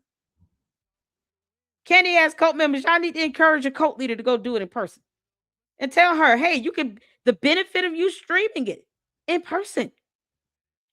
Now we can see you and all these people in the same room together. Y'all there in person. You don't have to hide behind a camera talking about social media and blah, blah, blah. You can do it in person and stream to your own channel. And then you can have all the views you want on December the 15th.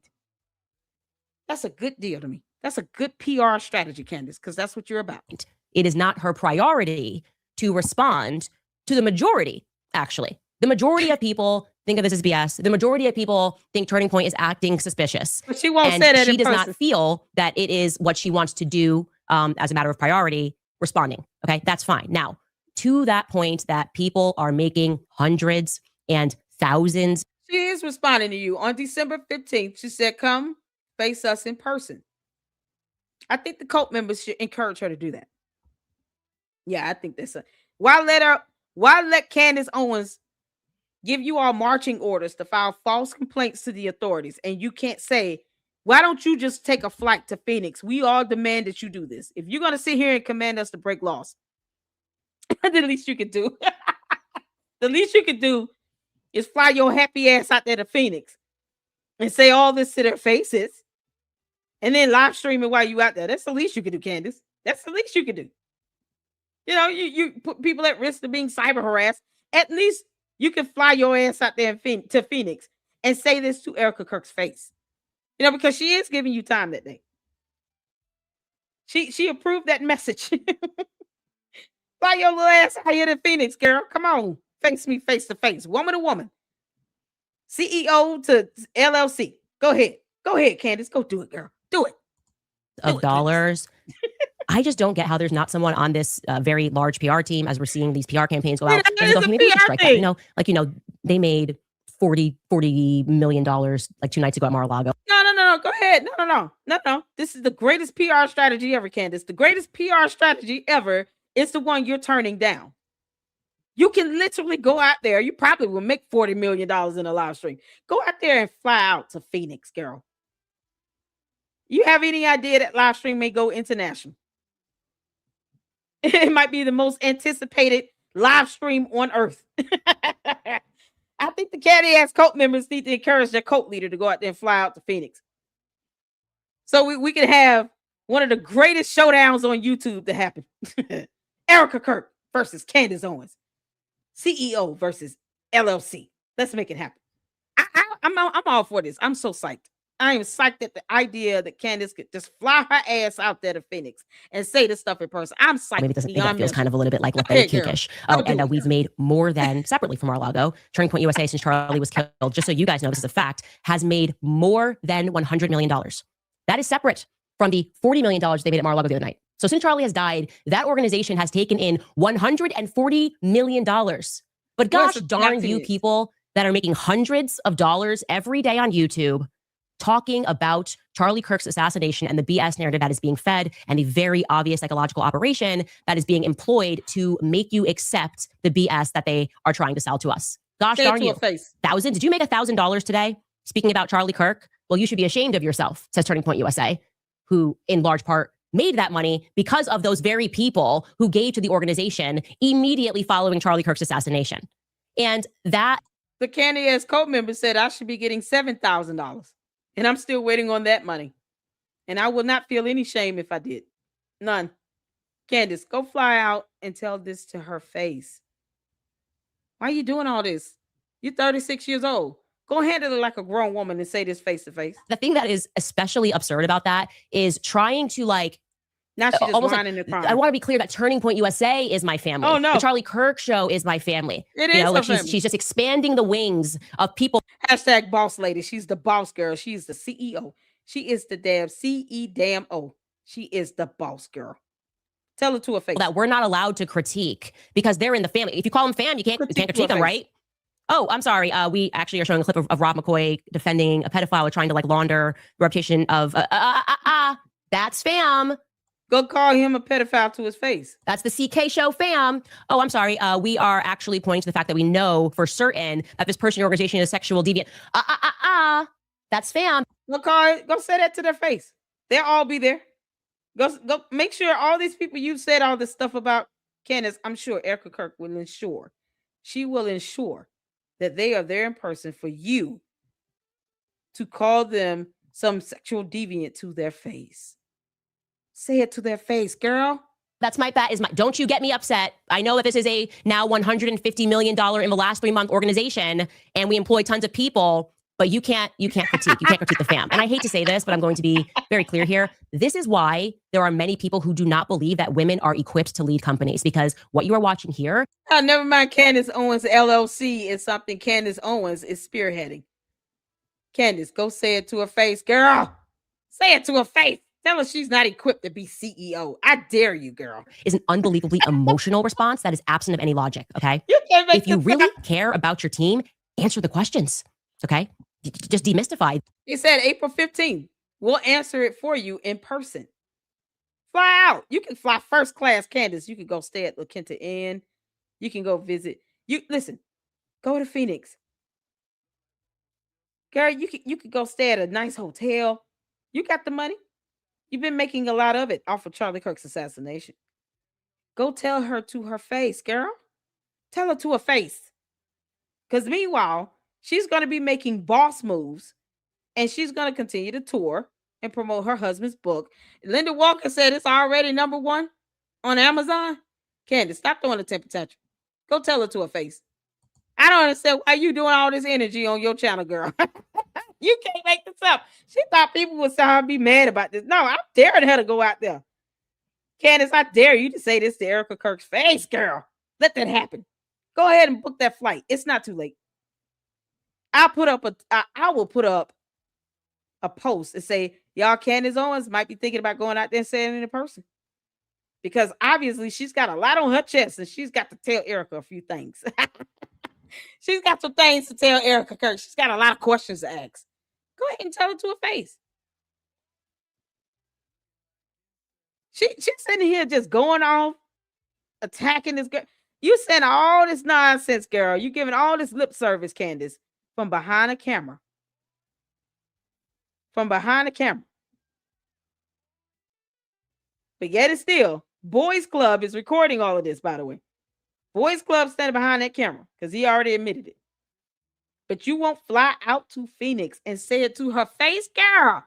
That's the biggest PR strategy ever, girl. The entire event. Come out, sit down, answer the questions. December so 15th. People don't think Turning Point USA looks so suspicious. Don't try to mom the organization and say, well, mother's upset because people are coming after her kids and all of the multi-million-dollar subsidiaries. Her kids are sitting here wondering when their dad is coming back home. Erica Kirk is catching more death threats and now kidnapping threats. Don't you think there's some sick, sadistic, evil, soulless miscreants from hell, demons, that are out here threatening to kidnap her and the children? And you're sitting here saying she should not be guarded like this. She's the boss lady. She's telling you, yeah, direct all that energy to me so I can keep ignoring your ass. If you want to ask me questions and want to get my responses, you can come out here in person. Erica Kirk is telling you how to handle this like a grown woman. Candace. Handling this with class. If you ask me, being handled with class. And you're sitting here having an issue with it. And you won't tell her this to her face. Candace, you such a punk. That's my children, okay? The multi-million-dollar subsidiaries, Turning Point, like Turning Point Action, all that, those are my kids. So you can't critique them. Not a good idea, okay? It may work in the PR world. You guys know it's an obvious PR campaign. It's never been more obvious of a psychological operation. I actually wish they would put... What does a psychological operation have to do with a public relations issue? Candace, you still won't say it to her face, though. Put me on payroll so I could help them make these things look more organic than having every... Why would they put you on payroll? I told you all she trying to... Listen here. See this? I told you all that she's sitting here doing this as a PR strategy. She thinks that somehow she deserves a spot in the company. Candace, they don't have to hire you for shit. They're giving you the opportunity to say this to their face, and your cult members still won't sit here and just tell you, girl, just catch a flight out there and go tell Erica Kirk to her face. Whatever it is you want to know, ask, whatever comment you want to make. Why you can't say that face to face? They sit here and talk about any and everything else because, cults and bots going to sit here and deflect all day. That's what they do. Dip, dodge, duck, deflect, deter, distract. But it won't encourage you to go out there and say it to her face. And you can live stream that in person. Every single person that has been telling us to stop asking questions all make the exact same video within 4 seconds of each other, being like, whoa, She's losing her Erica mind. Kirk shuts down. No, she didn't even respond to one of the conspiracies. She gave us emotion. She gave us emotion. She said, I'm a mother, I am a wife, and we never asked about whether she was a mother or wife. We want to know if she is a CEO and a chairman. And a CEO and a chairman has to compartmentalize. A CEO. No, she is a CEO and chairman. You just said you want to be on their payroll. That means she would have to hire you, you moron. You can't make this up. Why don't you go say that to her face again? Exact same video within 4 seconds of each other, being like, whoa. Hold on, she's talking about I want to be on the payroll. That's fam. That's my bat. Don't you get me upset. I know that this is a now $150 million in the last 3 month organization, and we employ tons of people. But you can't critique. You can't critique the fam. And I hate to say this, but I'm going to be very clear here. This is why there are many people who do not believe that women are equipped to lead companies. Many people, Candace, you can't even say that about yourself because you have yet to go make George a sandwich. He's not even the man of that house. Clearly. You think you are, Candace. You acting like the man of the house, girl. And he won't even tell you to go make him a sandwich and put down the camera. So, Candace, if you're going to sit here and have the balls to say all of this behind the camera, why don't you say it to her face? Why don't the cult members tell you to fly out and tell this to her face? You got a grand opportunity for a PR strategy. You want to say she's not equipped to be CEO? Say it to her face. Because what you are watching here is an unbelievably emotional response that is absent of any logic, okay? If you really care about your team, answer the questions, okay? Just demystify the entire event. Come out, sit down, answer the questions so people don't think Turning Point USA looks so suspicious. Don't try to mom the organization and say, well, mother's upset because people are coming after her kids and all of the multi-million-dollar subsidiaries. That's my children, okay? The multi-million-dollar subsidiaries, Turning Point, like Turning Point Action, those are my kids, so you can't critique them. Not a good idea. Okay? It may work in PR world. You guys, I know how it's an obvious PR campaign. It's never been more obvious of a psychological operation. I actually wish they would put me on payroll so I could help them make these things look more organic than having every single person that has been telling us to stop asking questions all make the exact same video within 4 seconds of each other, being like, whoa. Go ask her questions to her face on December 15th. Tell George he got to watch the kids. Go say it to her face. You're using a lame ass excuse that I gotta homeschool. Okay. You don't have to do it that day. You got kids that are all under 5. I'm sure they can spare a day while you go out here and tell Erica Kirk to her face how you really feel and ask her all the questions you want. You can confront all of them. Hell, take the kids with you. Take the kids with you. Candace got enough money to hire a tutor and a nanny and everything else. Child, please. The cult members are literally allowing her to punk out, because punks and cowards and all. Candace, stop being a punk. You're throwing a whole tantrum. Y'all, she is losing her mind like she's lost it already. But this is what happens when all this 4 months of pent up jealousy and envy against Erica Kirk is somehow unleashed. And she can't say none of this stuff to Erica Kirk's face. Oh, whoa, Erica Kirk shuts down. No, she didn't even respond to one of the conspiracies. She gave us emotion. She gave us emotion. She said, I'm a mother, I am a wife, and we never asked about whether she was a mother or wife. We want to know if she is a CEO and a chairman. And a CEO and a chairman has to compartmentalize. A CEO and a chairman cannot respond to valid questions and critiques about finances, about shady actions that are being taken by people that require presidential pardons. People that are meaningfully asking why we are not getting a clear answer of what took place on September 10th. A CEO, does not get to respond. Yes, I would. You buy me a round trip ticket, first class, and have me a hotel book. I would go with Candace. Who would, child, please? Who would turn that down? That's why I don't understand why she won't go. Who would turn that down? No one would turn that down. I've never been to Phoenix. That would be awesome. Child, please. Yes. You don't dare me with a good time. See, I know how to remain impartial and ask questions and get information. There's a difference. Candace is sitting here throwing a tantrum. she was presented with what she wants to call the greatest PR strategy ever. To go say all that in person to Erica Kirk's face. And somehow, no, I got to homeschool. As if Boys Club can't read. He sounds like he's, pretty much well learned. He can teach the kids for the day. She can spare a couple of days to go out there on the 15th. When the 15th following? What day they following? December 15th is Monday. You mean to tell me she can't go out there over the weekend and show up on Monday and then fly out the next day back home on Tuesday? That's only 2 days. And it's the week before Christmas. You do realize next week is the week before Christmas. These are what? 4, 3, 2, 1 year olds. So if anything, you homeschooling a pre-K, a 4-year-old at best. The other two aren't even paying you any attention. And the youngest one is a baby. So your 4-year-old can't miss a couple days of homeschooling. George can't do the homeschooling that day. You can't get a tutor to go over whatever curriculum you have for your 4-year-old, 4 or 5-year-old. Because she's not in regular school. She's in pre-K. So you can't get George to go over whatever it is you want the kids to learn that day. Baby has to learn how to sit up and have tummy time or something like that. Like whatever the curriculum is, whatever your schedule is for the day for the kids. George can't do it. And you fly out there for 2 days. 2 days, they're going to miss 2 days. The 15th and the 16th.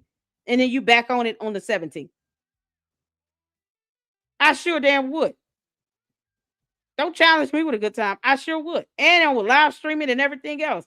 I'd be waiting on my turn to ask some questions. I sure would. I told y'all that stuff don't work over here with me.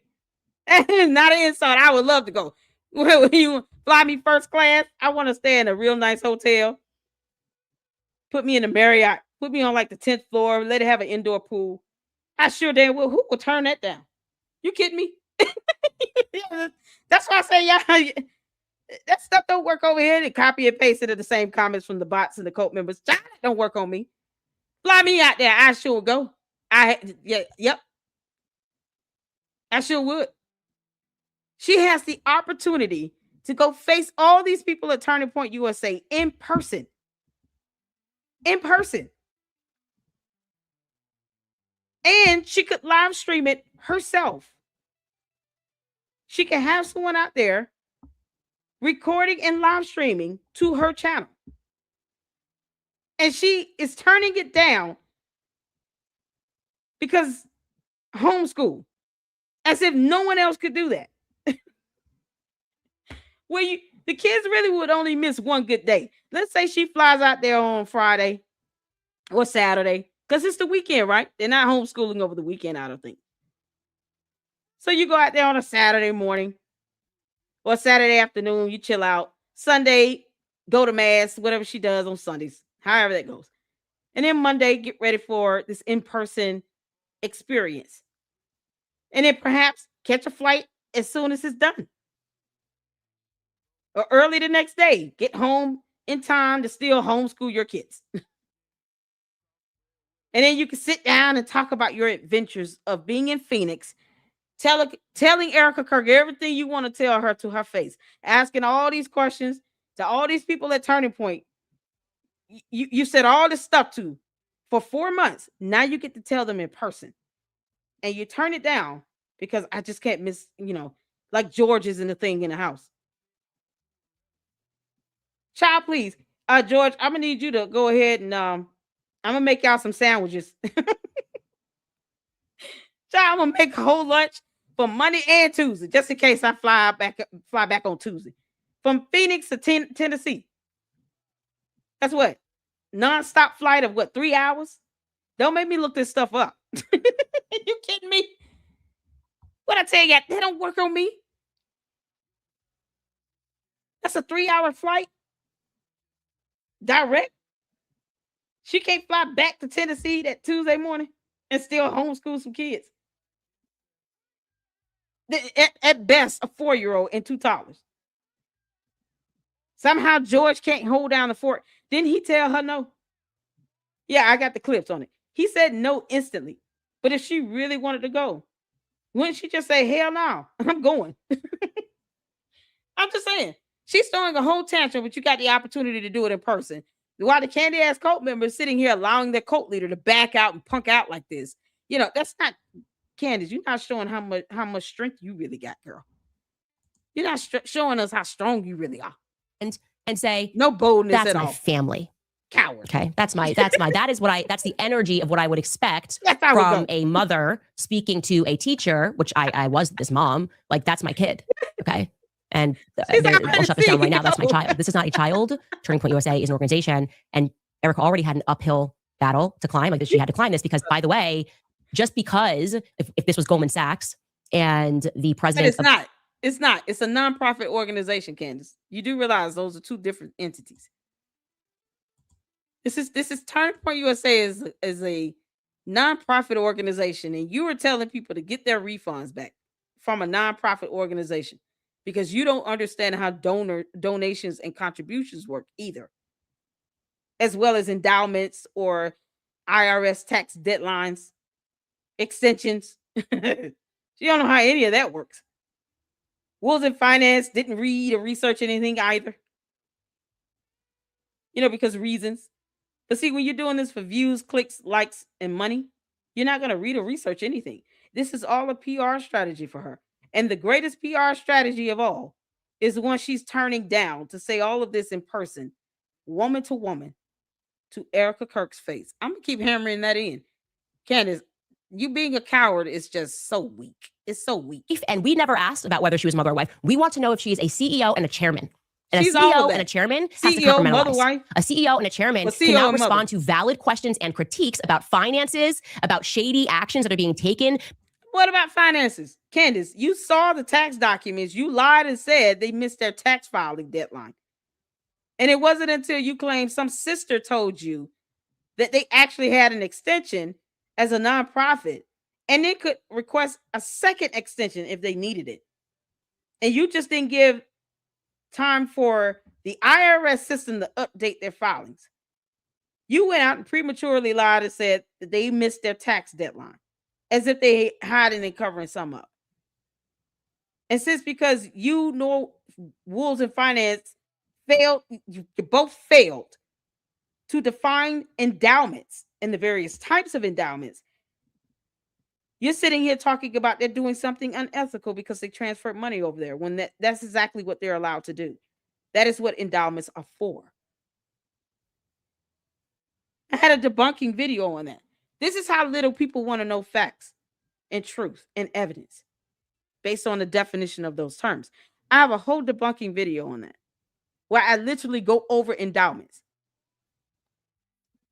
I don't even know how many views I got, and I don't care because it's factually based.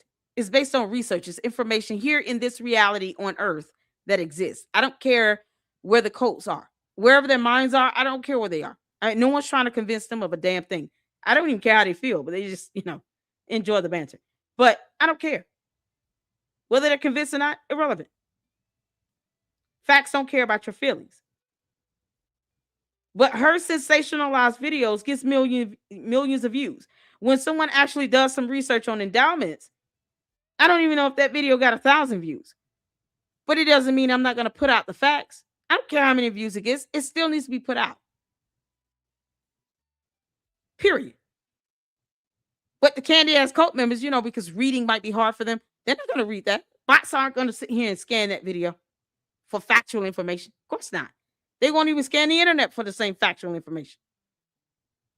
You think that all the purpose is for them to just spread this narrative and this nonsense and this buffoonery while Candace Owens is punking out from the opportunity of a lifetime to say all of this to Erica Kirk's face. No one owes Candace a thing with a virtual link and none of that. But when you cowered out and you see him talking about what George instantly said, no, he won't let me go because he's already got something planned that day. It's a Monday. December 15th is a damn Monday, Candace. It's a Monday. And you're not even confirming or denying whether or not that's his actual birthday, even though online he has 3 birthdays. So who knows what the hell he's planned that day, but it's a Monday. People coming in from out of town and out of country, international. Okay. What does that got to do with you going to Phoenix? They're coming in for him, right? Get a nanny, get a babysitter, fly your little ass out to Phoenix, and say this to their faces. The cult sitting here, all of a sudden, they want to defend her not going to that. But they can't call her out on it. Such a cowardly move. By people that require presidential pardons, people that are meaningfully asking why we are not getting a clear answer of what took place on September 10th. A CEO, okay, does not get to respond. Candace, when did Erica Kirk needed a presidential pardon? What are you talking about? Them. Not a good idea. Okay, it may work in PR world. You guys, I know how it's an obvious PR campaign. It's never been more obvious of a psychological operation. I actually wish they would put me on payroll so I could help them make these things look more organic than having every... Candace, you going out there and telling them that stuff in person would definitely help them look more organic. That would be the most organic thing you can do. Somehow, once again, your cult members aren't smart enough to pick that up and encourage you to go. That would actually be the most organic thing you can do for yourself and Turning Point USA, since that's how you want to see this. Biggest PR strategy ever. Invite her to come out here in person and say all this shit to our face. Go ahead. And you say no because George said no instantly. Now all of a sudden, George is the man in the house. He's my husband. I can't say no. There's nothing I can do about it. Oh no.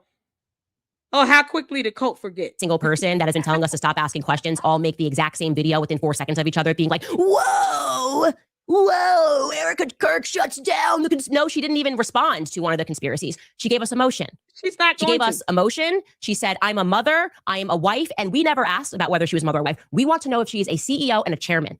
And a CEO and a chairman has to compromise. Okay, so Candace, we don't care if you're homeschooling or a mother or a wife or have an LLC.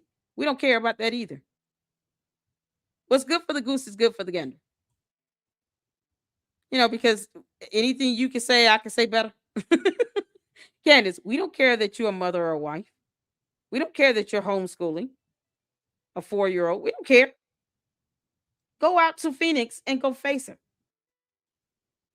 We didn't ask about that. We didn't ask if George agreed or approved or instantly denied and said no. We don't care about that. We can say the same thing about you, girl.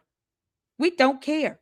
We don't care if you got something planned and he's got people coming in from other countries. We don't give a damn about that. We want you to fly your little happy ass out there to Phoenix and face them in person. Did nobody ask about you being a mother and a wife? Because, we can all say the same thing about you, girl. And we never asked about whether she was a mother or wife. We want to know if she's a CEO and a chairman. And a CEO and a chairman has to compartmentalize. A CEO and a chairman cannot respond to valid questions and critiques about finances, about shady actions that are being taken by people that require presidential pardons, people that are meaningfully asking why we are not getting a clear answer of what took place on September 10th. A CEO, okay, does not get to respond and say, that's my family. Okay, that's the energy of what I would expect. But she was mad at Tim Pool telling her how he really felt and giving his thoughts and opinions about her spreading lies that she can't substantiate. Where's the emails from this Harry Meyer person? Y'all, the candy asses, they're gonna sit here and copy and paste. It's what they do. It's what they do. They copy and paste the same comments. They're not creative at all. So unless they're doing racial slurs and all of that, let it fly. We don't care how they feel. Hit the like button while you're here. Candace, we don't care that you're a wife or a mother. We don't care about that. We don't care that you got a homeschool. We didn't ask you about that, girl. We don't give a damn about that. They said that you're invited to go out there in person and to ask questions and to debunk them, present your evidence. You get to do it to her face. We don't give a damn. Say this to her face. And then when Tim Pool says something you don't like, because he has the right to free speech and expression, he gets to say what he wants. Then you want to sit here and say, well, he's attacking me and he owes me an apology. We don't care how you feel. Go out there and say it to Erica Kirk's face. From a mother speaking to a teacher, which I was this mom, like that's my kid, okay?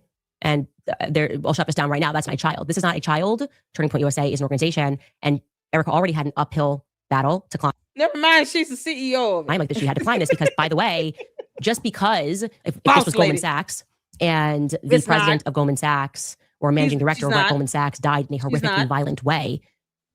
Why compare it to Goldman Sachs? Why not compare it to another nonprofit organization, Candace, that has an endowment? Something you still don't understand. And I know it's a big term for the cult members. It's terminology for you people that you won't read or define. Reading is that kryptonite. Boy, they don't read worth a damn. Nah, they ain't gonna read nothing factual. Hell no. They just caught up in feelings and emotions. Now, Candace, she hasn't even said your name. Erica Kirk has not even validated your existence on Earth, girl. She could care less. She said, come tell me to my face, or I'm going to keep being the CEO and boss lady while you whine and cry and be sued by a president of another country. Macrons are going to mollywop her ass in court. The Goldman Sachs family might mourn for a couple of months, but they would have instantly had someone to replace that individual. And beyond that, they would have never accepted the public and the people that are investing money. They would have never accepted, well, he's gone, but here's his wife. She already had a hill to climb here, right? Like this does not make you qualified because you love someone to take on their job. I am not qualified to do what my husband does. That's why I said I wouldn't want to be the CEO and the chairman of a company. Actually, there's a great clip of Jordan Peterson asking that very question. Like, why do women want to be? Like, why would you want to have? It's actually a lot of work and it's very stressful and it's a lot of numbers and you're crunching numbers and you have to be everywhere. Okay. If you want that, great. If you built a company and you're in the room like Charlie Kirk did, and you have proven to the public, like, hey, I built this company. I didn't even go to college and I've been doing this for over a decade as Charlie Kirk did. You've earned that street cred. Okay. So she already had a hill to climb because now they're saying, well, this is his wife. And so, that's it. Well, now you're going to have to prove that you have the ability to be a CEO and a chairman and not just a wife who we expect emotion from. And you're rightful in that capacity. You are rightful to have emotion. You are rightful to be the aggrieved widow, but you don't get to just be widowed into the position of chairman and CEO. You don't get to respond to, well, in this case, investors, donors who have given money and are asking meaningful questions with, no, you don't. Candace, how much money have you given Turning Point USA? We would love to see that evidence. We would love to see the tax filings for Candace Owens, LLC or Georgetown, Inc. Because we could do this too.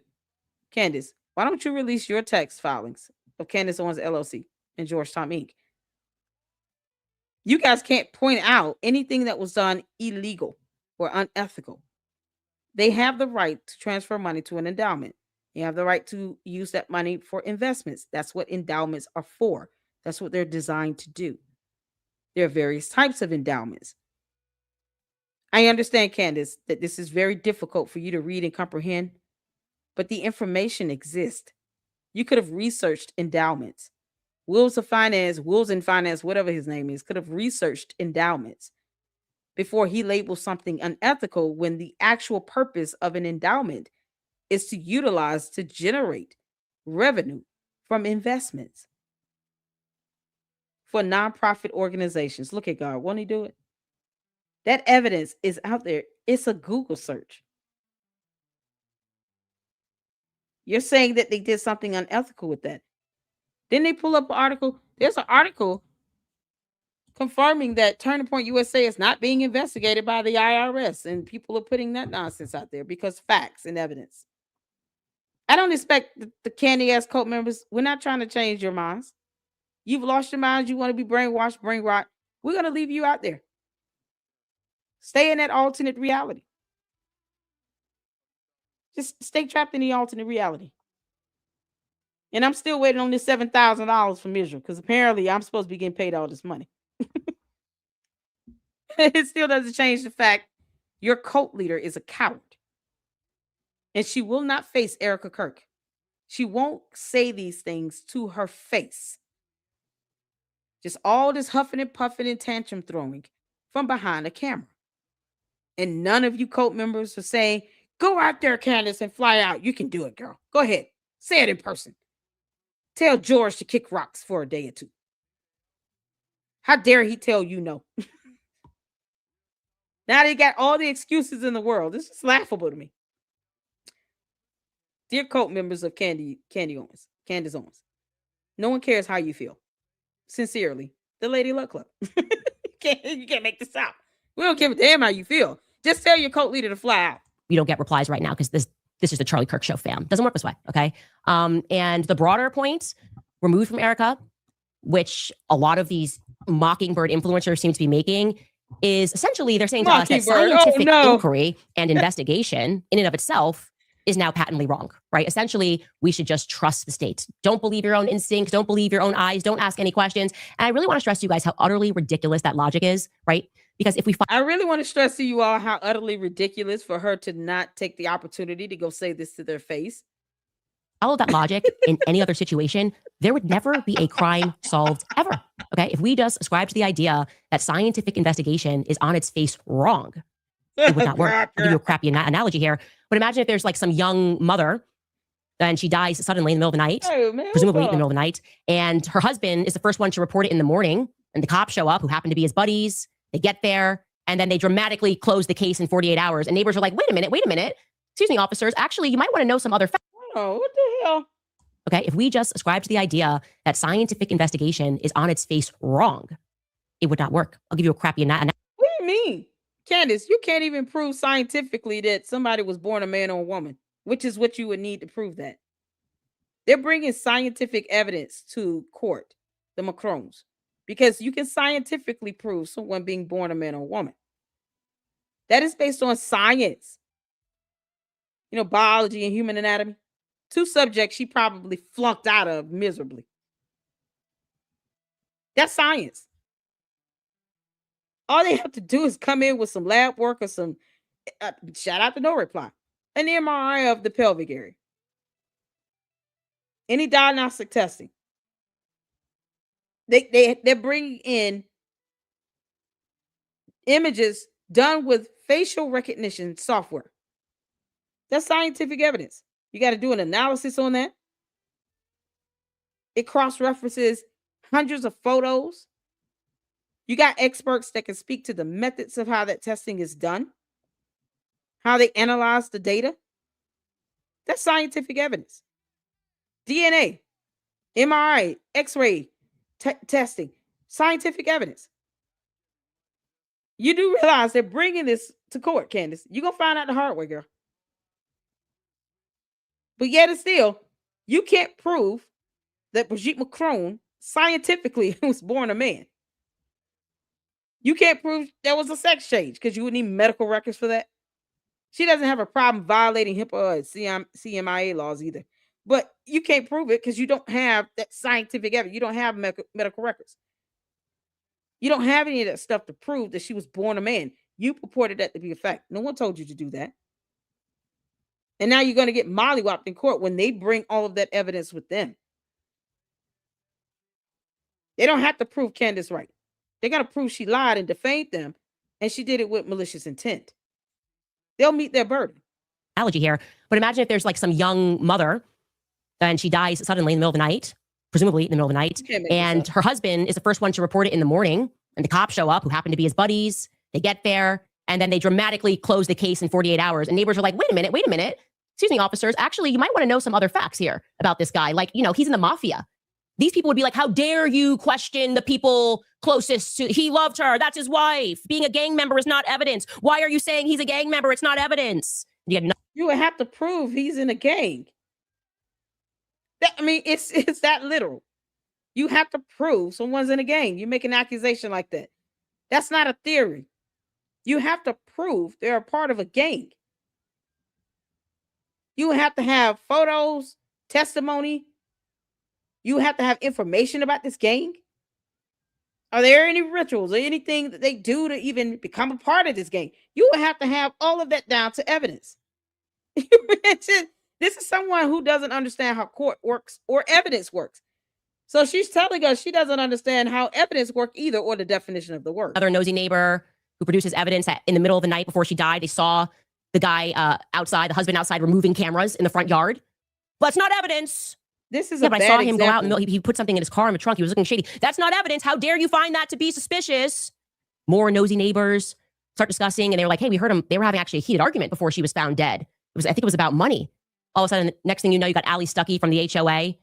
Wait, was Erica Kirk and Charlie Kirk having a heated argument here? What are you implying, Candace? If you're going to use an example, it needs to be related to what actually occurred, or just use the actual incident itself. Why even try to use an example? This is how you know you're bad at it. Girl, you are soulless at this. Blast out an email and she says it's unbiblical. It's unbiblical to gossip. Hearing an argument is not hard evidence. You have no right to discuss it. Yeah, we're the nosy neighbors, okay? We put together a list of 20 verifiable lies that have been told in the weeks following this sudden death event.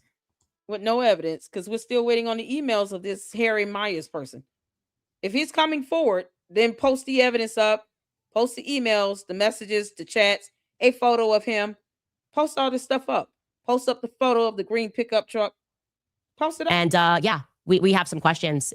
So we're not going to accept Tim Pool jumping on the airwaves with big estrogen energy telling us we're evil because we have like school board elections next Thursday. We're the nosy neighbors. We don't care about the elections coming up. We want to know whether or not we are in bed with people who are capable of murder, people that are capable of covering up murders. Actually, we, the nosy neighbors, feel a little bit less safe in this neighborhood until we know whether or not there are some psychopathic killers. Well, move out the neighborhood because you're not providing any evidence as to why you don't feel safe.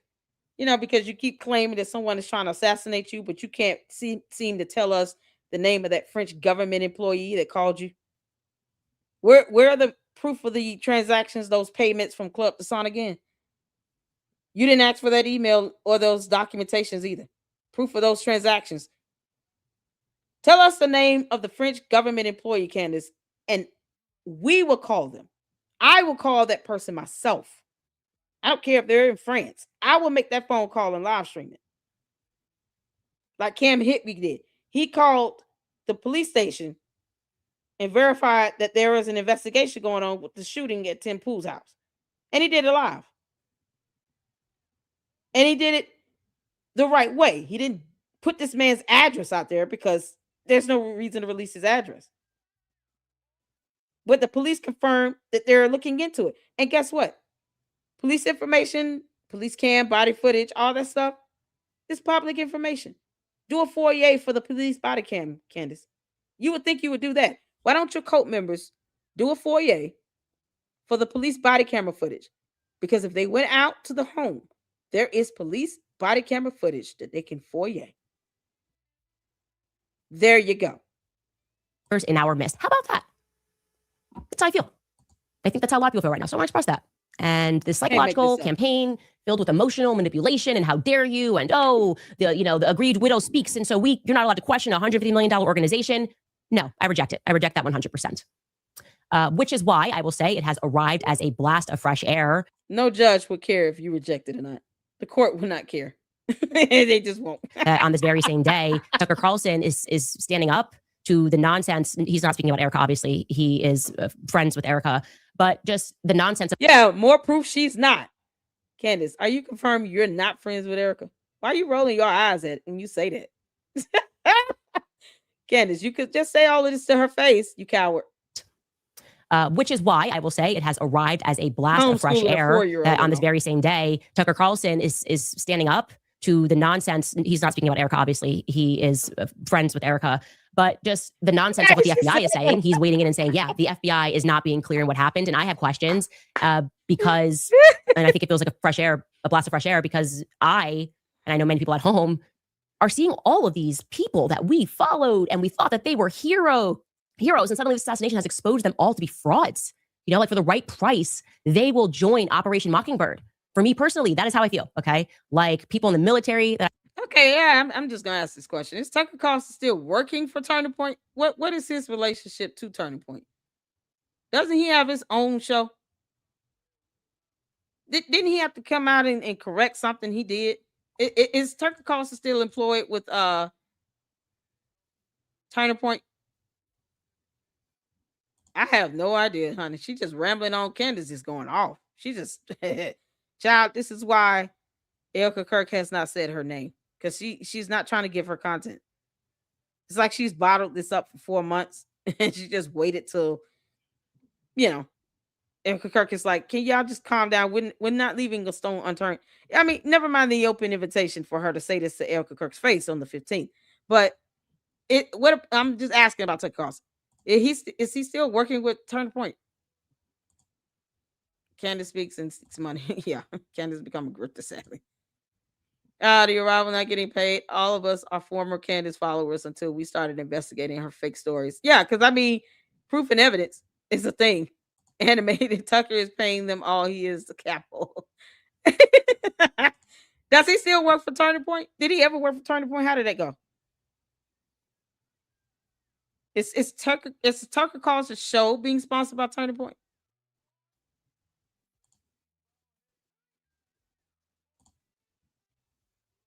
I don't know why she want it. Candace is the most profitable tabloid on the internet. You know what? And I mean, she could go out there on the 15th in person and make that whole in-person event a huge event.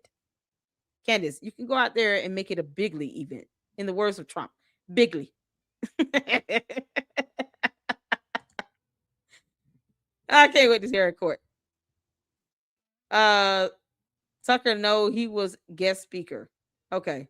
So he doesn't work with Turning Point, right? I'm asking. He's a headliner at AmFest. Tucker is funding everything. I don't believe Tucker Carlson worked there. He has been guest speaker there. Okay. I don't know why I was thinking that he was working with Turning Point for some reason. All right. I thought were forthright. People that were journalists I thought were forthright. I just am so let down. And I don't think I would have been able to handle if Tucker Carlson was among those people. You need hard evidence. As if the killer's going to walk in and be like, okay, here's how I did it. Okay, I'm going to give you the hard evidence. I was here, there. Like, what? Instead, Tucker Carlson is kind of... If Tucker Carlson is still friends with Erica Kirk, doesn't Candace realize that behind closed doors, he's still going to have conversations with Erica Kirk? Does she not know that? If he's still friends with Erica Kirk, isn't the expectation that he's still going to maintain that rapport with her? Because Candace is not privy to every conversation Tucker Carlson has with Erica Kirk. I don't know how close they are. I don't know how close Tucker Carlson is with Erica Kirk. But wouldn't he still have some sort of line of communication with her if they're still friends? I don't understand this. If he's still friends with Erica Kirk, why isn't Candace at least assuming that he's still going to have conversations with her, despite whatever he says on camera? When he goes off camera, when he's done with his show for the day, he's still going to call and contact Erica Kirk, would he not? Or is Turning Point cutting him off? How's this going? I don't understand. What is he doing? Like, he's saying he agrees with Candace, and then he's still going to be friends with Erica Kirk. So does Candace not know that if he's still having conversations with Erica Kirk, more than likely, he's not going to say or do anything that would be contrary to any evidence out here? I mean, he'll say whatever in front of a camera, right? Because he's had to correct himself from interviewing Nicholas. What's his name? Not Nick. Is it Nicholas? Nicholas Fuentes? Nick Fuentes. He's had to correct some stuff he said about Nick Fuentes or something with Nick Fuentes. Doesn't she think? Didn't he speak at the memorial service? Candace is literally, I don't understand what is she expecting from Tucker Carlson. That's what I'm trying to get at with this. What does she expect out of Tucker Carlson? He spoke at the funeral, at the memorial, on stage. He gave a speech at the memorial. He's still being a guest on the show. And she just confirmed he's still friends with Erica Kirk. So honestly, what difference does it make what Tucker Carlson says on camera if he still goes behind closed doors and has conversations with Erica Kirk and Turning Point USA? Make that make sense? Does she expect some fealty from Tucker? I don't understand this. The number of allegations too large for AI to compile. She's triangling like all narcissists do. Tucker just defended Candace and her Egyptian plane BS. Erica has good sense. That's what I'm understanding. So what is he doing this for? What is she doing this for? Like, why is he doing this? Why is he saying that she's right about a plane? I don't care about the Egyptian planes because the planes didn't land on UVU campus. They weren't sighted at the scene of the crime. No one on the planes were seen on the campus with guns. None of the passengers on the planes pulled the trigger. Like, she can't make that connection. So I don't really care about the planes. But the fact that think about this. He's taking a point that he knows she can't connect. The Egyptian planes is like a sideline project at this point. It's irrelevant. It's nonsense. It's just like pointing out any other airline flight. Makes no sense. She has not connected it to Turning Point, putting the planes near the campus or any of the passengers on the plane at the actual campus the moment Charlie was shot. So he's taking something that he knows there's no evidence to tie to the assassination and saying, well, I believe her about these planes existing. But how does it tie in? So it's like he's trying to give himself some wiggle room to go back and say, well, the planes may exist, but it still has nothing to do with the assassination. What is his angle with this? What's his goal? Good grief. They're following Erica, not connecting it to Erica, but that has nothing to do with anyone on that plane pulling the trigger at the actual event. Nobody on those two planes, on this blue or yellow Egyptian planes, none of the passengers, the pilots, no one was actually seen at the campus. None of them were questioned about maybe having a weapon. None of that. She has not made that connection. Her alleging planes are following somebody is irrelevant. If there's no concrete evidence to prove that, it's irrelevant. You're admitting that some plane is stalking someone, but you're not saying that any of the people on the planes were at the campus the moment he was shot.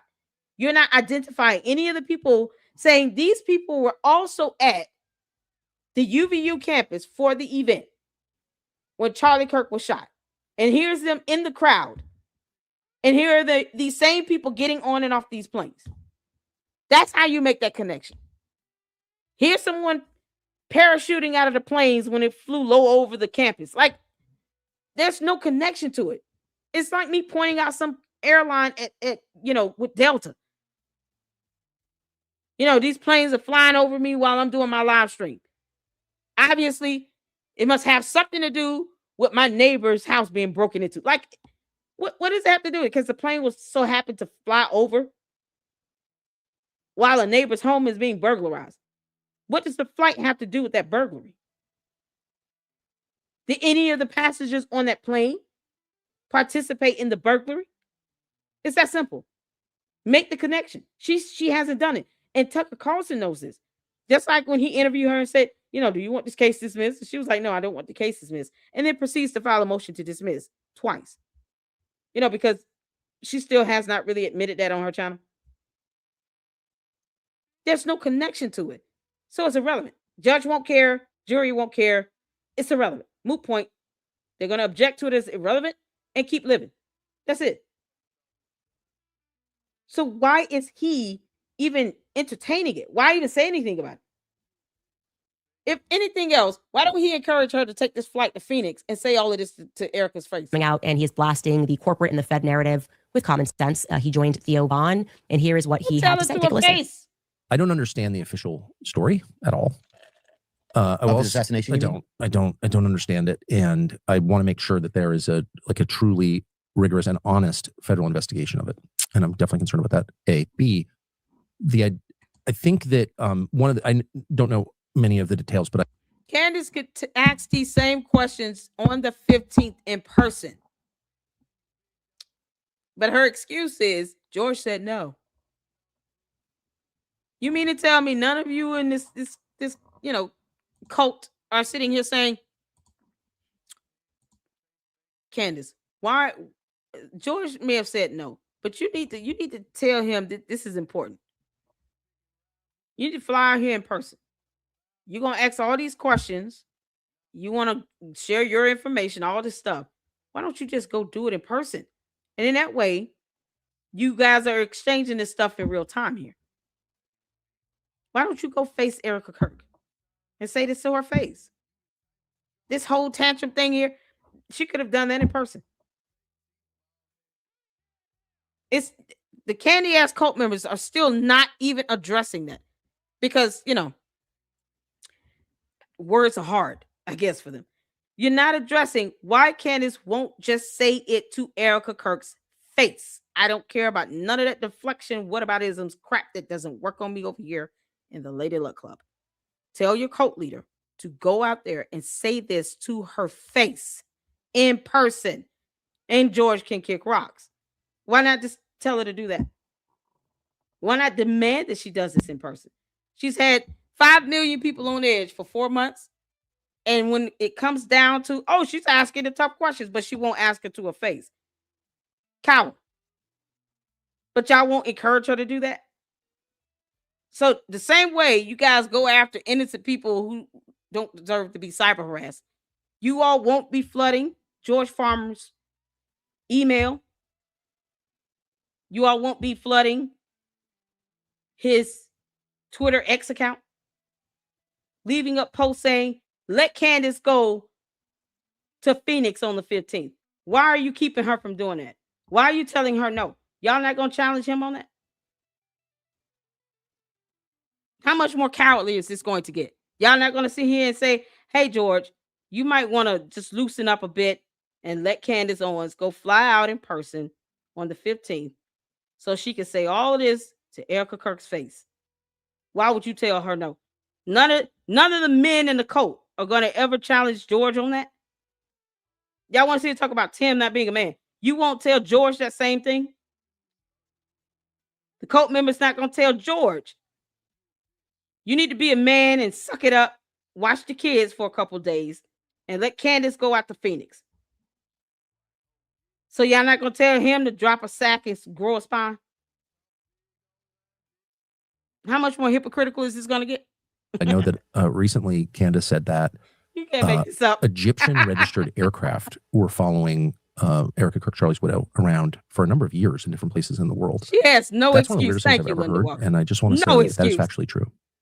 That's true. So that's like the one data point that I happen to know is she true. Can bring her own security. I have literally no idea. I can't even guess, but that's very, very strange. And what is Egyptian? It could mean aircraft from Egypt. Who knows? I think that they were registered in Egypt. She made it everybody's business. So tell her to fly out there and go handle it. That enough.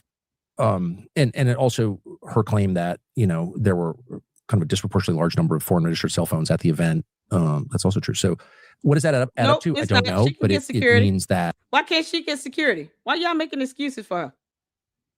Why she can't get security? She going to Dollywood. That's why I don't do whataboutisms. I don't want to hear it. Tell her and George to go fly out there. She can take George with her. She can get extra security and go out there. Just like Nick Fuentes even said that if something happens and you're in person, then you get the blame turning point for it. So that's not an excuse. I'm sure some of the candy ass cult members wouldn't mind actually showing up, make sure she's safe. How about that? She could get extra security. You guys giving her all that money and supers and stuff. That money could be used for her to get an extra security detail. And if anything happens, Nick Fuentes did get that right. Then she can blame Turning Point, right? All you all did really blame Turning Point. It's not an excuse. I don't do whataboutisms.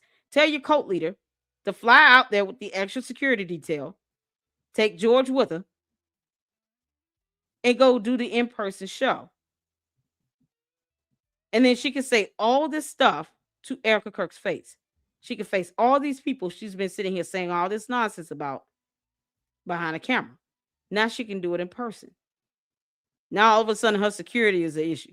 Never mind Erica Kirk getting death threats and kidnapping threats. Never mind her and the children having an actual protection order because a murderer killed her husband. Never mind Erica Kirk's safety. And yet, once again, the candy ass cult members will not challenge George to release this wife of his and fly out there to Phoenix. I'm laughing because of the irony of it all. Now this is all these excuses. We don't care about them damn excuses. We don't care how she feels. We want her to go out there and do it in person. And we want her to say this stuff to Erica Kirk's face, to ask all these questions directly in person. She's got all that opportunity in the world, and she turns it down. And it comes down to security, but she goes to Dollywood without security, because your hypocrisy is BS. You can't make this up.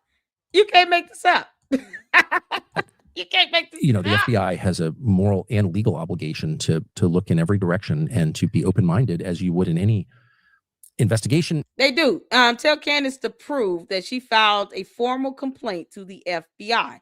Candace, I dare you to do it. Post up that text message you sent to that high-ranking FBI agent.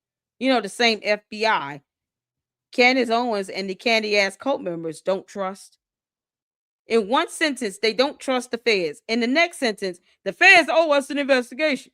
You don't trust them, so what does it matter? What does it matter when you don't trust them? You won't trust anything they tell you. You won't trust any evidence they give. You won't trust the fact that they could have done an investigation and nothing is there. She won't file a formal complaint. She won't post the text message she sent to this FBI agent. She won't name him. She won't give a rank. None of that. But she wants people to make false complaints on Ukrainians. Like, you can't make this up. But she won't file a formal complaint to the FBI directly. And you don't trust the feds, so why do you care? In journalism and science, it's all the same process. I don't know the answer, and I'm going to sift through everything as open-mindedly as I can, as honestly as I can, to get to what the truth is. That's science, that's law enforcement, that's journalism. It's all the same. That's justice. And I just want to make sure that is happening, and I just don't have a ton of confidence in the FBI or the men who run it. Right, so why file a complaint to him? Why worry about them doing anything? Why? Why is she demanding that they contact her then? This is why we don't do whataboutisms and hypocrisy. Why demand that they contact her then? Leave them alone. How about that? Get your own security detail, Candace. Do your own investigations. Go fly your happy ass out there to Phoenix on the 15th or the 14th. Go out there early and go face Erica Kirk face to face. Woman to woman. You want to tell her she's not fit to be a CEO? Go tell her to her face. It's a scary part too. I'm not alleging anything. I'm just saying I think it's really important that we have that. That is what authenticity sounds like, and that's what we're doing here. We are investigating, right? Sometimes you get something wrong, you correct it, but I was right about the Egyptian planes. And when you hear Tucker Carlson say that he is confirming that part is true, right about that. What I take from that, Tucker Carlson has been very clear. He grew up with CIA agents, okay? This is a guy who grew up in Virginia. His father, he learns after his father died, he thought he was just working with the CIA. No, his father was on the payroll of the CIA. So Tucker's friends are in the state. So you should take it. Candace, who's that CIA contractor with the well-known wife that told you were on a hit list? Why don't you or Tucker Carlson name that person? Name the FBI agent you sent the text message to. Because you're claiming someone's trying to assassinate you in France. With no proof on that either. Post the text message. As a concrete fact that there's something up with these Egyptian planes, and they were in fact following around Charlie and following around Erica, as I told you. And that means people in the NSA, the CIA, are confirming that is real. And yet, just last week, what we got from Blake Neff, and I know he's untouchable, he's in the fam, but I'm going to go ahead and touch that and say, this is not okay, the vibe is not right, is making a mockery of it. That is what we mean when we say none of this is... Candace, we're all laughing at you, girl. We're all laughing at you. Whether she wants to accept it or not is irrelevant. Candace, we're all laughing at you, except your cult. The cults and the bots don't count. They just copy and paste. Bless their heart. It's just, everyone's laughing at you, girl. And the FBI is like, has she filed the formal complaint yet? No? Oh, okay. Well, then there's nothing to do. Passing the vibe check with Turning Point USA. There's no clear answers. There's mockery, there's laughter, but there's no clear answers. And the mockery and the laughter is not working. Neither are is this idea that, well, now the widow has spoken. We're not dealing with the widow. We want the CEO and the chairman of Turning Point USA. You're not dealing with the widow. That means you never allow her to be a widow. You never allow her to grieve. She wants you to leave her alone. That's pretty much that. Candace, you're not that important. Erica Kirk is like, I'm the boss lady over here at Turning Point. I'm the CEO. You want to comfort me with all this? Comfort me. All she's saying is leave everybody else out of it. Direct all that energy towards her. You and your cult members are going to attack her either way. All she's saying is, I'm going to keep ignoring you morons and then keep living. Because I don't owe you all anything. That's it. And she gives you an opportunity of a lifetime to go out there and say this stuff to her face. And you coward and punk out. Your cult members are sitting here talking about your security detail when you didn't have security detail at Dollywood. You know, a whole theme park. To answer. Okay? If you can't compartmentalize, then I don't see how you're going to be able to lead this organization in the future, because Charlie worked. We knew who Charlie was because he was authentic. Okay. He didn't just go, well, I only have time for like big pocket donors. Okay. He was sitting college campuses. He was speaking to people, understanding people. He was changing his ideas and he was changing minds. And you are not changing my mind about the fact that something weird happened that day and that TPUSA is acting funny because you give it an impassioned plea and speak about Nehemiah on Fox News. Okay. None of it makes any sense. Anyways, Tucker then goes on and states the obvious predicament further, which is no, ma'am. No, ma'am. See, she's not Jesus. Candace Owens is not Jesus. And I refuse to allow anyone to compare her to Jesus Christ. You will not do that. A mere mortal that could care less that you exist is not Jesus. Don't blaspheme in my chat. You out your mind? And they talk about Christ is king. And you're trying to compare this to Jesus Christ? Jesus actually died on the cross. Candace is lying about an assassination attempt when she won't even tell us the French government employee that called her. And you're comparing her to Jesus Christ?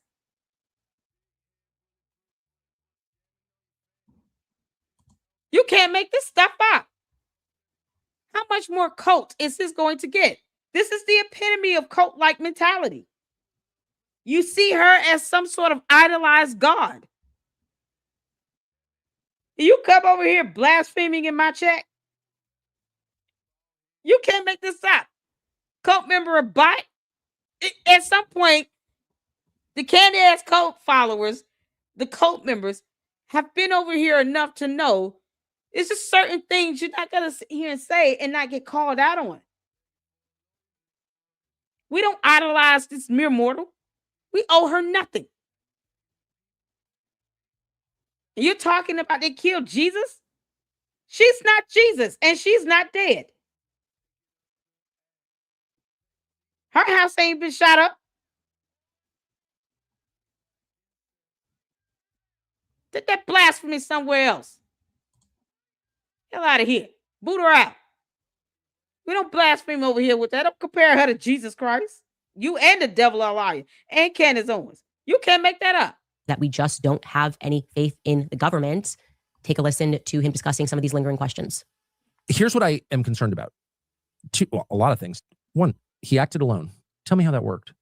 I don't, none of us really act alone. It's hard to go anywhere by yourself, too. Jesus Christ. Exactly. You acted totally alone. Okay. The devil is a liar. It's totally possible. Anything is possible. Weird things have happened. We'll continue to. But that's not my default assumption, and it shouldn't be yours. And their default assumption was we acted alone. Really? Why do you think that? What about life suggests that people typically act alone? When was the last time you acted alone in anything? I don't know, right? So A. B, we know that people had foreknowledge of this because they posted about it on X and said Charlie Kirk is going to be killed on this date, and he was. Is that true? Yes, it's true. But were they just guessing? Was it a guessing thing where every day they posted that? Maybe. Have those people been interviewed? Have they been hauled into FBI HQ and had a long conversation with how they knew that? Like, let's get really specific. Why did you post that? Who have you talked to? Like, if I were doing this investigation, because I spent my whole life doing non-criminal investigations called journalism, like, what do we know is true? How do we find out? Call everybody. Be open-minded. It's like it's the same process. If I was doing this investigation, they would be at the very top of the list. Tell me how this guy who seemed normal became a radical trans furry murderer. You can't make this stuff. It's not enough to tell me, oh, trans. I'm not pro-trans, by the way. But was that the guy or his boyfriend? Well, exactly right. Tell me how this guy became so radicalized that he murdered a stranger. I'm not saying it didn't happen. I'm saying I want an explanation for how it happened. Why wouldn't I? I agree. Oh, we can't talk about that because it'll prejudice the jury pool. Really, you've told the world that you have both a confession from him in his text to his boyfriend and the murder weapon with his fingerprints on it. I think you got a pretty solid case. So why is it so difficult to just explain So I have said from the beginning, if you don't like what Candace Owens is saying, why don't you call her and offer a more plausible explanation for what happened? Oh, she's bad. She's bad. Okay. I mean, I like her a lot. I don't think she's bad, but I love her actually. But let's just stipulate she's bad. But why wouldn't you do that? Because I don't agree with some of the stuff that the rap. Why won't she go out there and say this stuff in person on Monday? She can. Candace could literally right now book a flight and a hotel and be in Phoenix on Monday in person and face Erica Kirk.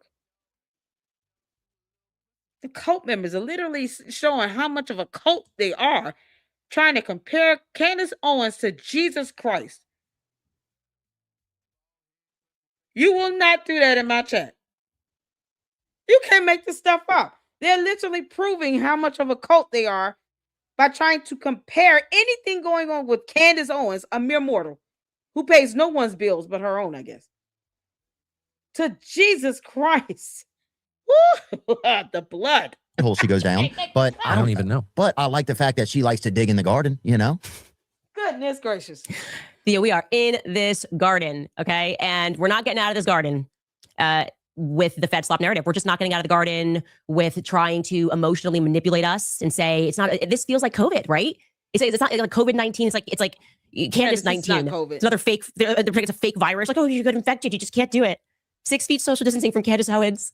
We're going to get every influencer on social media. 6 feet. But she won't go out here. Do I have to pull up the post where she said George told her no instantly to her going out to do that in person, even though they can just get extra security? And if anything happens, you blame it on Turning Point. You can say, hey, TP USA, they did it. Go in person. The cult won't do this, but they want to sit here and put her on the level of Jesus Christ. Literally.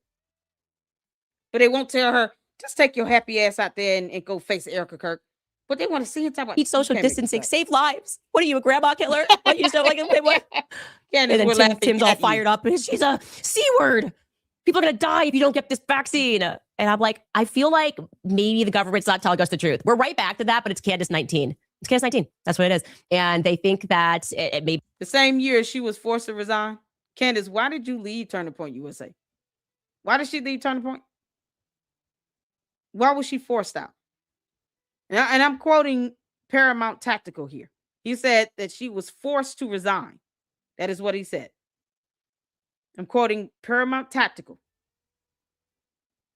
He said that Candace Owens was forced to resign from TP USA. Why? Why won't she address that? Why won't she address that? I don't expect the cult to do it because they dodge and duck and they sit here and they do all this whataboutism. Why won't she address why she was forced to resign from TP USA in 2019, ironically? Address that.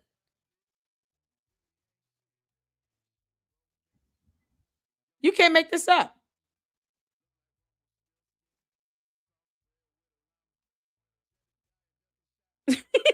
I know, right? We demand answers, but we don't demand Candace to get the answers in PHX. Oh, man. In Phoenix. Well said. No, they don't want her to go in person. You know, it's a security threat, but she went to Dollywood. Well, it doesn't matter. Oh, it does, because she could have taken security detail to Dollywood. Why go to a theme park where you're out in the open and you won't go to a more confined space wherever they are in Phoenix and go face them in person? Go face Erica Kirk in person and tell her all this stuff you want her to know to her face. She won't do that. You know, a coward and all. But she'll go to Dollywood to a theme park with no security detail. Her house has not been shot at. And I don't advocate for that. But I don't advocate for Tim Pool's house to be shot at either. They do this whataboutisms. Y'all, the cult are sitting here comparing her to Jesus Christ. The epitome of what a cult does. They worship and idolize the cult leader. This cult is beyond compare. All the whataboutisms. I don't do whataboutisms. Don't sit here and worship your cult leader in my chat. Trying to put her on a level of Jesus Christ. You can't make this up. If they put the little 6 feet social distancing pads in the grocery store, in person, that the PSYOP will win and make us believe that this is like common sense is the virus. I'm the common sense virus. It's coming around. It's so evil. Stay at home, wear a mask, save lives. You don't want to catch it. You don't want to catch the common sense, you guys. You don't want to catch it. Anyways, I dare. I'm sorry, I dare. And I have been very careful because I wasn't sure what direction she was going to go. If she was like, I was like, look, she's got a whole business that she's got to figure out. There's a lot of people in her ear. Maybe they like did this transition too quickly and she's just like keeping her head like, no, what she's saying is Turning Point USA is untouchable. And it's a no from me. But you know me. I'm just out here saying what needs to be said. We'll be right back after a brief message from our sponsors. All right, you guys, when they double Owens, I can also tell you that because my mommy Owens, Max, that's She said it's so evil, transition, blah, blah, blah. She needs meds. Is that what she said? She won't go out here in person, though, boy. That coward. roll up their sleeves. That coward and not go Max. That's something where we're else. at right now. How many people do you have? Why can't you go in person and do this in person? Go Max in person, Candace. Go Max in person to Phoenix. Bye. Go Max in person, girl. I can't believe the candy ass cult members won't say, hey, we'll help guard you and protect you because, you know, they already worship her, literally. Why don't they just go out there and help protect her? You know, something happened to her, then one of the cult members can catch that whatever bullet coming around if they feel like that's what's going to happen. Why don't y'all put y'all lives on the line for your cult leader? Tell her to go out there to Phoenix and go guard and protect her. Why they won't do this? You're going to sit here and compare her to Jesus Christ. You might as well go all the way there. Go Max. Make sure y'all standing in front of anything that's happening. Go out there and protect it. Plenty of people in Phoenix that worship the ground that Candace walks on and believe everything she says. And they won't tell her, listen, you come out here, we got your back. You can come in person. We want you to confront Erica Kirk in person. No one's saying she's scared of her. I'm saying she's a coward for not taking the opportunity to tell her to her face. And Erica Kirk is like, we can handle this like two grown women. Come out here and tell me the stuff to my face, what you want me to know. Ask me all these questions because Erica Kirk is the CEO. Not Mikey McCoy, not Rob McCoy, Erica Kirk. So she said, you know, you want to come out here? You want to ask questions? You want some answers? Come on. Come on, heifer. Come on out here. We'll entertain you for, you know, the 15th on our terms. And then you got all these candy ass cult members in Phoenix that probably would go out there and make sure she's good. And they won't even do it. But they want to sit here and compare her to Jesus Christ. You can't make this. I have to tell them. Please do it. Wild. Okay. I didn't get the vax. I didn't get the COVID-19 vax. And I'm not getting whatever the heck this is. Okay. Which is honestly on its face, federal stupidity is what it is. Now, I can also tell you that because my mommy sleuths, they're so fast before stuff even ends. I get tips about things. And Erica literally today sat down with Barry Weiss. It's been marketed all over. They're going to have this big sit down, a conversation moderated by Barry. It's going to feature voices from across the political spectrum. They're going to talk about grief. And I got this email after, and it's interesting. I got actually a couple of emails, but I'm going to read this one to you because it was a town hall-ish event. Here's what they said went down. This person writes, I just came from the CVS. Who was that? Who said that? She's the one saying that someone's after her. I never said it. I told her to prove it. You act as if security detail is not a concept. This is what I'm saying. They deflect and dodge. Tell your cult leader to fly out to Phoenix and face Erica Kirk in person. She's not scared to go to Dollywood, a whole damn theme park with no security. Why can't she go to Phoenix? Just like with the Macron, she wants to sit here and paint this picture like everybody's after her. Child, please. The Macrons want to sue her, not assassinate her. She's the one that can't prove this stuff. Tell her to post up the transactions that's being paid through Club de Sang. We're still waiting on that. Tell us who that French government employee is that told her allegedly the Macrons want to assassinate her. Tell her to tell us who that person's name is. Why do the female French assassin and the male Israeli operative somehow deserve privacy? If they're assassins, why won't you spill their name and put out a photo? If they get paid to murder people, they're bad guys, are they not? Wouldn't you want the bad guys to be put up in jail? Because that's how that works. You want the bad guys to roam free and have the right to privacy.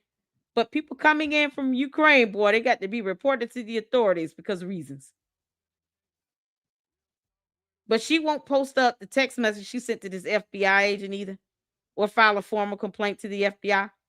There is no threat on her life. That's the whole point. She went to Dollywood. No problem. None. She took a photo with a complete stranger. She had no idea who that lady is.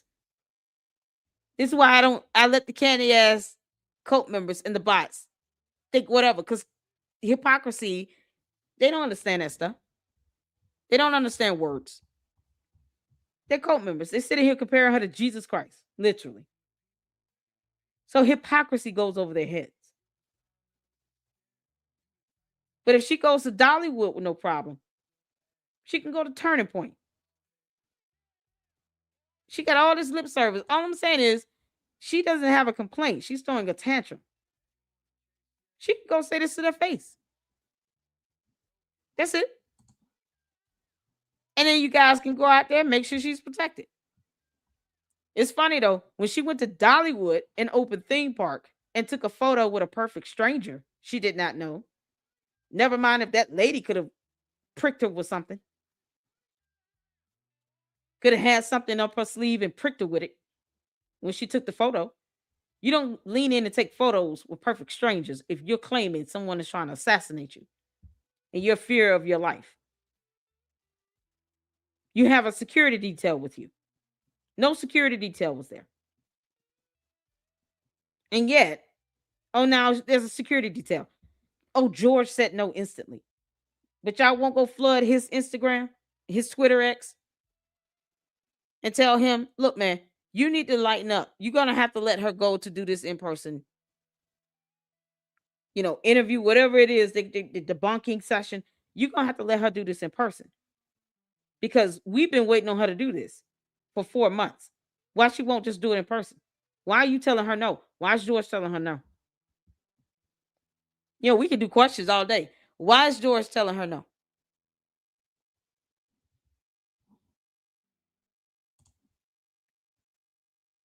Ricky, are you the same person that sat here and said one way or the other, I'm going to pay a price?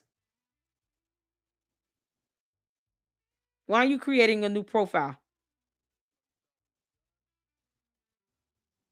You come up in here and you threaten me, you create a new profile to come back here. I don't care if it's me. Candace is a flat out liar being sued by the French president. Why are you coming in my chat if you're going to sit here and threaten me to my one way or the other, I'm paying a price for something? Why create a new profile to do that? This is the cult members in the box here. And this one, sitting here having the audacity to sit here and say one way or the other, I'm paying a price, and couldn't speak plain and tell me exactly what price I'm going to pay. Because coward shit.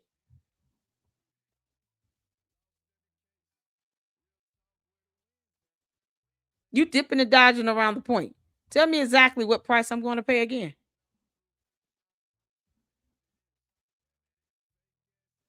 You told me I was going to pay a price one way or the other. Speak plain. And explain to me exactly how I'm paying a price.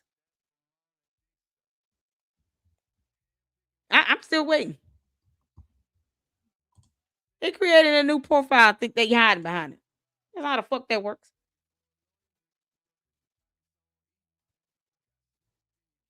I didn't block him. He's still here. Tell your cult leader to go out there to Phoenix and go face Erica Kirk. Once again, they still dodging around it. That's him. I remember. Yep, he did. He's the same person sitting here talking about one way or the other. There's a price to pay. Oh, okay. Speak plain and say that.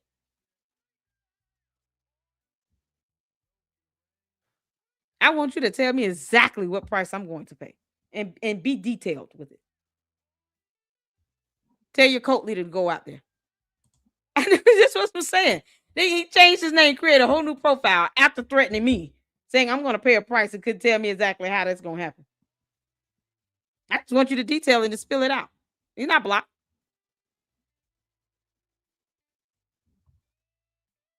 Spill it out. But you won't tell your cult leader to go out there and face Erica Kirk. in Phoenix. You comparing her to Jesus Christ. There's a whole code. Who thought? They're about as bad as Scientology. Candace Owens and the candy asses are about as bad as Scientology right now. They're literally deifying this girl. By the way, whoever wrote this email, I love you. I just love all the mommy sleuths that are this quick. They were, I just came from the CBS Times Erica Kirk town hall, and this is what she said about the conspiracies and Candace. 1, Erica said she was pregnant when the Egyptian planes were flying and following her, so she wasn't on them. She said she has photo proof. Huh? I'm sorry. Oh, I'll be back on tomorrow. Did I ever accuse Erica of being on Egyptian planes? When I found the Egyptian planes, I was concerned that they were following Charlie because I thought, wow, has there been a foreign government that has been tracking his events? Like maybe, I don't know, like running through the operation early, and then we broadened it when someone clued us into the fact that actually these planes have been following Erica. You just heard her call to confirm that. I thought she'd be concerned. Instead, she's going to tell us on Saturday that she wasn't on the planes. I never said you were on the planes. Why would I think you were on the Egyptian planes? I don't think that you took off. Why are you bringing them and up? went to Wilmington. Why are you bringing the planes That are this quick. They were, I just came from the CBS Times Erica Kirk town hall, and this is what she said about the conspiracies and Candace. 1, Erica said she was pregnant when the Egyptian planes were flying and following her, so she wasn't on them. She said she has photo proof. Huh? I'm sorry. Why bring up Egyptian planes if you can't? This once again, you can't connect it to the actual event of Charlie Kirk being shot, Candace. You're obsessing over seeing videos of him being shot over and over and over and over and over again. And yet, not one time do you ever say that any passenger on these Egyptian planes were sighted at the campus, at the scene of the crime, nor is the plane anywhere near the campus itself. You're not connecting the two. You're saying, oh, these planes flew overhead while he was being shot. Okay. International flights come in and out of the U.S. all the time. Irrelevant. Now, did one of the passengers get off the plane and go to the campus? Was Erica Kirk on the plane? I mean, make the connection. She can't do it. Where's the photo of this green pickup truck? Did I ever accuse Erica of being on Egyptian planes? When I found the Egyptian planes, I was concerned that they were following Charlie because I thought, wow, has there been... And Erica, you said and Erica. She said it was like 68 points where they were following Erica too? You can't make this up. Candace, you do realize everything you're saying is being recorded. And this stuff can and will be used against you in the court of law if she files a lawsuit on your ass. And your candy ass cult members sitting here deifying you, calling, comparing you to Jesus Christ. Wow, you still can't produce simple evidence, emails, text messages, chats, photos, hotel camera footage. Who is this Harry person again? Harry Meyer? Yeah, okay. Tell Harry to come on out from behind the bushes. Maybe he's the person that was hiding in the bush on the campus. Foreign government that has been tracking his events, like maybe, I don't know, like running through the operation early, and then we broadened it when someone clued us into the fact that actually these planes have been following Erica. You just heard her call to confirm that. I thought she'd be concerned. Instead, she's gonna tell us on Saturday that she wasn't on the planes. I never said you were on the planes. Why would I think you were on the Egyptian planes? I don't think that you took off and went to Wilmington, Delaware. I know you didn't go to Wilmington, Delaware on the day of Charlie Kirk's assassination. I find that answer to be lacking. Okay, that is weird to me. It's a weird answer. She could have just said, I don't care about Egyptian planes, period. Next question. Answer to give. And by the way, you can fly when you're pregnant. Yeah, it's on a even if you were on the Egyptian plane, that's a possibility when you're pregnant. So I don't understand that part at all. 2, when Barry asked her about the conspiracies. Candace, it's not good for you to fly when you're in your 3rd trimester. You've done this 4 times and somehow you still don't understand how pregnancies work either. Don't make me put up the photo of you leaning up and touching another woman's butt. Something you nor your candy ass cult followers will even address. Or the allegations that's been filed, been stated from one man against, George. Yeah, because no one's addressing this SA allegation. Another man has brought forth against George Farmer.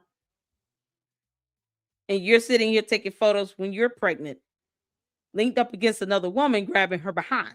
Candace. And what she had to say to those saying them, Erica said, stop. No. 3, not about Candace, but she talked about Israel and said good things about Jews and how TPUSA is having Shabbat dinner. No, I didn't read that before we went live at Hamfest. Okay. Okay. You guys, I want you to know. Why is she mad about this, Candace? If you said these things, it's in your videos. I mean, hell, I put you up just your, heard her captions. confirm. I put up the captions so you can see the words. That. I thought she'd be concerned. Instead, she's going to tell us on Saturday that she wasn't on the planes. I never said you were on the planes. Why would I think you were on the Egyptian planes? I don't like. Well, that would be. I don't think that you took off and went to Wilmington, Delaware. I know you didn't go to Wilmington, Delaware on the day of Charlie Kirk's assassination. I find that answer to be lacking. Okay, that is weird to me. It's a weird answer to give. And by the way, you can fly when you're pregnant, even if you were on the Egyptian. That's a possibility when you're pregnant. So I don't understand that part at all. 2, when Barry asked her about the conspiracies and what she had to say to those saying them, Erica said, "Stop." No. 3, not about Candace, but she talked about Israel and said good things about Jews and how TPUSA is having Shabbat dinner. No, I didn't read that before we went live at Hamfest. Okay. Okay. You guys, I want you to know, in addition to the fact that Charlie, in the last couple of days, wanted people to know that Mikey... She didn't read the last paragraph. Hold on. She missing some information here. Didn't read that before. If I remember anything else, I'll email in response to this email, but it's fresh in my mind. So I wanted to let you know ASAP so that you're not taken by surprise on Saturday. Why didn't you say who this email came from, Candace?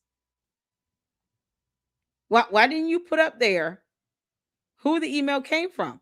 You see subject. That's all you see. You never see who is coming from. Who sent this email? No signature email down. The email signature is gone. You don't see to from up here with a date and time stamp. Who sent this? What if Candace just typed this up on a Word document to make it look like an email? Because Candace, we can do this all day, girl. We can sit here and ask questions. What if Candace typed this up to make it look like it was an email sent to her? You don't see to, from, or date. 3 other components you will see in a traditional email. Why is that cut off? Y'all see this? This is cut off. Anyone see the to or from, date, time stamp? You see this? Let me know. Maybe I'm missing something here. Where is the to and from above subject? Candace, you do realize that those are components of a standard email address. Where's the date and time stamp of when this email was sent? Who is it coming from? You can't make this up. No, it's not. No, it's not. Because she never says who's telling her these things or who's saying this or saying that. And no way to corroborate this stuff. She could have typed this up, period. At the very least, you know what I did? Date and time stamp at least when I posted the email. Date and time stamp. No date and time stamp here. Where is that? Why is that missing? I'm just saying. Why is that missing? Why is there no date and time stamp on this email? Why is that cut off? What does that part have to do with a source? Or from? Even if you put to and then redact the from, but still leave the date with the timestamp next to it and then subject. Y'all, this is something you typed up. This is not how a traditional email works. It would be headers. It would be a box separating this. What platform email did this email come from? This is not Google email. This is not a Google email looks, a Yahoo email, a Gmail email. None of this. This is not a traditional email. Even if you print to PDF, this is not how it's going to come out. You're still going to have some headers. You're going to have a line drawn, something that kind of separates the headers from the body of the actual email itself. Why even block off or cut off the date and time stamp? You tampering with it to the point where it just looks like something you typed up in Microsoft Word. You can't make this up. No. 3, not about Candace, but she talked about Israel and said good things about Jews and how TPUSA is having Shabbat dinner. No, I didn't read that before we went live. I'm fast. Okay. Okay. You guys, I want you to know, in addition to the fact that Charlie, in the last couple of days, wanted people to know that Mikey is fantastic and supercalifragilisticexpialidocious, and he had this whole vision, and that Rob McCoy was his favorite pastor, and that you should buy Josh Hammer's book. He also wants you to know to just be a Jew. Exactly. I think we get it. Real. We get it. Those were his last words. Okay. We get it. Just like, thank you, S-Files. Okay. Okay. Anyways, moving on from that. That's our response.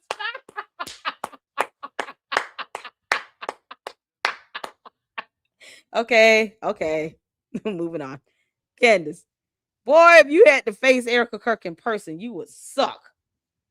She will crumble after the first question. Candace, is this why you're not going out there to see her on Monday? Erica Kirk was like, girl, you can come out here and see about me. She said, I got this righteous anger. Erica Kirk is going almost like halfway to Gangsta Boo. She said, you can come out here and see about me. You got something you want to say to me, you going to say it to my face, girl. Candace would never want to even come on my channel and debate me. I don't even know if that would be helpful to anybody. It would be so disingenuous. If I did that, I'm going to be honest. It would only be for PR.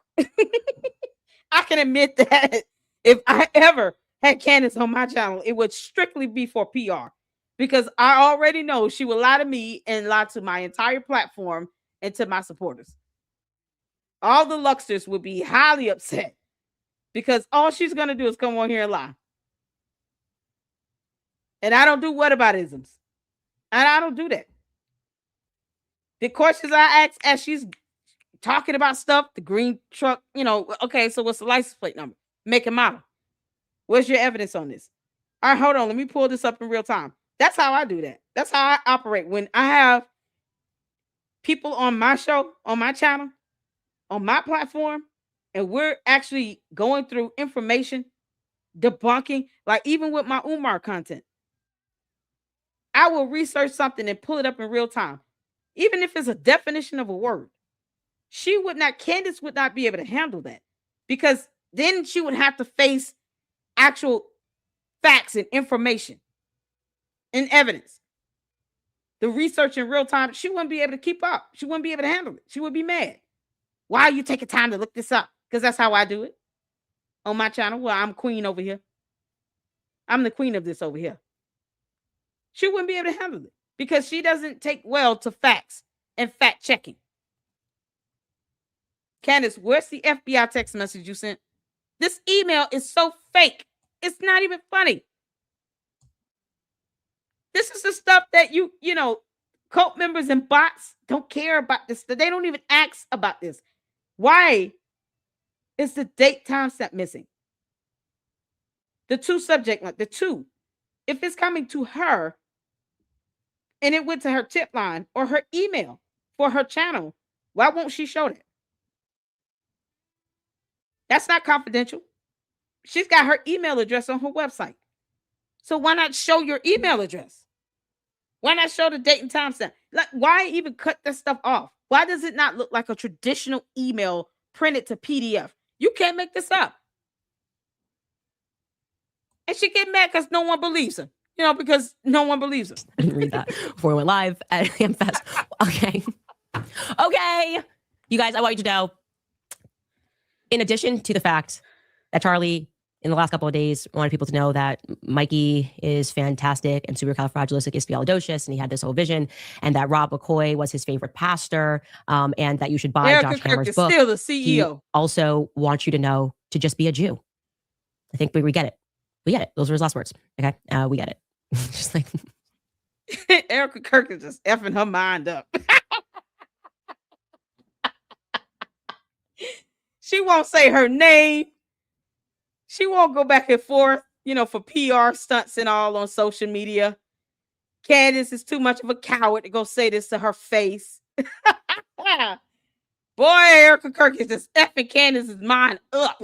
Girl, Candace, you're soulless at this. Okay. Look at her. Anyways, moving on from that. I want to say to the 39 bajillion of you who are in the military who emailed us to let me know that I misspoke yesterday. Okay, I even said to you ahead of time. I said, I don't know military vernacular. I don't know these terms. It's like Stop getting upset when you get corrected. That's part of your problem, heifer. When you're wrong, you're just wrong. Be wrong. I just leave it at that. Why sit here throw a tantrum over it? She's throwing a whole tantrum. You can imagine how our kids throw tantrums. They probably just flail all over the floor and everything. Candace, you're too old for this, girl. Catch a flight out to the Phoenix on Monday. Another language, and you guys are not aware of yourselves. Okay, so you critique me for saying E4, E3 when I should have said 06. I'm jotting down these notes. I'm having a conversation. I'm trying to fact check things. And for me, I was focusing on the timeline of where he was. I was like getting all of the proof from our military guy who was there for this meeting on September 9th and it's also on September 8th as well. And I misspeak. Stop explaining it. I misspoke, you all. Thank you all for correcting me. Thank you all for providing me the information. Keep living. The end. Like a child. Okay. Because you guys basically speak Japanese. You don't realize you do, but you do. You speak Japanese. And I said E4, E3. And Lord. I went back and I checked my notes. And actually he said 06s. Thank you. Thank you for your 26 billion emails to let me know that I don't know ish about the military. Okay. It was a human error. I made it very clear that I am ignorant when it comes to the military. I will own that. And so please just be nice. She already said she's American ignorant too. Yeah, I didn't know that. Miscreant that. She said, I'm American ignorant as well. Candace, you really are ignorant. You're just ignorant, girl. Can you name the branch of military you're sitting here blaming a whole murder on? You can't make this to me sometimes where it's a lot of information, a lot of researching. And I just wanted to confirm he said he was where he said he was and take those notes. But no, he did not. He was very clear. I checked the notes that he said 06. I think I made the mistake when I transferred my notes because he said colonels or captains. You messed up. Okay, got it, girl. You got it. Listen, Candace, you're soulless at this. Because, you know, we've upgraded from being bad at this to soulless at this. Candace, you are soulless at this. Let it go. If you're wrong, you're wrong. That's it.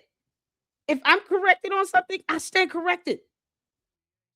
Thank you all for correcting me on that. Thank you all for providing that information. My bad. I want to make sure that I put the correct information out. And that's it. I don't sit here and try to push blame and deep point the finger at the people correcting me. Especially when this stuff can be looked up. It's a Google search. She won't even do that. Move on, Candace.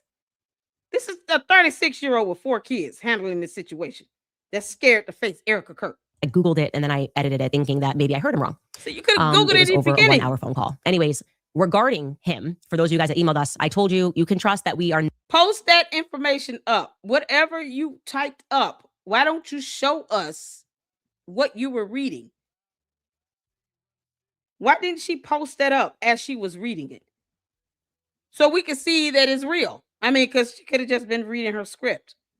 Candace, we're just asking questions. Was that your script you were reading? Because it didn't sound authentic and you didn't even post it up. Post a link up to where you was reading that information. Not just taking a thumbs up from someone. There's a lot of research that goes into all of these things. And we were able to confirm everything he said was real. He gave us his card that he swiped onto the base. And now show us the information. If he's coming out to the public, then post it up. Post the emails.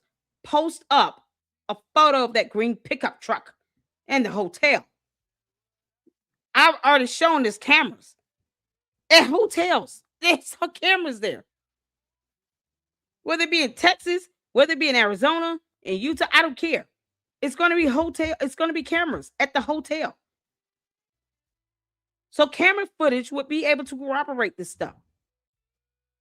Post up the emails and the text messages and the chats that he sent you. Now, because you guys sent so many emails and actually people who were on that base in Arizona, the Huachuca base in Arizona, adding further credence to his claim is we've been able to since verify 2 more things from other people that are currently stationed there. Oh, is she First and foremost, I should tell you, we have a positive ID on Captain Neff. He was not sure what Captain Neff's first name was. It was, in fact, Adam Neff. And I'm sure captains have different names, but Adam Neff of the 10th Mountain Division is the individual. I sent picture options to him as your emails were coming in. And then someone said, Adam Neff, I sent it. And he confirmed that that is the correct person We don't even know several, who this obviously, but Adam person Neff is. was leading the interrogation of him. And it checks out because that is the division from New York. Also, we have now confirmed, and this is exciting because we got a lot of emails going, oh, like if this was really this like meeting. So the photo she sent out and he confirmed, she's not going to post that. She's not going to post anything about this Harry Meyer person. So we have no idea of knowing if that person is real. She won't post up the green pickup truck. She won't post up any footage or still images of him checking into a hotel. She's not going to post up the emails, the text messages, none of this is what I'm getting. She's not posting any of this stuff up. And the cult won't ask her to post this up. They won't demand it. They won't sit here and say, you're going to have to present something. Can you at least just post up the photo of the green pickup truck? People wouldn't have known it was taking place. They would have used a empty building or something like that. Well, guess what? We have confirmed from people currently stationed on the base that JTF is indeed using a building. I'm not going to name the building. I know the exact one because I don't want to. How will you expect us to believe it? We don't see. This is why we don't owe her anything. We don't have to believe what she says when she won't produce any level of evidence at all. If this is a military-based building, why is it that she's getting this information and she's not able to share anything about this building to validate its existence or anything? Who is this hairy person again? Let's start with him.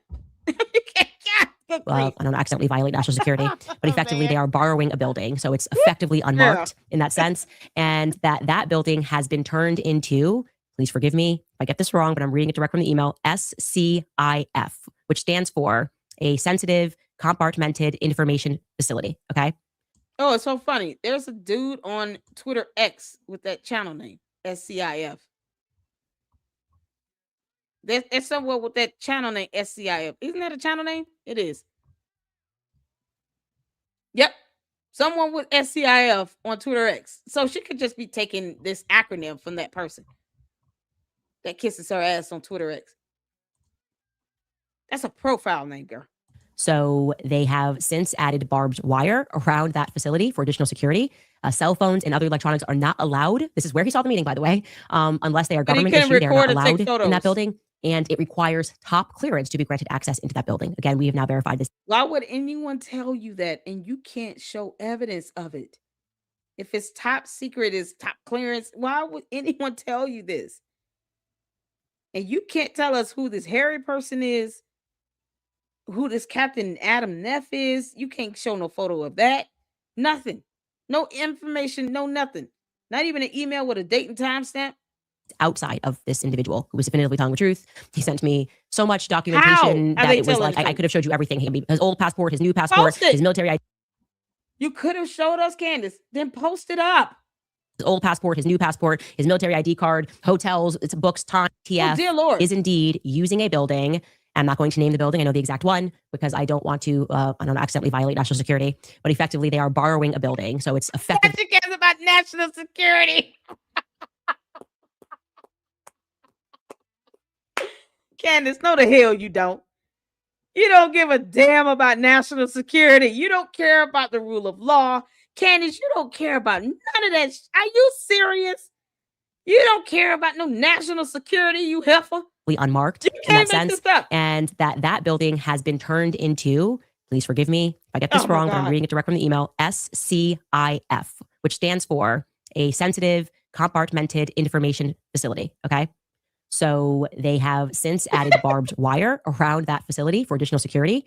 Cell phones and other electronics are not allowed. This is where he saw the meeting, by the way, unless they are government issued. They are not allowed in that building. And it requires top clearance to be granted access into that building. Again, we have now verified this outside of this individual who was definitively telling the truth. Exist. He sent me so much documentation that it was like I could have showed you everything. His old passport, his new passport, his military ID card, hotels, it's books, times, text messages, phone call logs with his wife. It just really is a circumstance that this man has either the worst or the best. I'm just thrown at the fact that he said so that it was like I could have showed you everything. His old passport. I could have showed you everything. Then do it. Show us everything. If you're talking about this man has some sort of, past life, he changed his name and blah blah blah. then post up the information. You could have showed us everything, so why aren't you doing that?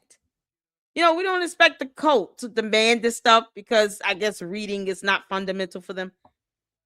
But why don't you just post it up? Show us everything then. You could have done it, but you know, coulda, shoulda, woulda, and she's not gonna woulda do it. His new passport, his military ID card, hotels, it's books, times, text messages, phone call logs with his wife. It just really is a circumstance that this man has either the worst or the best luck ever when it comes to him sort of stumbling upon military operations, right? First, he finds this cartel tunnel when he's 20. Now we fast forward, he's 56, and he's just joking about was getting some coffee, and someone's like, "Yeah, actually, yeah, no, that's the old boys are getting back together in this unmarked building." And he stumbles in there. It also, by the way, does provide an explanation for why they panicked when he just walked in there, because they were like, he should not have known that this building was here. It didn't buy his excuse. It's 7 hours later, they allowed him to leave, or Captain Neff allowed him to leave. Oh, now, dear Lord. we can also give you some more information that gets really interesting. Okay. Remember, Harry told me that seeing that many, I hope it's 06. Is it 06? Do not email me. Okay. He said it's not common unless, and he email her. Flood her emails. Just troll the hell out of her. specifically said there were some high-ranking congressional member or someone close to the president, the vice president. Well, we received another tip that makes things especially compelling. So I'm going to just read you this email in its entirety. We have fact-checked it. It is true. Trust us to fact-check stuff, by the way. You don't fact-check anything, girl. This stop that line. I can't even see the email. She won't show who it's coming from. Oh, Lord, that's redacted. Stop it. You don't fact check anything. I don't have to trust you at that, Candace. You won't even show us photos and stuff. You forget, if you put the name of the hotel, we could just get the hotel security camera footage. Do you really think that this person could, if they're captured in the video footage, remain out of the spotlight, Candace? We don't have to trust your fact checking. If someone were to do it, it would prove you're lying like hell. Because I expect these people to be in that hotel security camera footage checking in at 5-something in the morning in that green pickup truck. I expect to see all of that in hotel security camera footage. I expect to see that. You can't go anywhere without being recorded. He walked on a base to which you won't even name the building for a meeting. Ironically, he knew about, and he could just walk in on perfect timing. And yet you can't even tell us the name of the building, but you're telling us the type of building that it is. Do you think there's a whole lot of FCIF buildings like this all over the place? If you're telling us the name of the base, Candace, and you're saying that this is an SCIF building, don't you think people could just narrow it down and find out the name of the building?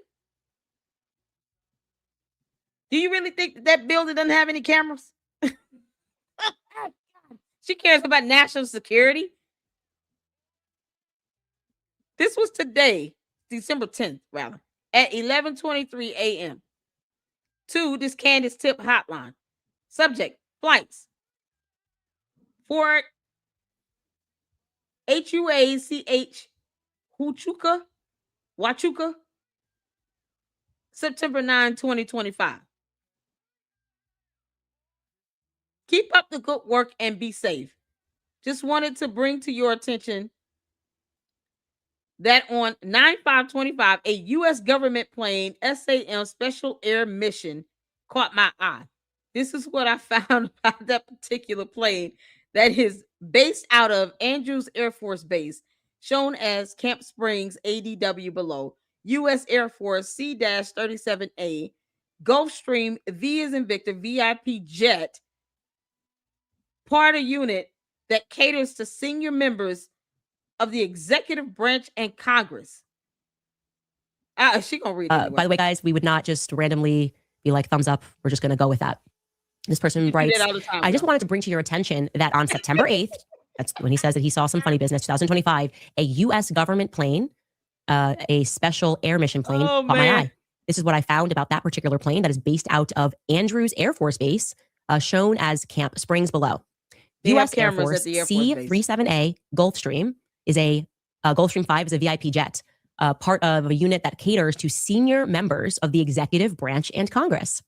Plane number is 99-0404, as you'll see on the screenshot below. On September 7th, the plane flew from Andrews to Colorado Springs. On September 8th, it flew from Colorado Springs to Tucson. Then, 5 hours later, from Tucson, and then the transponder appears to be turned off. However, at 12:31 p.m. on September 9th, it flies from Fort Huachuca to El Paso, and then El Paso back to St. Andrews. Now, why is that interesting? Okay, because that means the timeline he gave us is exactly right. This meeting took place early in the morning. I think it was 7:37, where all this happened. And then he said he assumed it was like a high-ranking congressional person or somebody that potentially could be in the cabinet. This guy is saying that's what that plane is used for. And he also wait, he's assuming that, but then he's saying that's what it's used for.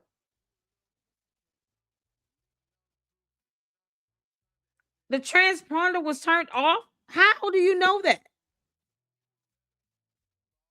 How do you know? Does she understand what a transponder is? From Colorado Springs to Tucson. How would you know that? Then 5 hours later from Tucson, and then the transponder appears to be turned off. However, at 12:31 p.m. on September 9th, it flies from Fort Huachuca to El Paso, and then El Paso back to St. Andrews. Now, why is that interesting? Okay, because that means the timeline he gave us is exactly right. This meeting took place early in the morning. I think it was 7:37, where all this happened. And then he said he assumed it was like a high-ranking congressional person or somebody that potentially could be in the cabinet. This guy is saying that's what that plane is used for. And he also brings in El Paso. Remember, El Paso, Texas, is where all those weird flights were coming from on the day of Charlie Kirk's assassination. So that is extremely compelling. And like I said, having spoken to this individual who is planning to come out and do podcasts and speak. Pause.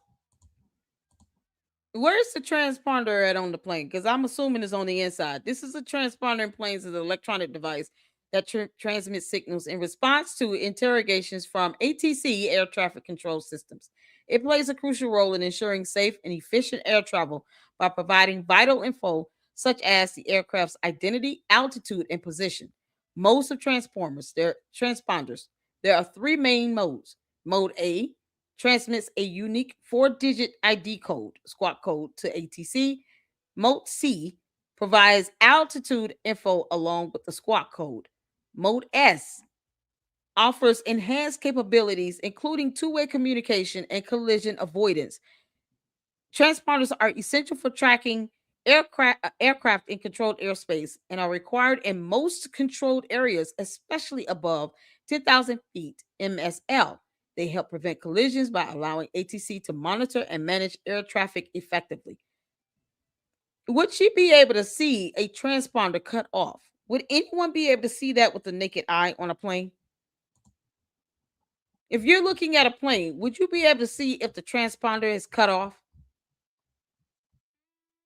It's internal. I figured that. Turning off the transponder is dangerous. Thank you. It is. Okay. Manny is saying Criminal Investigation Division. It is the Army's federal law enforcement and investigative agency similar to FBI, but specifically for Army-related crimes. Candace doesn't understand how militaries work either. And she's already said she's American ignorant. It's dangerous. No. So if you can't see this transponder turned off with the naked eye, how does Candace or this person that sent this email know that the transponder was cut off? How would they know that? How would they know that?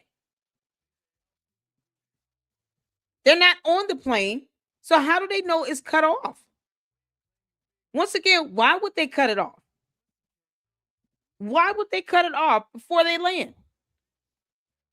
Even if you're below 10,000 feet, it's still helping you to avoid a collision and transmitting information to the ATC. Why would that be cut off? You have FAA transponder requirements here based on laws. Like, you can't make this up. The FAA is a federal government agency, by the way. Federal Aviation Administration. There are whole requirements by law. Why would they cut that off? And how would she know it's cut off? How would this person that sent this bogus ass email know it's cut off? You can't see that with the naked eye. Are you kidding me? She didn't even know what an SCIF is.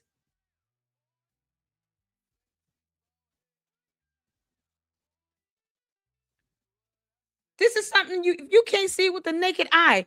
How are you able to see it's cut off and you're not on the plane? If this is something internal.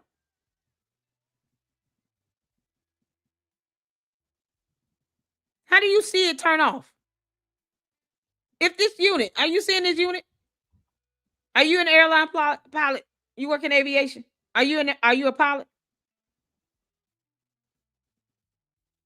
Tink, are you a pilot?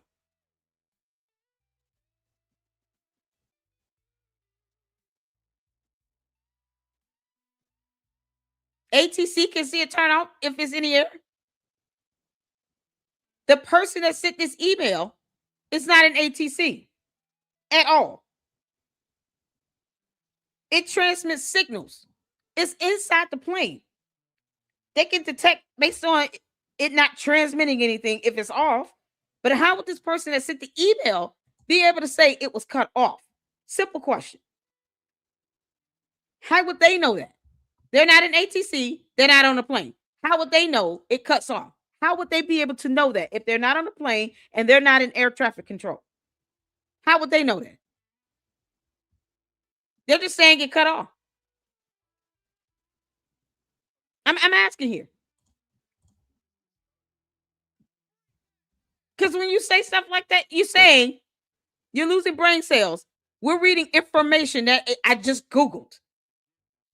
This is inside of a plane. This person in this email is saying the transponder was cut off. How would they know that? If they're not on the plane, they're not a pilot, they're not an ATC, how would they know that? You can't see this with the naked eye. First of all, I don't even have to believe this email is real. Because we all know that she doesn't vet her tips. She doesn't. But it's not even making sense when you say the transponder was cut off. Based on what? You're not showing us any flight data where you can see this is being cut off. And you can't see that with the naked eye. It's just logic. This is insane. Which is not accurate. Exactly. The data, if you're doing an investigation about a plane crash, the first thing the investigators want is called the black box. The black box has the cockpit voice recorder, CVR, and then it has the, what's the other one? The other component to it. The FDR, I think the flight data recorder. That gives you direct data about everything going on with the plane. From what's being said to any alarms going off in the plane. You can hear some of this stuff audibly. And then the data itself transmits what's going on with the plane. To say that a transponder was cut off, that would be picked up in some sort of the data in the black box.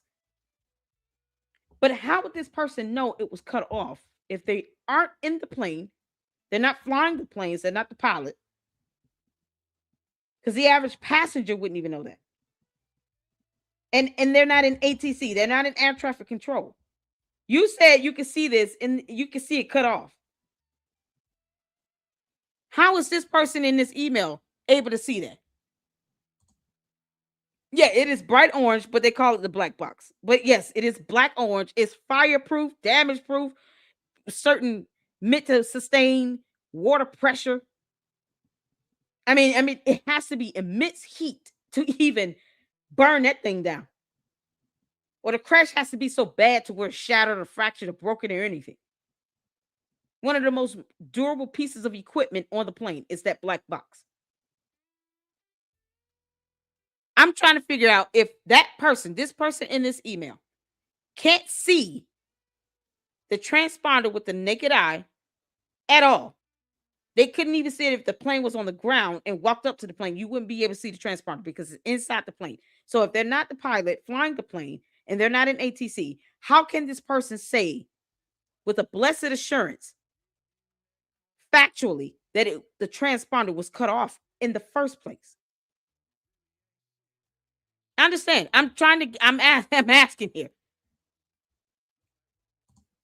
How would they be able to say this? You understand what's in this email? What's being insinuated in this email is that this person knows the transponder was cut off when they're not a pilot on the plane or not in air traffic control. Why does she keep saying that it's cut off and she doesn't provide any data to back that up? The data that will come from the black box. That's what this transponder will feed data to, the black box, the flight data recorder. So between that and air traffic control, the only people that will know this is cut off is the pilots and ATC. Not even the passengers. So all of a sudden, this person knows that it's cut off? How? And she keeps reiterating this. Like, that proves something. This proves nothing, really, because you're still not putting it near UVU. You're not saying, okay, the passengers or the pilot went to the Charlie Kirk event. You're not even connecting this to Charlie Kirk's assassination. Why do we care about this? Is the question here. And how can someone say the transponder was cut off in a plane? I would be able to say that. Why is this person able to say this if they're not a pilot or in the ATC? If they're not able to give some sort of data analysis on the FDR? You can't make this up. And this is supposed to be coming from a military personnel. That's what I'm asking here. This is coming from military personnel? ATC and the pilot. So who is this person that's saying that the transponder was cut off? She won't show the email address. We don't know who they are. We don't even know if Harry is real. This person that just showed up at a meeting at a SCIF building on a military base, we have no idea if that person is real. We have no idea who these people are. She's getting these emails from her tip line that she doesn't vet. She hasn't shown any flight data recorder information, no data from that at all. And somehow she's saying with a blessed assurance, this person confirmed that the transponder was cut off, but not showing any evidence to corroborate it. And the only evidence you could really prove to that would be from the FDR, from the black box, or from what's transmitted to the ATC. That's not something you can see with the naked eye. This is the BS that she peddles out. I just stopped and took time to look up transponder. And I'm sitting here asking just logical questions here. She's not doing that at all. She's just taking whomever this is. It could be a troll. And she's just going with it. Not even saying, here's what a transponder is. Let's establish that. And what that means. And how would one know if it's cut off in the first place? She's not even establishing that. Factual, basic information. This is her problem. And she pushes this stuff out. And she doesn't even try to correct this stuff or none of this.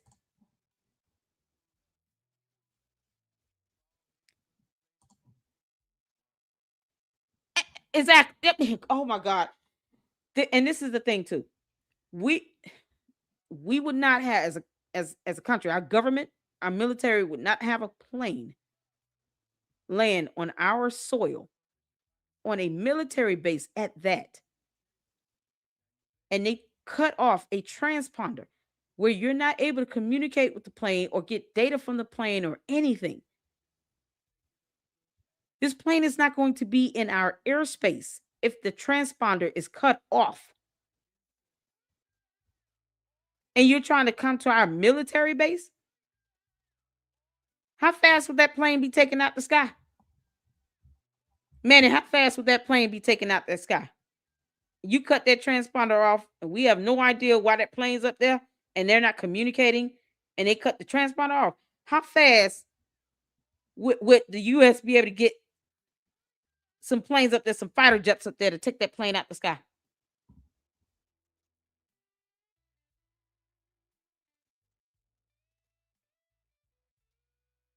Even if you have autopilot on, the transponder is not cutting off. If that is the main way to communicate with the ATC, with air traffic control, you're not cutting that off. Just the risk of being in some collision in the sky? No. They're not going to risk that. It would bring way too much attention to them. If you have a military aircraft in our U.S. airspace and they cut off that transponder, there you go. Manny is a veteran of the military. 0.00032 seconds. You're going to have a fighter jet up there. And they're going to give you a warning. They're going to pull up next to that plane. You need to, tell us who you are. Identify yourself. They're not even going to ask too many times. You need to identify yourself. Then we're going to send a warning shot. Okay, identify yourself. And then we'll be forced to take you out. And then next thing you know, kaboom. We're not leaving that plane in our sky. There is no way.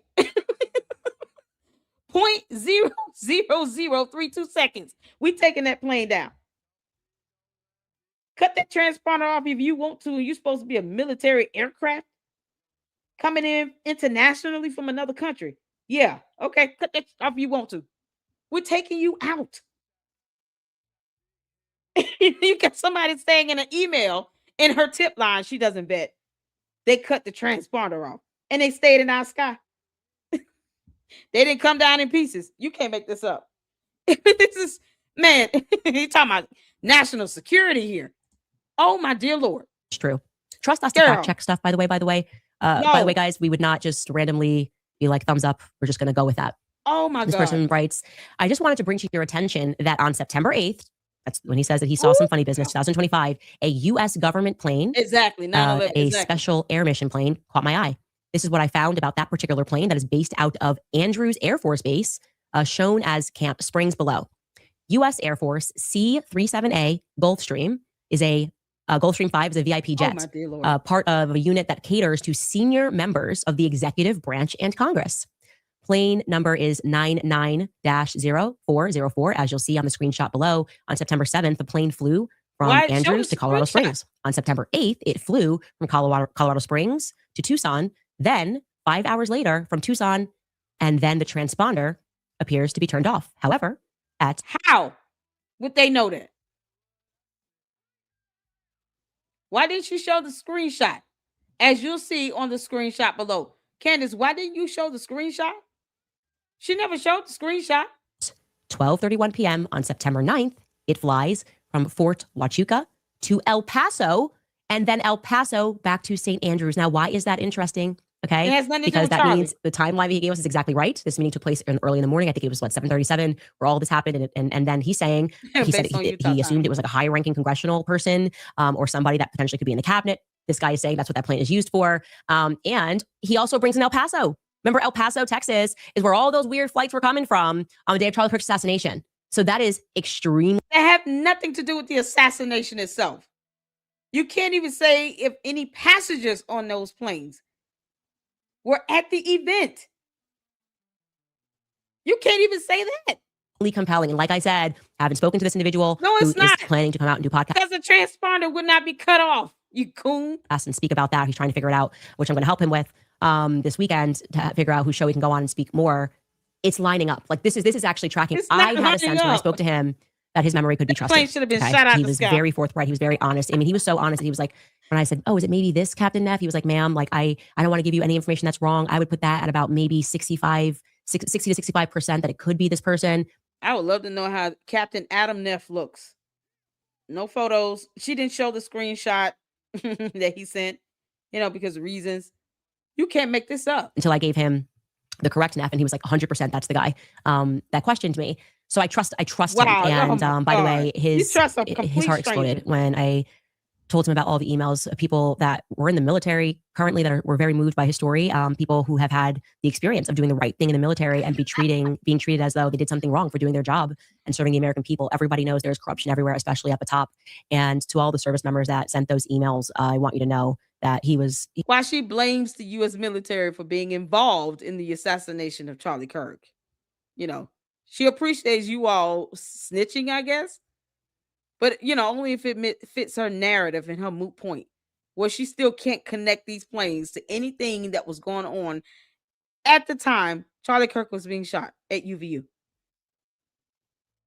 She won't even show the screenshot, photos, nothing, passports, all this stuff she claims she got from this hairy person. Won't show that either.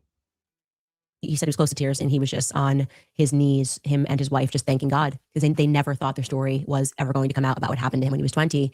And that is just something that is really, real. That's why I said there's so much God in this because like he either has the best or worst luck, but he just happens to be in the wrong place at the right time, maybe in the right place at the wrong time. Who knows? History will tell us.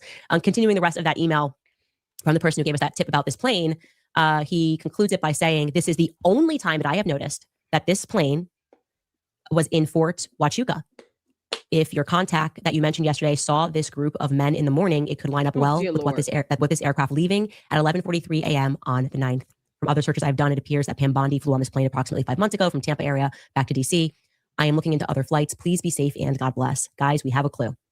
And we should keep going with that. I don't know. When he contacted me, it was the way I told you, it went about me praying and then suddenly I get this email. I speak to him and he's like so credible and just show the screenshot. Candace, there was a screenshot. Dear Lord, is she gonna show it?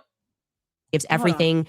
I think we need to keep riding this narrative of what happened and what he said that he saw. And he described it as a meeting that when the operation is being finalized, a finalization meeting.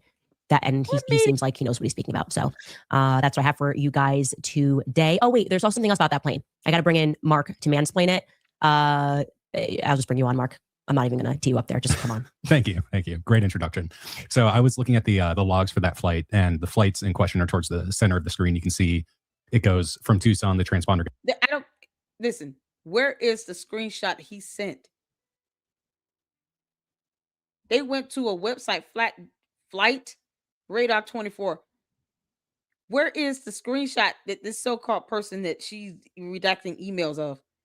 Where's that screenshot at? This ain't it. Dark. That's what that dash means there. But what really stood out to me were the call signs, which are basically the fourth column from the left. So you can see it's using RCH, which is reach. That's a standard Air Force call sign designator. But when someone important is on the plane, it switches their call sign to SAM, which stands, as you said, for Special Air Mission, which is typically reserved for people like the vice president, cabinet secretaries, senior officials of the executive branch, congressional delegations, and other senior political leaders. So what that tells me is the call sign from Tucson to Fort Huachuca is a standard reach. Everything before that is as well. But once it gets to Fort Huachuca and takes off, it switches to SAM. So that tells me they picked up someone of that stature in Fort Huachuca. And then just to avoid confusion, the Venus call sign is just when the plane is empty, it doesn't have anyone on it. It's actually very, very helpful. And I think, like I said, there's something here. There was definitely something here. But not the screenshot that was sent to you in that email. What do we care about this? If we can't say the people on the plane was at UVU when Charlie Kirk got shot. You're not even placing the passengers at the scene of the crime here. Candace, you are soulless at this. And I do believe that God put that man again. He has the worst luck. Our guy Harry has the worst luck down, or the best luck down. But we don't know who Harry is. We don't know if he's real. I'm certainly glad he was there. So you'll definitely be hearing from him directly. I would assume next week I'm going to help him figure things out. He's like, I don't know how to work these podcasts and computers and how to get my message out there. We will definitely. But he can tell you if a transponder is cut off in a plane. Go back, Candace. You know how cartoonish that sounds. This person can tell you that a transponder has been cut off in a plane, but he doesn't know how to work a computer. Is that what you're saying, Candace?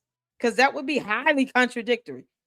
So someone who can't work a computer, hear me, can tell you that a transponder is cut off in a military aircraft and somehow stumble into a meeting at a SCIF building on a military base that's like top level secret, and she can't say the name of the building because national security and all.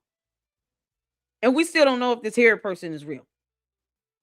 And even if they come out, this person can't work a computer, but can tell you a transponder from thousands of feet up in the sky, or even if it's on the ground, they can somehow tell you a transponder was cut off.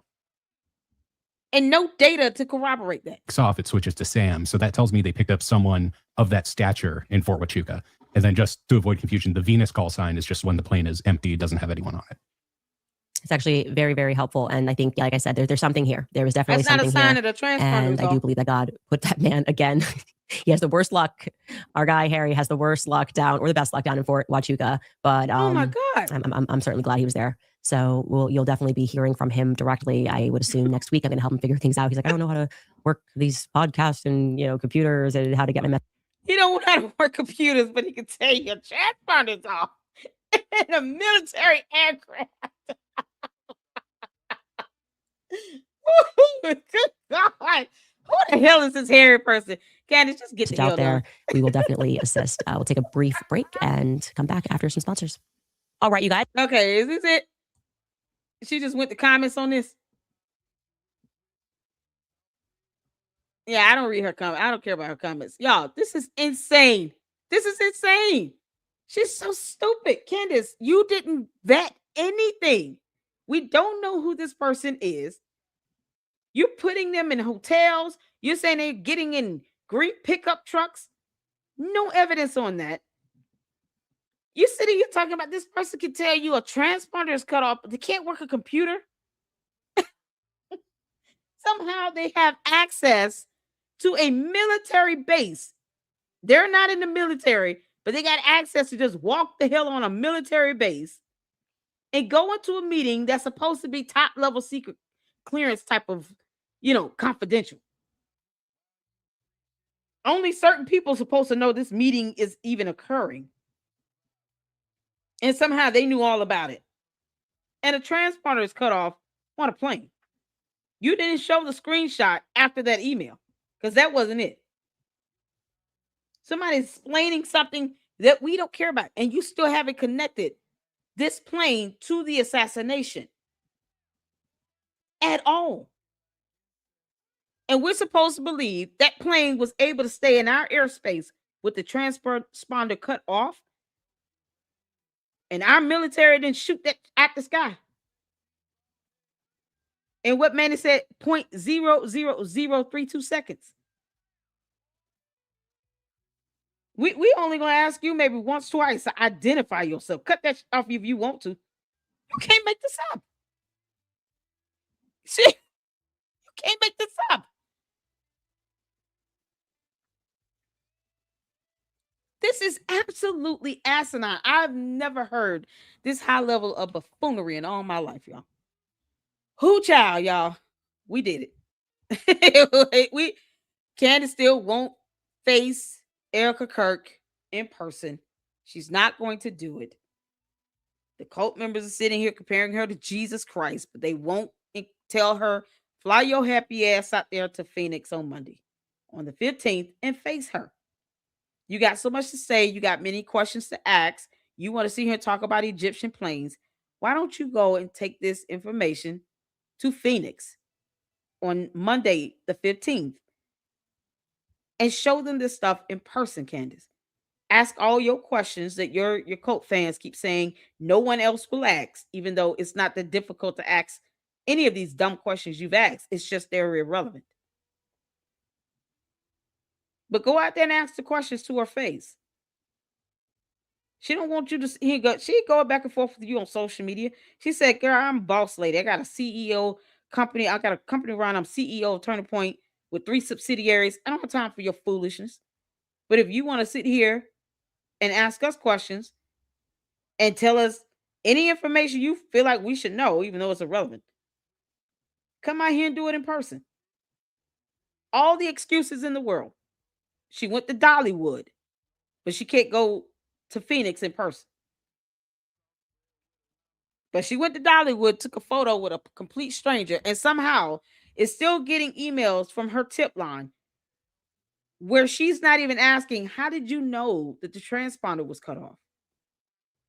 Where are these photos of the hotel images? Can you give us a photo of this pickup truck? What's the license plate? What's the make and model? Nothing. She said, I could show you all this documentation. Then show it. Oh, I'm waiting for him to come forward. Didn't she say she was going to release names at Turning Point USA last week? She never did that either. Candace, you put that in a post on Twitter X. You're going to be dropping names because you're so heartbroken over something. And you never did it.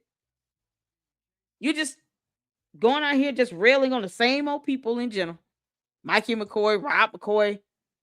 Now you're going after Erica Kirk because you didn't like what she said. And, oh, it's so disingenuous and blah, blah, blah. Candace, either you're going to face her in person and you're going to go out there and tell her how you feel, woman to woman, eye to eye. Or don't get mad when we're laughing at you for being the coward that you're being. Can't make this stop. All right, y'all. I am going to go live again. Now we're caught up. 7 hours and 44 minutes. You guys are awesome. You can't make this up. You know, the Candace cult members, they helped. I'm not studying them. I don't care how they feel. I'm not going to stop speaking the truth. I don't take kindly to threats. Neither the United States of America. Let me tell you something. We don't take kindly to threats, foreign or domestic. You're not studying that crap. You can't speak plain and lay out how I'm gonna pay a price. Don't sit here and think that's gonna sit here and fly. It don't work on me. And it's just crazy. Comparing her to Jesus Christ. Yeah, I'm gonna keep laughing at Candace Owens because she didn't die on the cross. All I ask, don't blaspheme and use racial slurs in my chat. I put up comments from the Candace cult members just like I do anyone else. Can't make this up. Well, I want her to go in person. Someone asked me if they bought me a flight, would I go to? Hell yeah. You kidding me? Yes. I want a direct flight there and back. And cover the hotel while you're at it. Like, you going to do that? Fine. I don't have any quarrels with going. What Candace doesn't realize is independent journalists like myself, it doesn't make or break me. But if she's going to sit here and say all this nonsense, go say it to her face. If I went out there, I would ask questions too. Won't be scared to do that. If she can go to Dollywood, she can go to Phoenix. Child, you can't make this stuff up. You guys are fantastic. We have endured 8 hours of this. This has been a lot of fun. I'm going to break this all up over the weekend, and it's going to be a treat for the members because the broken down videos are going to be members only. So many of you have been blessed with memberships. I want to get to these supers. Oh, my God. Juan Miguel, one of my mods. Fantastic. Shout out to you for the 5 memberships that were gifted. Jay Witt came up in here. Shout out to Jay Witt podcast, my brother in Christ. Mama love you, honey. He's keeping his foot on Candace Owens' neck as well. Did a great interview with the young lady that interviewed that Brandon Tatum. I don't know if he's still an officer or used to be one, but there's no way he was a good cop if he doesn't believe in evidence. And somehow he just believes whatever Candace is saying with no evidence. After admitting, she never showed him any evidence. He put that in a post. You can't make this stuff up. Why are you grown men sitting here being cowards to Candace? I don't understand. And I don't know much about Tucker Carlson, but it seems like he's just sitting here talking about, oh, the planes are real. Who cares? What does it have to do with Charlie Kirk's assassination? Shout out to Jay Witt, though, for becoming a member, renewing the membership for 7 months. Grace and peace. Let's go. $5 super from Jay Witt. Keep it up. Dropping a 50 super when you hit 50,000 subs. So we got to make this happen. Candy ass cult members want me to get paid $7,000, but they won't drop a super. It's so funny. I'll wait. Somebody can pay me $7,000. Y'all, please. Stuff is so weird. Weird. Oh, man. You can't make this up. Thank you so much, Jay Witt. Shout out to you, honey. Pat Brooks it a $19.99 super. You go, Lady Luck. Candace Jones, a.k.a. Jim Owens. Thank you so much for the $19.99 super. Is it Dana? Dana sent the $5 super. Anyone that is so inclined, make a video /solo/group with a message of prayer, strength, love for Erica and extended family over the next few days. Absolutely. Erica, keep at it, girl. We're always praying for you. We're praying for those babies as well. There's a protection order in place for a reason. Because she's actually faced with a real threat. A man is in jail, and it seems like Candace is just steadfast on this man getting released and having a hung jury. And then it puts Erica and the kids even more at risk if he's released.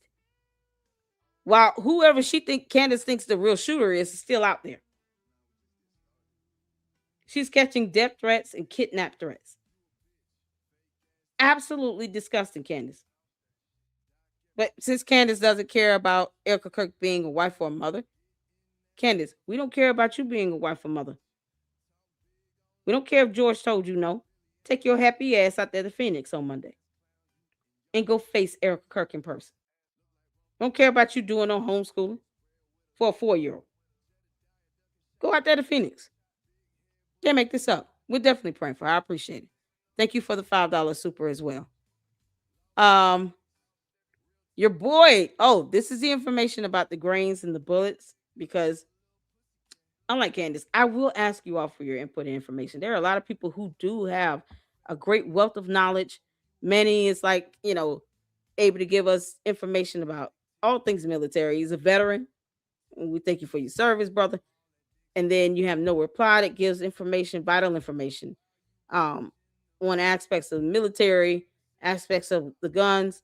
So many of you all in here, all my mods, people who will take time and actually research information in real time, provide helpful information in the chat.